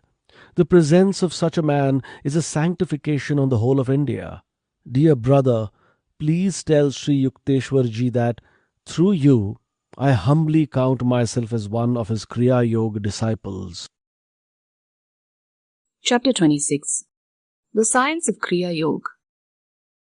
The science of Kriya Yoga became widely known in modern India through the instrumentality of Lahiri Mahashay, my guru's guru. The Sanskrit root of Kriya is Kri, to do, to act and react. The same root is found in the word Karma, the natural principle of cause and effect. Kriya Yoga is thus union, Yoga with the infinite, through a certain action or rite. A yogi who faithfully follows its technique is gradually freed from karma or the universal chain of causation. Because of certain ancient yogic injunctions, I cannot give a full explanation of Kriya Yoga in the pages of a book intended for the general public. The actual technique must be learned from a Kriyaban or Kriya Yogi. Here a broad reference must suffice. Kriya Yoga is a simple, psychophysiological method by which the human blood is decarbonized and recharged with oxygen. The atoms of this extra oxygen are transmuted into life currents to rejuvenate the brain and spinal centers. By stopping the accumulation of venous blood, the yogi is able to lessen or prevent the decay of tissues. The advanced yogi transmutes his cells into pure energy. Elijah, Jesus, Kabir, and other prophets were past masters in the use of Kriya or a similar technique, by which they caused their bodies to dematerialize at will. Kriya is an ancient science. Lahiri Mahashaya received it from his guru Babaji, who rediscovered and clarified the technique after it had been lost in the dark ages. The Kriya Yoga which I am giving to the world through you in this 19th century, Babaji told Lahiri Mahashaya, is a revival of the same science which Krishna gave millenniums ago to Arjun, and which was later known to Patanjali and to Christ, St. John, St. Paul, and other disciples. Kriya Yoga is referred to by Krishna, India's greatest prophet, in a stanza of the Bhagavad Gita, offering inhaling breath into the outgoing breath, and offering the outgoing breath into the inhaling breath. The yogi neutralizes both these breaths.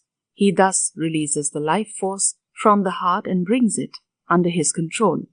The interpretation is, the yogi arrests decay in the body by an addition of life force and arrests the mutation of growth in the body by apan, eliminating current.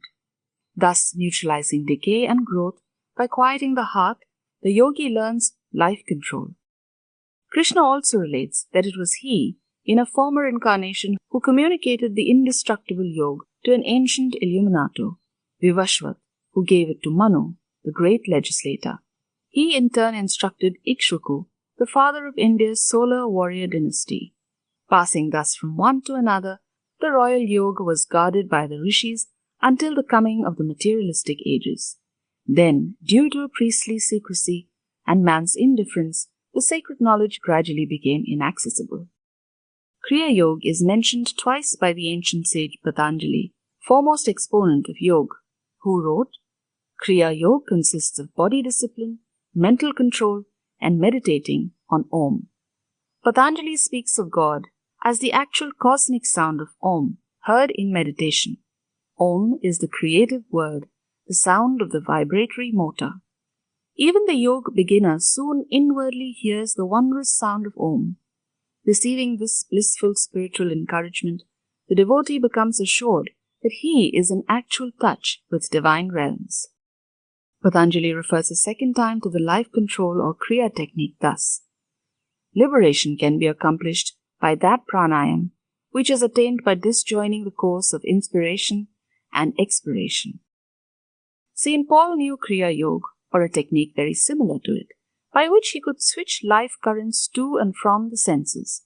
He was therefore able to say, Verily, I protest by our rejoicing which I have in Christ, I die daily. By daily withdrawing his bodily life force, he united it by yoga union with the rejoicing, eternal bliss of the Christ consciousness.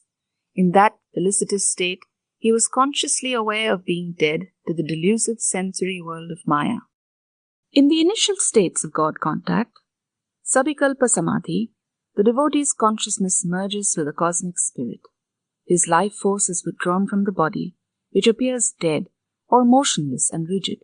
The yogi is fully aware of his bodily condition of suspended animation.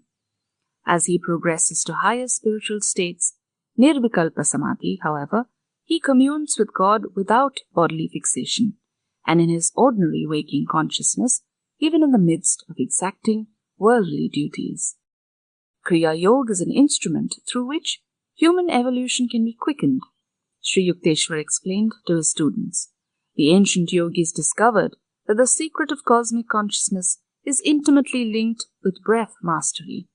This is India's unique and deathless contribution to the world's treasury of knowledge. The life force, which is ordinarily absorbed in maintaining the heart pump, must be freed for higher activities by a method of calming and stilling the ceaseless demands of the breath. The Kriya Yogi mentally directs his life energy to revolve upward and downward around the 6 spinal centers, medullary, cervical, dorsal, lumbar, sacral, and coccygeal plexuses, which correspond to the 12 astral signs of the zodiac, the symbols of cosmic man. 1/2 minute of revolution of energy around the sensitive spinal cord of man effects subtle progress in his evolution. That 1/2 minute of Kriya equals 1 year of natural, spiritual unfoldment. The astral system of a human being with 6-12 bipolarity, inner constellations revolving around the sun of the omniscient, spiritual eye, is interrelated with the physical sun and the 12 zodiacal signs. All men are thus affected by an inner and outer universe. The ancient rishis discovered that man's earthly and heavenly environment in 12-year cycles push him forward on his natural path. The scriptures aver that man requires 1,000,000 years of normal, diseaseless evolution to perfect his human brain sufficiently to express cosmic consciousness. 1,000 Kriya practiced in 8 hours gives the yogi in 1 day the equivalent of 1,000 years of natural evolution, 365,000 years of evolution in 1 year. In 3 years, a Kriya yogi can thus accomplish by intelligent self-effort the same result which nature brings to pass in 1,000,000 years. The Kriya shortcut, of course, can be taken only by deeply developed yogis. With the guidance of a guru, such yogis have carefully prepared their bodies and brains to receive the power created by intensive practice. The Kriya beginner employs his yogic exercise only 14 to 28 times, twice daily. A number of yogis achieve emancipation in 6 or 12 or 24 or 48 years. A yogi who dies before achieving full realization carries with him the good karma of his past Kriya effort. In his new life, he is harmoniously propelled towards his infinite goal. The body of the average man is like a 50-watt lamp which cannot accommodate the 1,000,000,000 watts of power roused by an excessive practice of Kriya. Through gradual and regular increase of the simple and foolproof methods of Kriya, man's body becomes astrally transformed day by day and is finally pitted to express the infinite potentials of cosmic energy, the first materially active expression of spirit. Kriya Yoga has nothing in common with the unscientific breathing exercises taught by a number of misguided zealots. Their attempts to forcibly hold breath in the lungs is not only unnatural but decidedly unpleasant. Kriya, on the other hand, is accompanied from the very beginning by an accession of peace and by soothing sensations of regenerative effect in the spine. The ancient yogic technique converts the breath into mind. By spiritual advancement, one is able to cognize the breath as an act of mind, a dream breath. Many illustrations could be given of the mathematical relationship between man's respiratory rate and the variations in his states of consciousness. A person whose attention is wholly engrossed, as in following some closely knit intellectual argument, or in attempting some delicate or difficult physical feat, automatically breathes very slowly. Fixity of attention depends on slow breathing. Quick or uneven breaths are an inevitable accompaniment of harmful emotional states: fear, lust, anger. The restless monkey breathes at the rate of 32 times a minute, in contrast to man's average of 18 times. The elephant, tortoise, snake, and other animals noted for their longevity have a respiratory rate which is less than man's. The tortoise, for instance, who may attain the age of 300 years, breathes only 4 times per minute. The rejuvenating effects of sleep are due to man's temporary unawareness of body and breathing. The sleeping man becomes a yogi. Each night he unconsciously performs the yogic rite of releasing himself from bodily identification and of merging the life force with healing currents in the main brain region and the 6 sub-dynamos of his spinal centers. The sleeper thus dips unknowingly into the reservoir of cosmic energy which sustains all life. The voluntary yogi performs a simple, natural process consciously, not unconsciously like the slow-paced sleeper. The Kriya yogi uses his technique to saturate and feed all his physical cells with undecaying light and keep them in a magnetized state. He scientifically makes breath unnecessary without producing the states of subconscious sleep or unconsciousness. By Kriya, the outgoing life force is not wasted and abused in the senses, but constrained to reunite with subtler spinal energies. By such reinforcement of life, the yogi's body and brain cells are electrified with the spiritual elixir. Thus, he removes himself from studied observance of natural laws, which can only take him by circuitous means, as given by proper food, sunlight, and harmonious thoughts, to a million-year goal. It needs 12 years of normal, healthful living to effect even slight perceptible change in brain structure, and 1,000,000 solar returns are exacted to sufficiently refine the cerebral tenement for manifestation of cosmic consciousness. Untying the cord of breath which binds the soul to the body, Kriya serves to prolong life and enlarge the consciousness to infinity. The yoga method overcomes the tug-of-war between the mind and the matter-bound senses and frees the devotee to re-inherit his eternal kingdom. He knows his real nature is bound neither by physical encasement nor by breath, symbol of the mortal enslavement to air, to nature's elemental compulsions. Introspection, or sitting in the silence, is an unscientific way of trying to force apart the mind and senses tied together by the life force. The contemplative mind, attempting its return to divinity, is constantly dragged back toward the senses by the life currents. Kriya, controlling the mind directly through the life force, is the easiest, most effective, and most scientific avenue of approach to the infinite. In contrast to the slow, uncertain, bullock cart theological path to God, Kriya may justly be called the airplane route.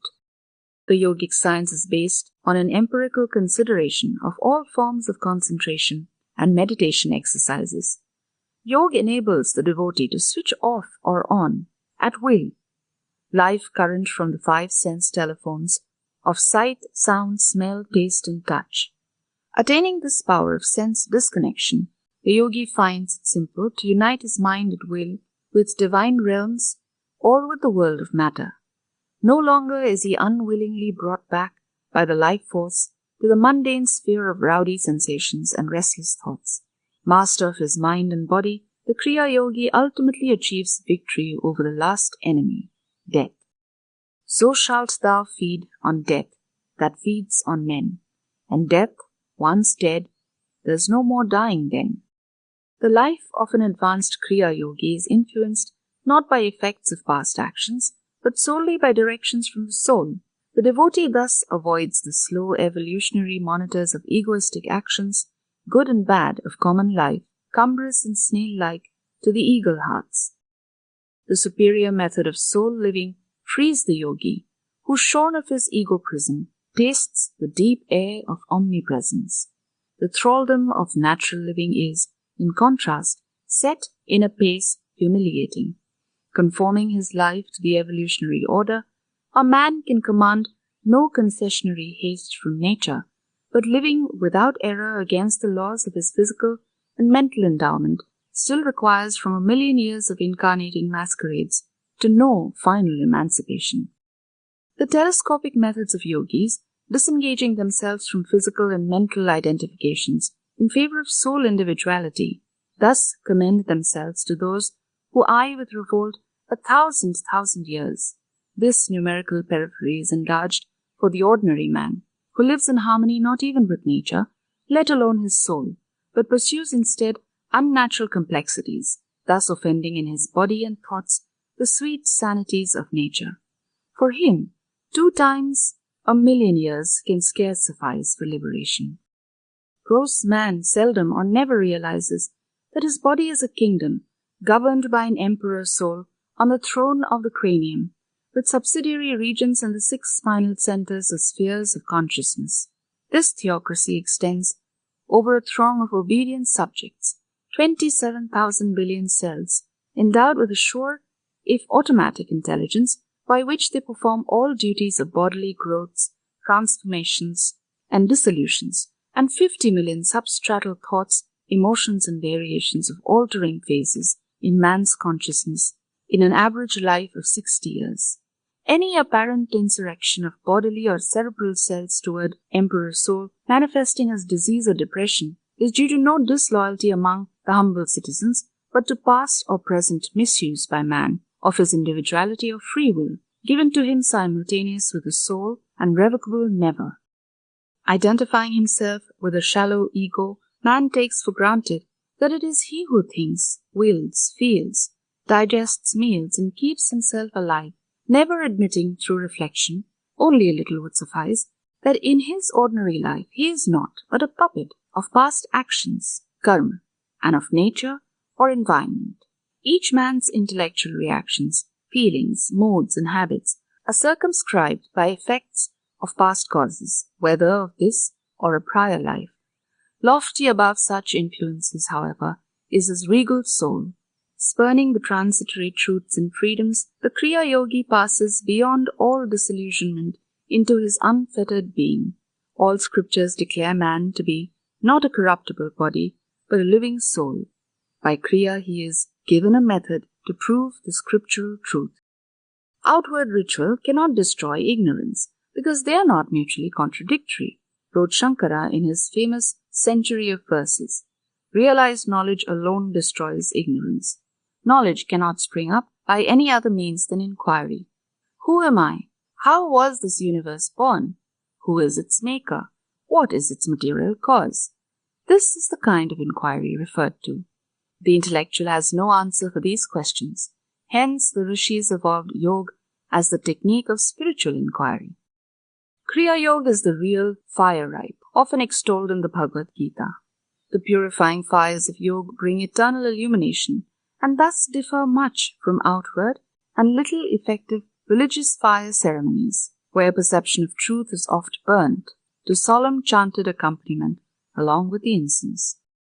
The advanced yogi, withholding all his mind, will, and feeling from false identification with bodily desires, uniting his mind with superconscious forces in the spinal spheres, thus lives in this world as God hath planned, not impelled by impulses from the past, nor by new witlessnesses of fresh human motivations. Such a yogi receives fulfillment of his supreme desire, safe in the final haven of inexhaustibly blissful spirit.